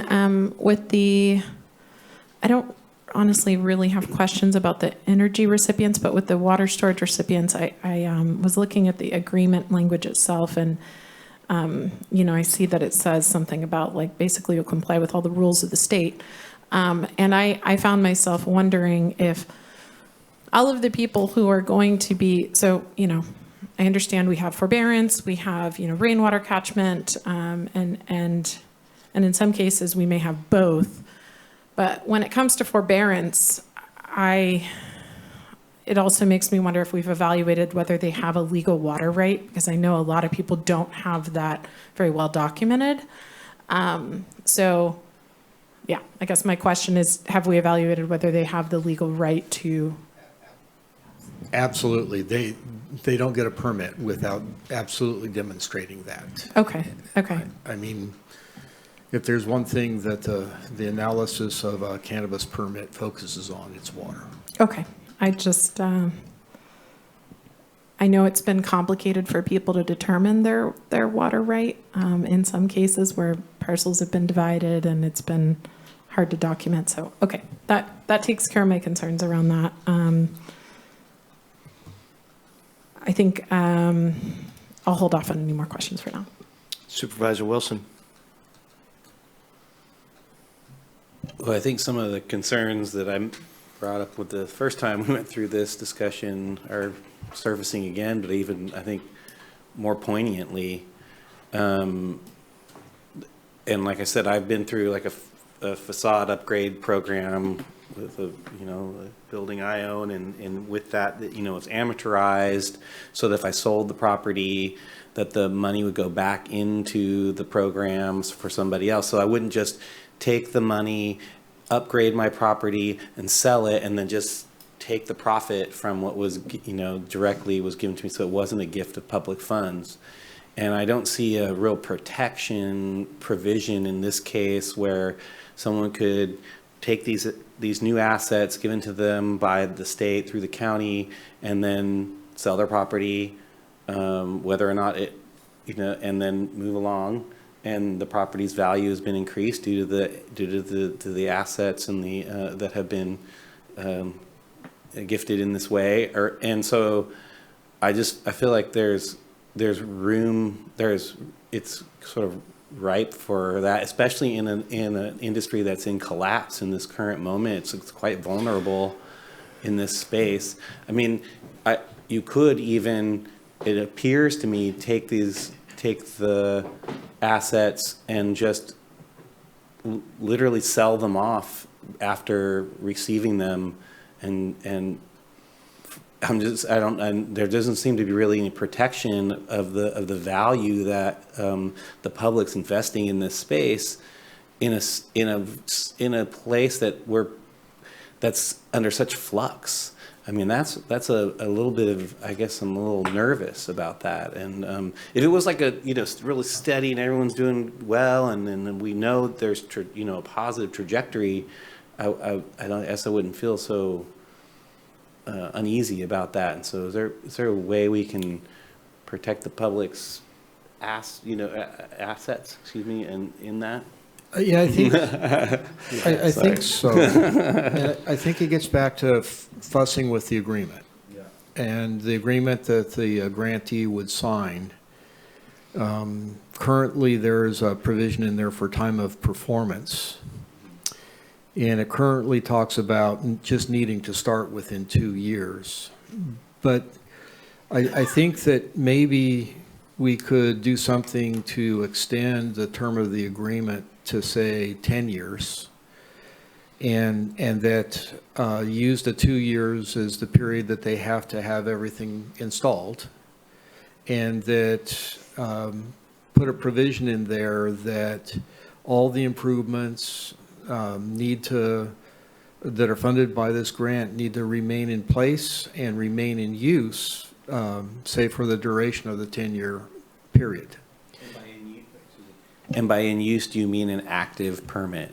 Active permit. So it goes kind of hand in hand with the question asked by Supervisor Bushnell in terms of, you know, they need to remain in the cannabis industry. Right. So that we could change in the agreement, the scope of work to include that provision. And then in number 4, it says time of performance. We could modify that to be 10 years, and that's an arbitrary number out of the air. But that they would need to continue to maintain these infrastructure improvements on site, in place, be operational for a period of 10 years. And if not, there are repercussions. And within the grant agreement, there's a series of actions that the county could take. And one of those is require repayment. Okay, I appreciate that.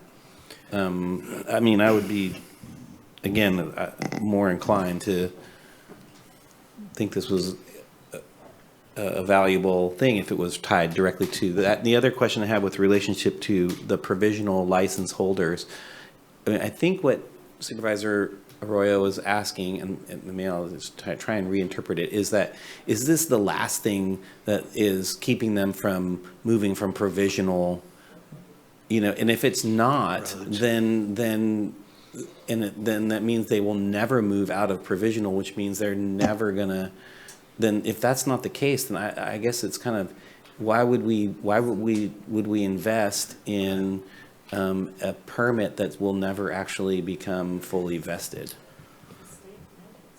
Well, so I don't think in many cases this is the last thing. I will say, and this may be the unicorn on this entire list, that I met with an applicant last week who was working on redesigning their site to go to rainwater catchment. They're on the list to get money to pay for that. They're way outside of PG&E, so they're on the list to get grant funding for solar power. So this would enable them to be able to do that. Probably without these grants, they wouldn't get there. Okay. But that may be the unicorn. Right. So I'm not sure that this is like the point at which everybody makes it across the finish line. I think that what at least county staff really intended in looking at this is that we want to use this money rather than what it could be used for, which is to pay for staff time, is to reinvest in the environment. And I would argue that I'm not so sure putting infrastructure into these spaces, if they aren't successful, is good for the environment, because then we're going to move into abatement. You see what I'm saying? And we just went through a whole abatement discussion, and we've been talking sort of about the future of the cannabis industry and the collapse that we're seeing in all these spaces, and what does it mean for abatement. And now we're going to be investing in infrastructure that then could lead us to abatements that then we have to pay for later, because they are not guaranteed as a trajectory to success. And especially on a 10-year time frame, if they're provisional and and in 5 years they just can't make the grade, what have we done? Well, number one, they won't be provisional beyond this year. Okay, so the state's doing away with provisional licenses. We're moving to getting all of our interim permits done. So part of the state's emphasis in this is to move beyond that. And what I'm saying is that interim, and if there's something that keeps them from crossing the finish line, and we've invested and put this stuff in, and they never can cross the finish line, then within a year, what are we doing? Well, but I think that is getting back to something that Supervisor Bushnell asked about, is before they receive the funds, they have to be committing that they're going to cultivate. So they have to know that they're going to cultivate. We have to know that they're going to cultivate for a period of 5 years, or whatever number it is that, again, it pulled out of the air. But that really is that checkpoint, that if you're going to receive these funds, you're saying that you're going to be in the cultivation business for at least 5 years. And 3 years is the normal kind of percentage when businesses go out of business within the first 3. So if somebody makes it to 5, if they're committed, they're going to make it, they make it to 5, there's a reasonable chance they will be successful. And I think probably if this is a robust enough agreement, you will find some people dropping out of this, right? Well, I think that They don't wanna a agree couple to of the additions that we're proposing here, if I'm a borderline cultivator, if I'm not sure what I'm going to do, I'm not going to sign that agreement and I'm not going to receive the money. Okay, I appreciate this discussion, I really do, and I appreciate Supervisor Bushnell kind of, getting the reality feet on the ground with relationship to this. Thanks. All right, so I'm going to go ahead and jump in. I've heard from all 4, but I'll come back and we'll hear more. But if it's okay, I'd like to go ahead and chime in.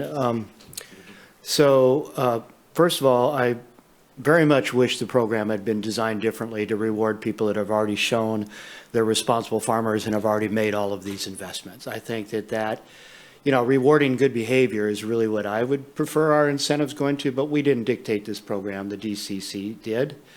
And I suspect that it's somewhat because the more people that get the annual, the more annual license fees that they get. I'm just going to be blunt about it, right? Not that I know that that's exactly their motivation, but we've seen this a lot in this industry. I really like alternatives, the alternative list, 5 and 6, where we eliminate some of the duplicative grants, but not all of them. And I really feel strongly that if we're going to give these out, we ought to spread them as far as we can. And so I would be supportive of alternative lists 5 and 6, but I would take it even further, and there's probably only 20 or 30 people on there that maybe have different names for their businesses, but it's still the same individual. And it wouldn't take much research to be able to ferret that out. So for me, I would rather see no individual, no matter how many different licenses or properties they own, get more than 1 grant, because let's spread this around as best as we can. I think it's going to be critical that we have an accountability and inspection program for this, and we can put some things into the contract or whatever, and that will help, but I'm assuming that there will be some sort of a follow-up, be it the annual inspections or a special inspection, to make sure that, in fact, these things got put in. So I'm assuming that, somebody sends in a bunch of receipts, because it's a reimbursable program, I'm assuming. It's not just money up front, is it? Money up front. It's money up front. Wow. It doesn't have to be.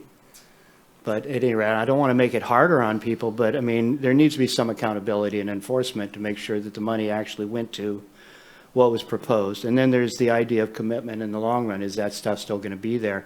We've got a great example in the CDBG housing rehab program, where what we do is we offer people $15,000, $20,000 to rehabilitate their homes because they qualify, and then they actually sign a lien. And that grant money from CDBG goes on the property's lien. It becomes a lien on the property. And I had a couple of these when I was quite poor, raising my young family. And it basically said that, for 15 years, you don't have to pay a dime on this grant. It's a grant. Well, it's a loan, but the entire loan would be forgiven at the end of the 15 years if I continued to maintain the home as my primary residence, and if I didn't take out any additional loans on the property.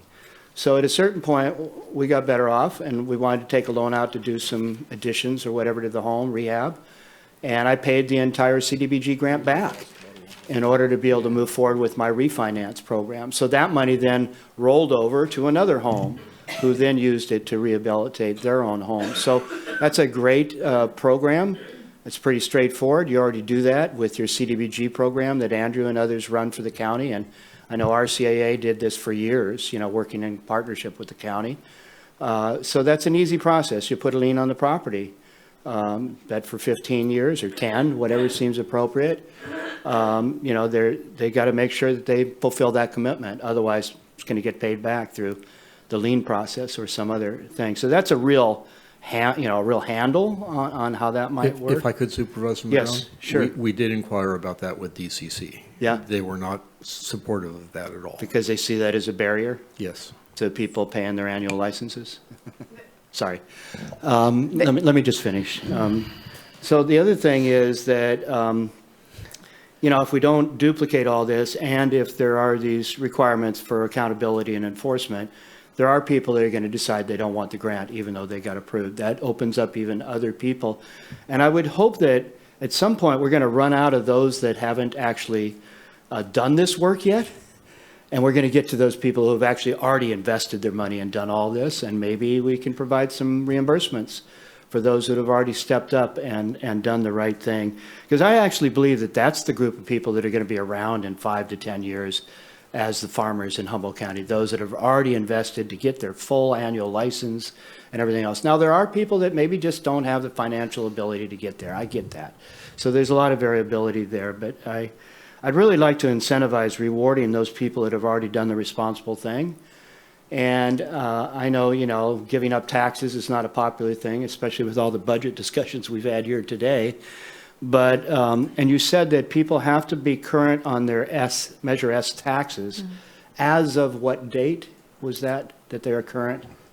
It gets up to back to like it's either 19 or 20. Right. Once the board granted extensions and waivers, we Right. did not mess with any So of they that. may very well owe taxes in 19 or 20. Right. Before we forgave the taxes on 22 and 23. Exactly.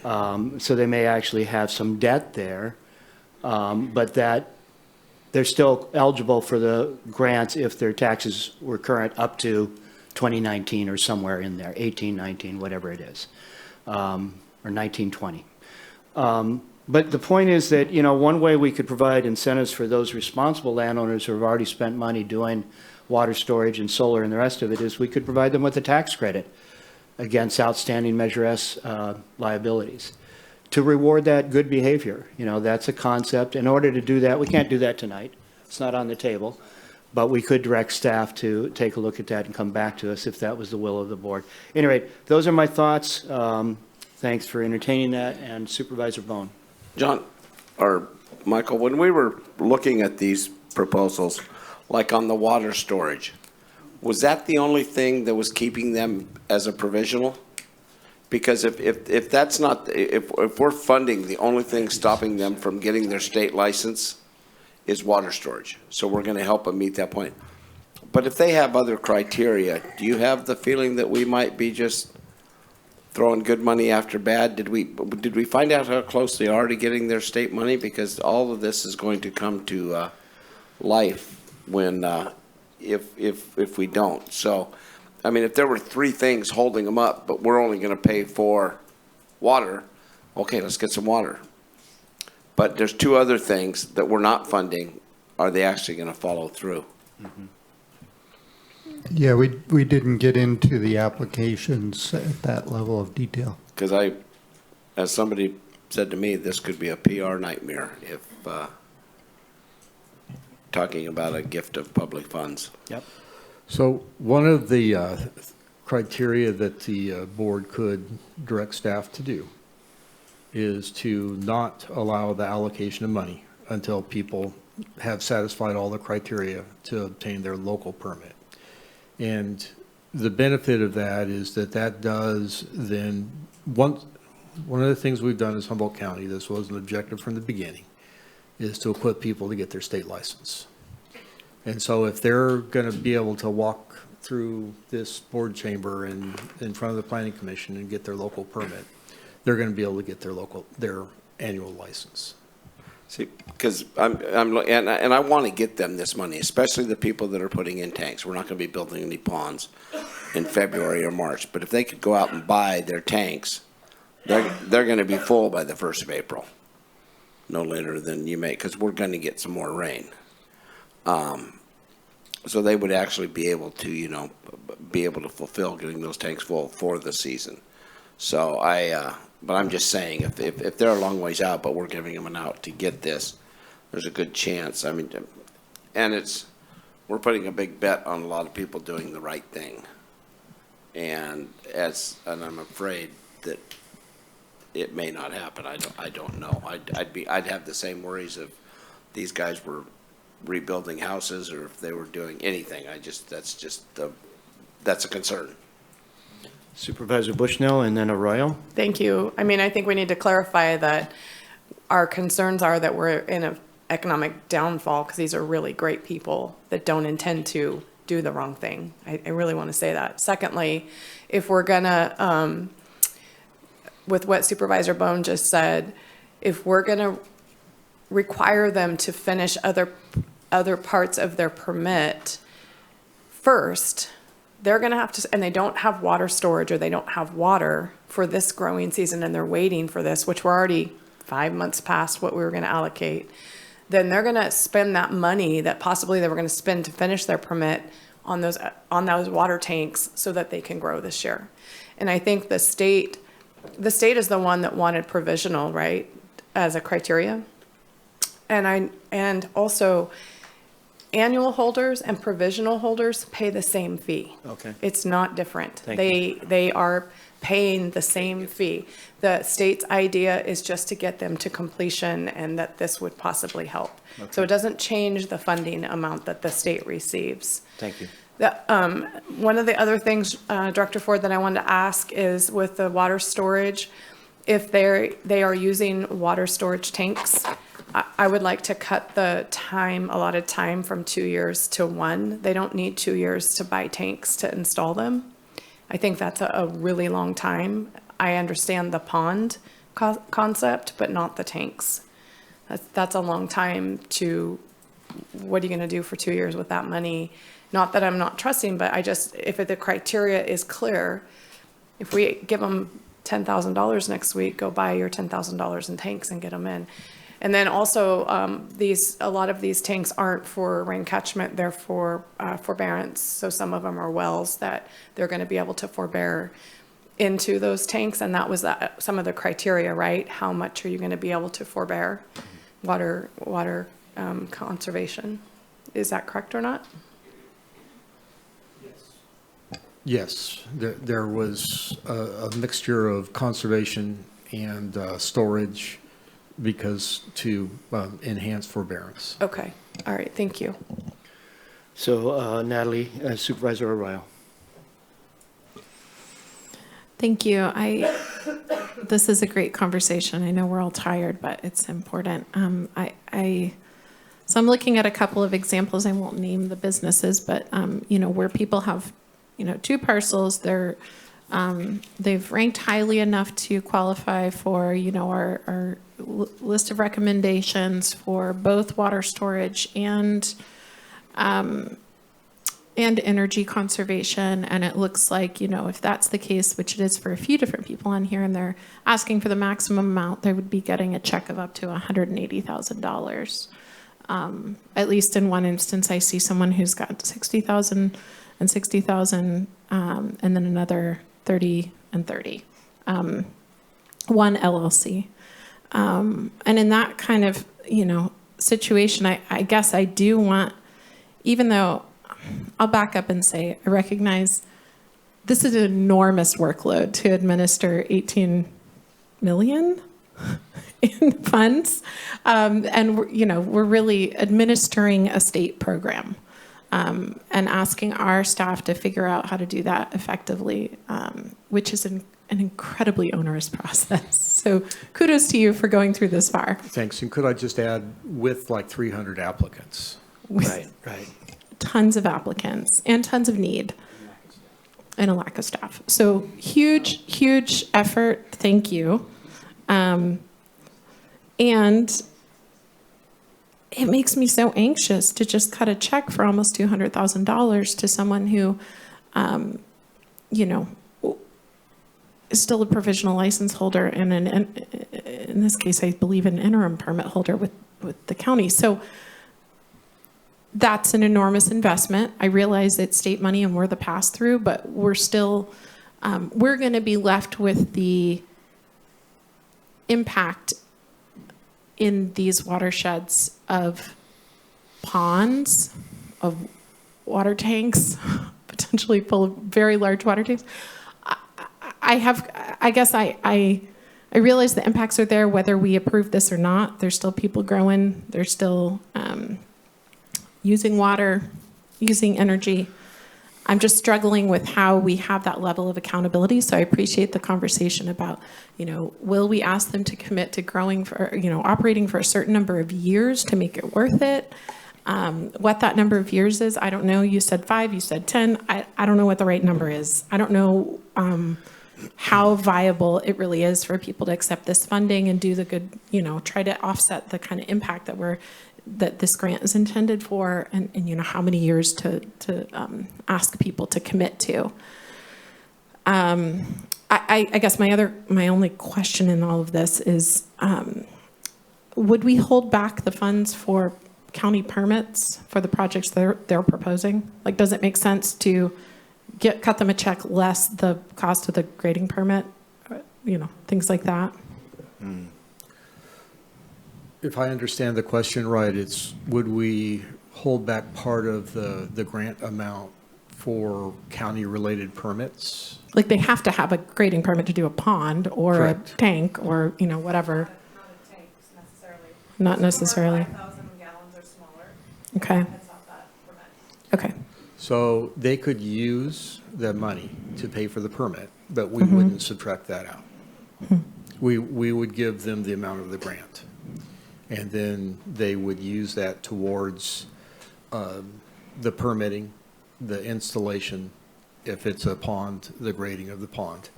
And then there would need to be accountability for how that money was spent. And so they need to send in a, self-certification that they did the things they were gonna do at some point.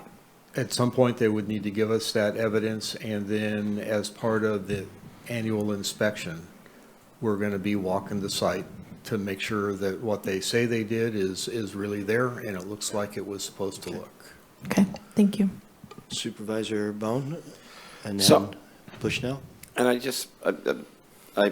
see somebody's got 4 permits for $180,000. Didn't we just say earlier you were only going to do one application, or no?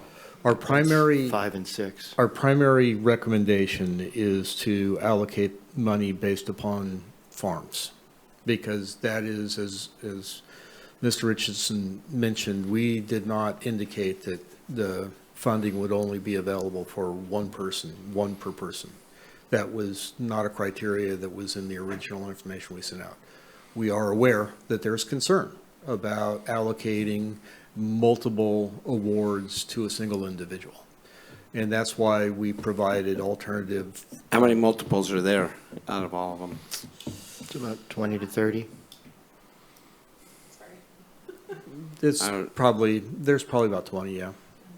And so if we held to just one application for each farm, like 5 and 6, would that allow us to go farther down the list of the people that didn't get funding? Yes. Bang for the buck, everything else, and being able to take care of as many people as possible. And the idea, I don't think we have to do something. We have to get money to these people so they can actually get ready. I mean, it's February. They've got to start doing something.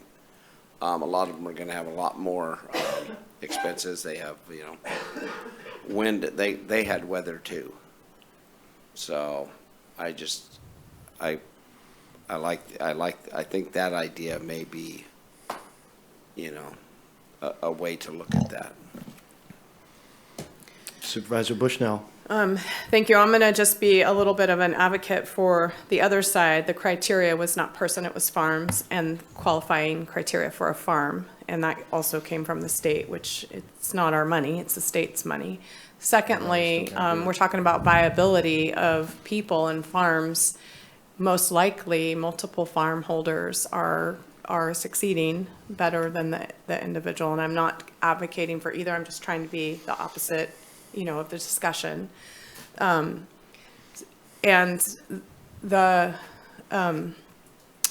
to Supervisor Arroyo's question, I don't know, the time frame either.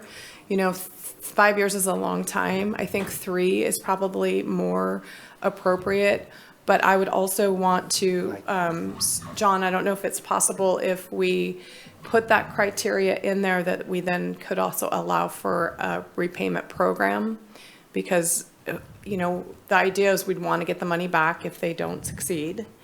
And to say that you need to pay back, say it's $60,000 probably isn't viable. So if we did a, you know, said installments or whatever, give them the opportunity, especially if they sign into the, you're going to succeed for 3 years or you have to pay this funding back.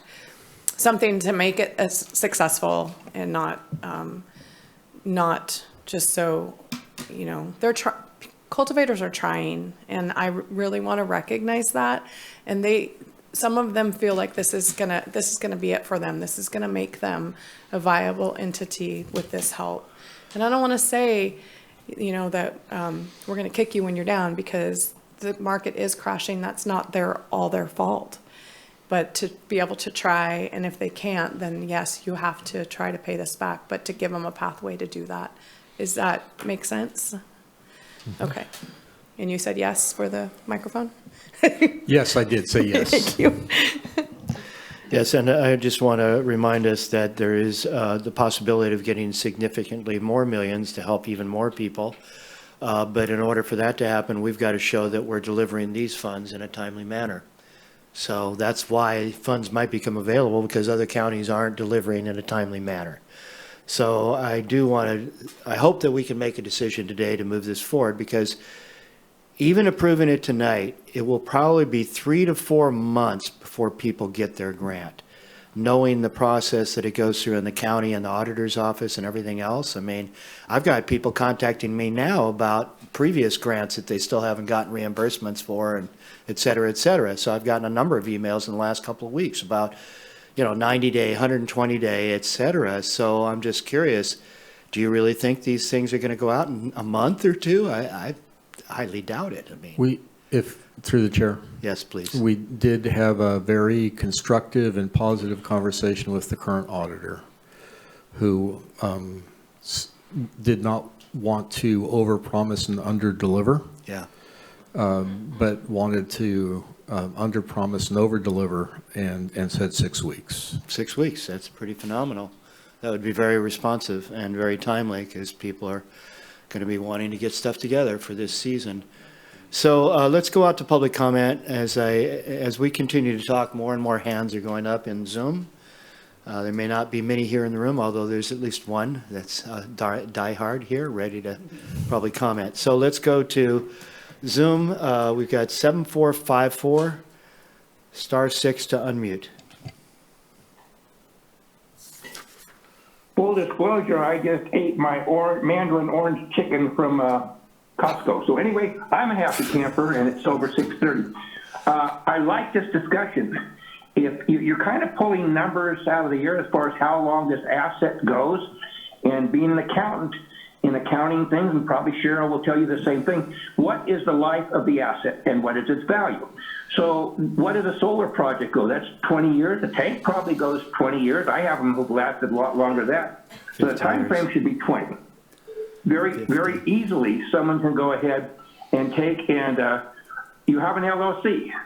You go ahead and you get these tanks, you sell the tanks off, you throw your LLC away without any complications whatsoever. A vast majority are LLCs. I strongly recommend that you go ahead and make sure that they do the right thing by saying, well, Eureka has a thing. And Natalie Arroyo, I think, was speaking. I watched her in her thing. When you sell your house, that's the time when you pay back. So there should be a due on sale clause, because that's when they're getting the benefit of this money, that money comes back into the pot for you guys to reuse. And I think that's a pretty simple thing. If you're trying to take one LLC and launder it and make your profit and just run with the tanks, sell the tanks off. But the lifespan of those tanks should be the governing factor, not 3 years. I mean, I'm sorry, Michelle, but that sounds a little ridiculous. 10 years was even minimal, but a minimum of 10 years on this thing 30 seconds. is the lifespan. So anyway, I really appreciate the conversation you've had here. And even though the average speaker here took about 32 minutes, I get my 2 minutes. Appreciate my 2 minutes. Thank you for the opportunity to speak. Thank you. And next we have 9831, Star 6 to unmute. You have 2 minutes. There you go.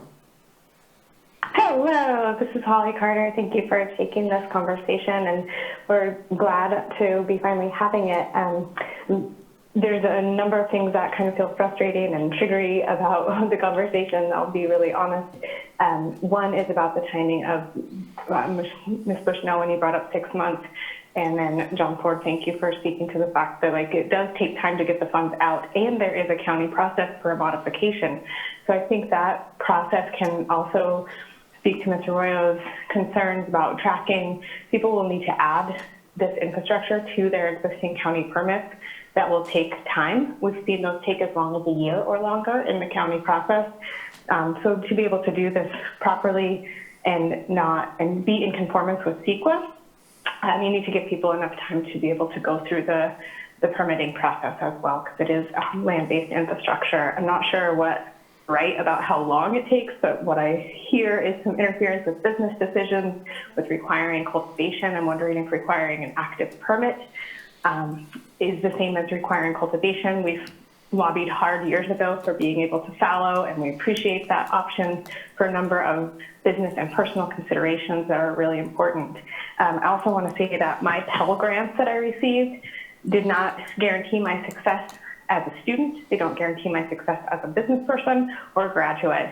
And so I think when we're talking about this, you're still putting things in the hands of 30 seconds. a wildly unpredictable market. I have a lot more to say. Mr. Madrone, your board passed incentives in 2019 and haven't done anything to follow through on that. Thank you for your interest in doing that, and I hope to see that follow through. Thank you. And next we have 2401. Star 6 to unmute. There you go. Hi, I'm calling regarding the issue with one individual receiving multiple grants. Those on the list for round 1 and 2 funding went through the vetting process not once, but twice, and therefore I trust that those on the list were found to be the most qualified and should not be penalized due to ownership of more than one parcel. The county followed the state's guidelines in regard to these grants, and they were scored based on each parcel status and need in order to transition to annual licensure. Each parcel was found to be in compliance with the county and state and was scored based on need for additional water storage and solar infrastructure in order to be CEQA compliant. I myself own more than one parcel and would be the recipient of more than one grant, and I have gone through the rigorous and costly process of permitting each parcel I own, as well as investing in all of the infrastructure for each parcel, which includes wells, ponds, water tanks, road and culvert upgrades, and some solar infrastructure all on my own. Due to owning more than one parcel and having more square footage, I've also paid a lot more in Measure S taxes and state license fees than smaller operators, which has now created serious financial hardship for my family and business. I am in compliance, and I need additional help to transition each of my parcels to annual license status with the state. This grant funding would be used for infrastructure that would be the last step that would allow me to transition.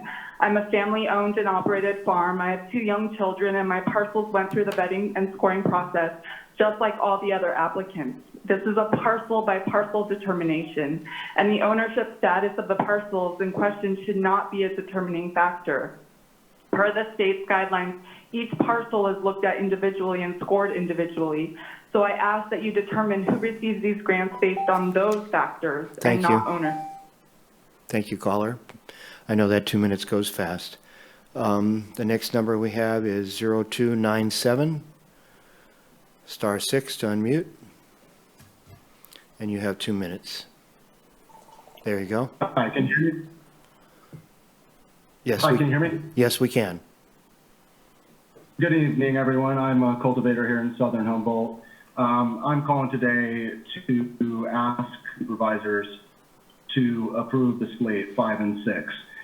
I did the math on both the multi per person and the grants per parcel, and there's 25 applicants that will receive 2 to 3 grants in the first round funding on the slate that gives multiple awards.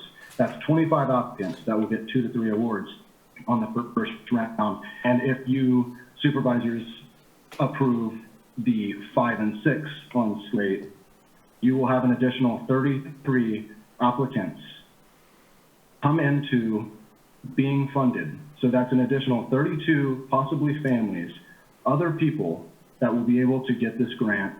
I would say that not all of us are having bad behavior because we cannot get all the way to the finish line. We're trying very, very hard. Some of us are financially strapped, and it is our absolute goal and dream to get there. So I just wanted to let you know that, Mr. Madrone, not everyone that is in this is having bad behavior. Thank you for listening. Please approve the slate 5 and 6 for individual grants, not multiple awards per person. It's just not fair. Thank you. Thank you. And next we have 7272.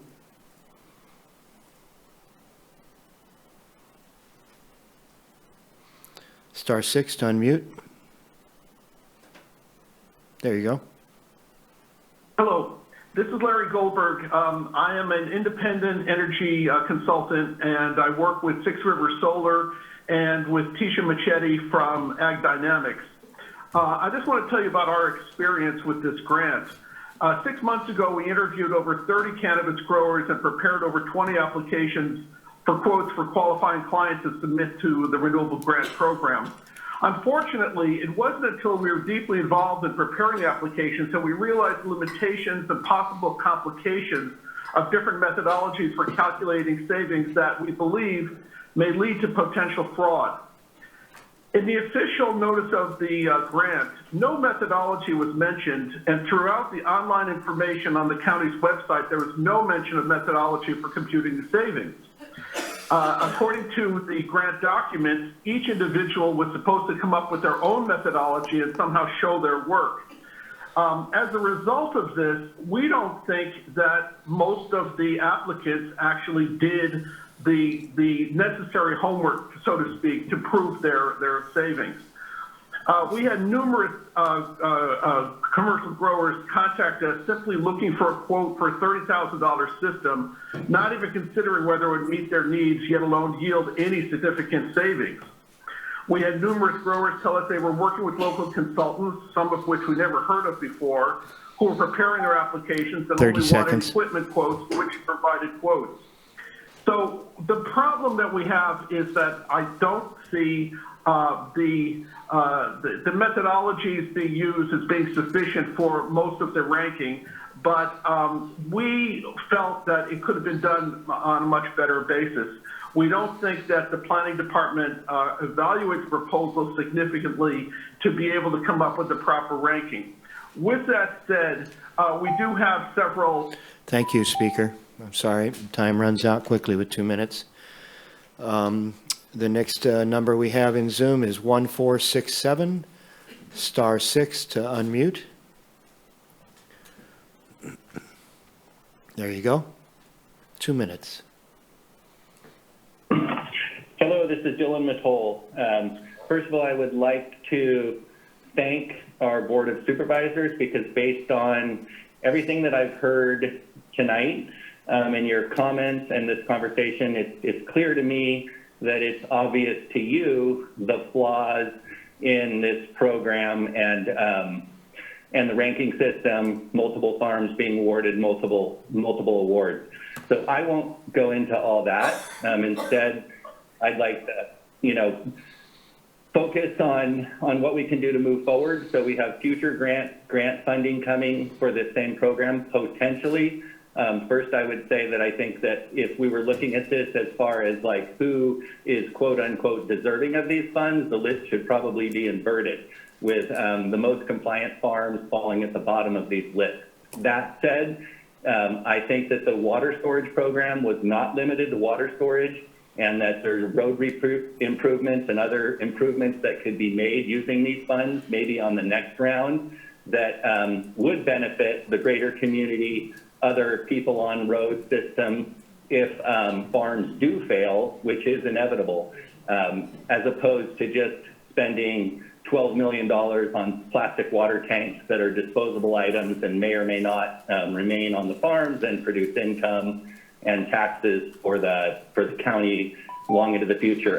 30 seconds. Want to remind everybody that there will be no provisionals under current regulations after January 2025. So these farms will all need to get fully annual licensed by then. So I think it is important for planning to look at the viability of if these expenditures will in fact get these people to compliance, because if they're doing a modification to their plan, then this. Thank you, Speaker. Next we have 9687, *6 to unmute, and you have 2 minutes.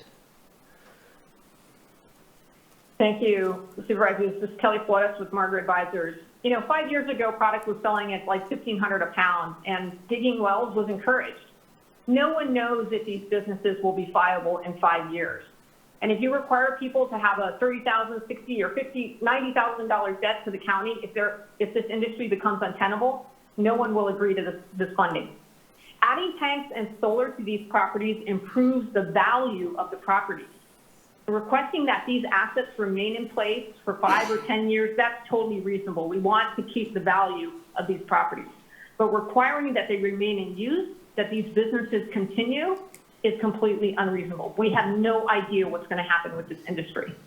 And honestly, Supervisor Madrone, I'm surprised that you would rather provide grants to non-impacted watersheds instead of impacted watersheds. These rankings were based on impacted watersheds and provisional licenses. A farm with an impacted watershed that has 2 parcels applies for 2 grants because they need the additional water for both parcels. And as a reminder, this grant money, if you think about it, it's come from the millions and millions of dollars that cannabis cultivation taxes have been paid by these farmers. To create untenable restrictions and discourage the distribution of this funding is not in the best interest of these farmers, of the county, or even of our environment. And please be aware that when we work with our clients, we are totally prepared to provide the county with invoices and receipts for everything that's purchased and all the construction that is done. That is a totally reasonable request. We do it now with the trellis grants, and we'll do it with these grants. Please do not put unreasonable requests on these funds. They are desperately needed, and they will improve the value of these properties and the environment. Thank you. Thank you. Next we have 1180. *6 to unmute. There you go. Hi, can you hear me? Yes. Hi, my name is Vanessa Villari, and I have a small cannabis farm in Humboldt County, and I also represent several clients who applied for these grant funds. And I do want to point out that for myself personally, my clients that I applied for, this is the barrier for them to receive an annual license or to resolve their IP extension, but more because the rules have changed, not because their farms weren't permittable in the first place. And there were a lot of farms that applied, too many for the county staff to be able to process them in a timely manner, and a lot of us got left to be processed later, and as it got later and later, the rules did change, and now we do need funding in order to be able to meet the new rules and to be able to be approved. The other thing I wanted to kind of piggyback on Margot about was how much we have paid into the state in order to have state licenses. For example, a 20,000 square foot light depth grow will pay $26,000 a year to the state of California, as well as $20,000 a year in previous years to the county, so $46,000 to have a license. All said, we have a huge stake in this money and it coming to us to help us all be able to move forward into the future. The other thing I wanted to also say is that saying that we have to stay in business for a certain length of time to not have to pay back the grant seems not in the spirit of the grant. I can't find the literature right now, but I'm pretty sure I read from the DCC that was not the intention, that the money would have to be paid back, that they did not want people to feel forced to do that. So I just hope that we all kind of keep the spirit of what this grant funding is really about, which is getting these qualified cultivators over the finish line with their water and power problems, because that's really the holdup for all of these people. Thank you so much. Thank you, caller. And the last hand up is 2223. *6 to unmute. There you go. Good evening. Can you hear me? Yes, we can. Good evening. This is Craig Johnston of Alpenglow Farms.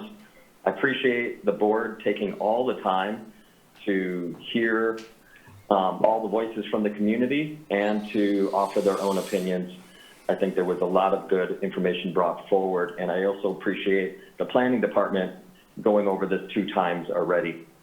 I think we've all learned a lot from this, and it does sound like these grants do need to get out and take what we've learned and move forward and capture the other funds and get those out. I think we have to bring in the looming dark cloud over this entire process. And I think we're forgetting about the Betsy Watson initiative. There will be no bulldozer blades dropped to build ponds.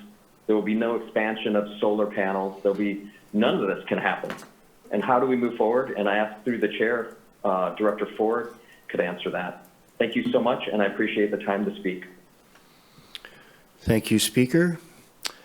And at this point, that's all of the public input on Zoom, and we have one person here in the audience. Welcome. The diehard. It's been a long day for all of us. It's important. There are businesses' livelihoods at stake here. Esteemed board, thank you for the moment to speak and welcome. Applying for these DCC funds allowed the planning department to receive money that was paid by our farmers into DCC. It's not public funds, it's their funds. They will be paying taxes on their funds. So I think that's very important to understand as well. My name is Suzanne, I'm from Margot Advisors. We wrote and submitted close to 50, a little over 50. We have those that fell in the red, fell in the yellow, fell in the green. I think I caution the Board of Supervisors to understand the complexity of this funding and what it's earmarked for, and the complexity of the process of the planning department and why these folks do not have permits. They're interim permits for a reason.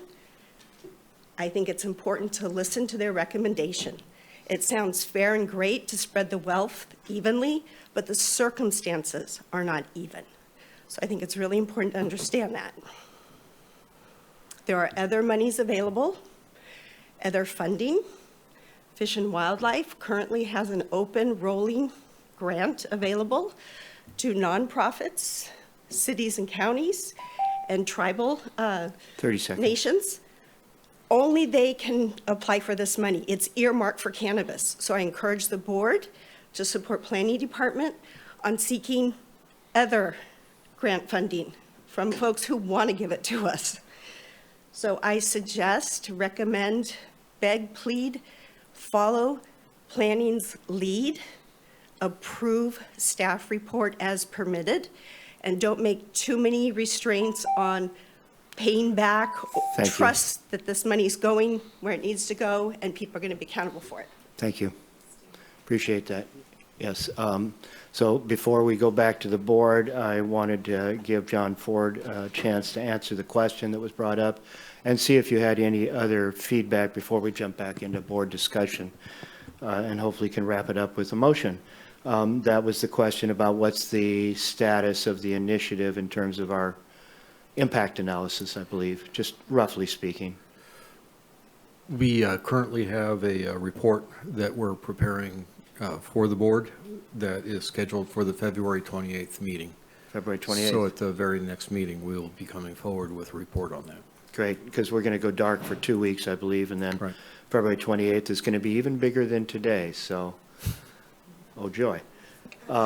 So I've got Supervisor Bushnell here, ready to speak, and Supervisor Bohn. I just want to clarify for a public comment, the 6 months I understand that nothing can get done in the 6 months. It was a request that the planning department come back and report to this board how the process is going. I think Director Ford understood that, right? Yeah, not that you get the work done. I know that that can't happen. And then there is, you know, Director Ford, is there specific language within the grant from the DCC that says anything about the benefit of this money to, say, farms that don't succeed very long after and so forth, since we've had a lot of discussion around that? I'm not familiar with that money. I am familiar with the fact that the DCC did not want it to be a loan program where it needed to be repaid. I think that that's an absolute truth. Whether or not the county, as the agency implementing this or not, wants to make sure the money goes to cannabis farms that proceed through the process to get their annual license. I think that's the intent. And so to ensure that the money is being received by people who will remain in the industry or intend to remain in the industry, I don't think that's an unfair criteria.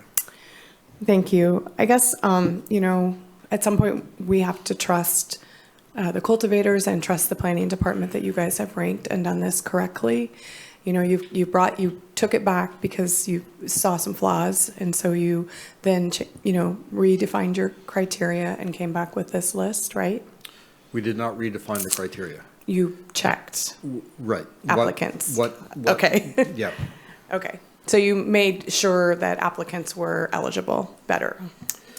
Correct. There was two things that there was two different lists. One was a verified list, one was an unverified list, and somehow the unverified lists end up in the spreadsheet that we based the ranking on, even though we had the verified lists within the database. So it was a glitch, it was a human error.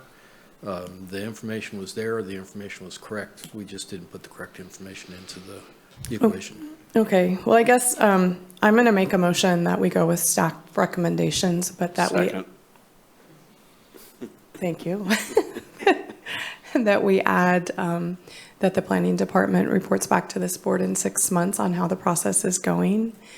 And I'm making that motion because of your statement that the DCC did not intend for this money to be repaid, that it intended for it to get out to the cultivators to help them, and that you guys, as the planning department, followed the ranking that the DCC wanted. And I appreciate all the work that you guys have done around this.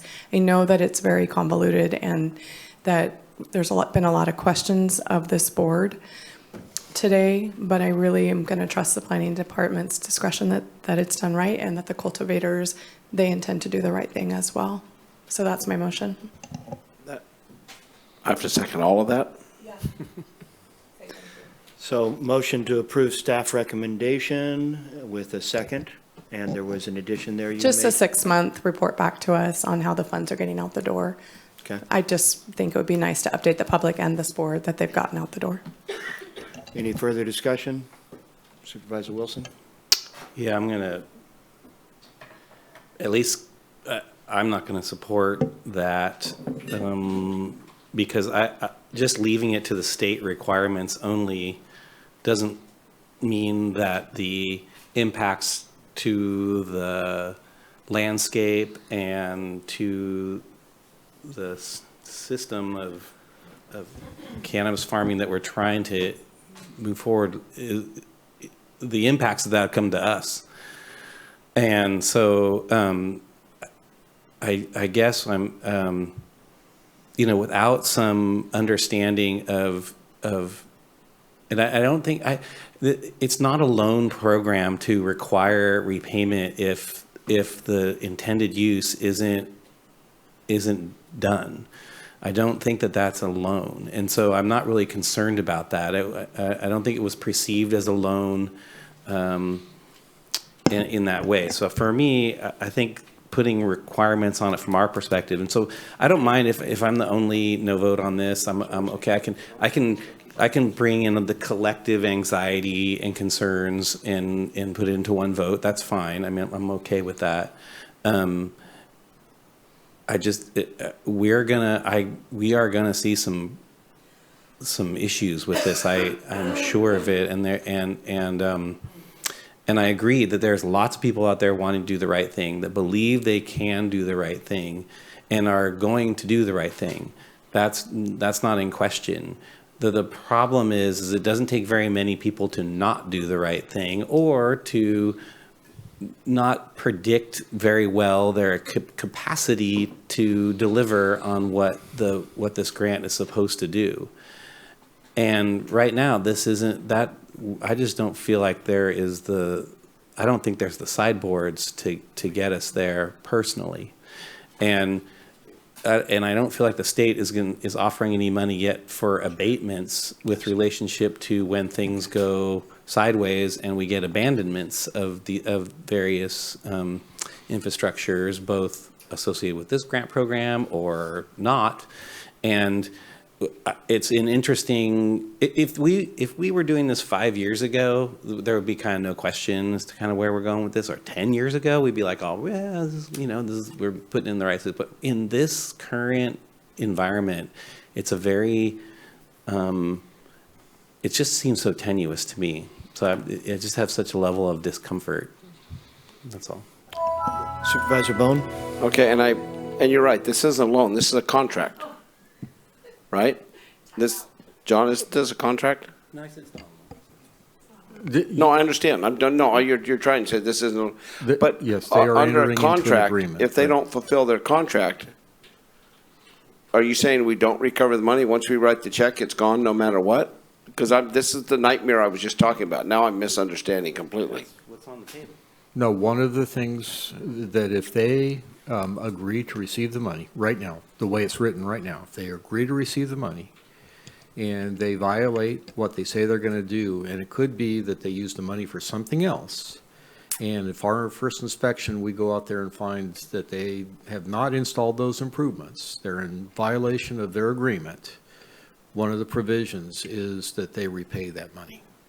Okay, and that's in the motion. That's part of your. That's part of the recommendation right now. That's why we provided the grant language to it. It sounded like, and I'm sorry, I misunderstood. It sounded like, I mean, it's going to be enough of a nightmare as it is. This just scares the hell out of me. But if we don't get the money out there, it's going to be a bigger nightmare. So, I mean, then we, it's like giving a fishing permit after the fishing season's over. So, okay. So there is recourse, liens, whatever the case may be, right? Not liens.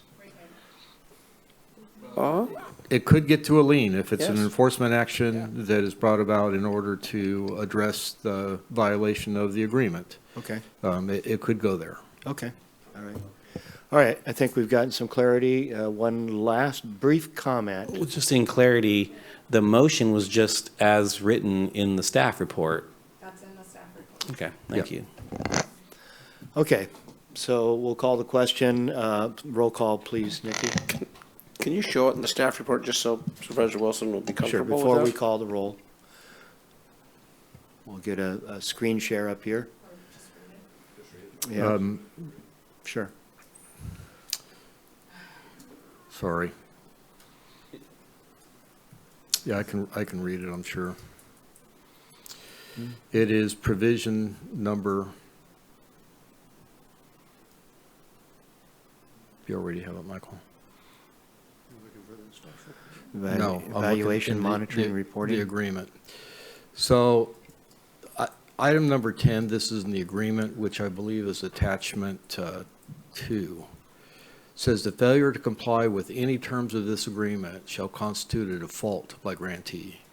In the event of a default, county may, in its discretion, take any of the following actions in addition to any other remedies under this agreement. Terminate the agreement in whole or in part. Demand immediate reimbursement of any funds dispersed under this agreement. Bring an action for equitable relief seeking the specific performance by grantee of the terms and conditions of the agreement and/or enjoining, abating, or preventing any violation of said terms and conditions and/or seeking declaratory relief and/or pursue any other remedy allowed by law or in equity. And then what I was speaking to above is that it identifies the scope of work. So basically, Yeah, this doesn't, I mean, this is the scope of work. This doesn't address any of the issues that it brought forth with relationship to the term of the license, or how long, or whether the property gets sold, or any of those other issues that we brought up. I'm just saying, this just means that you're going to install what you said you were going to install. Right. Once that's done, this agreement is done, you can move on. So that does not come anywhere close to the concerns that I've put forth, and I'm okay with that. Like, Yeah, we can move forward with the vote. We don't have to discuss it anymore. Okay, Nikki, roll call, please.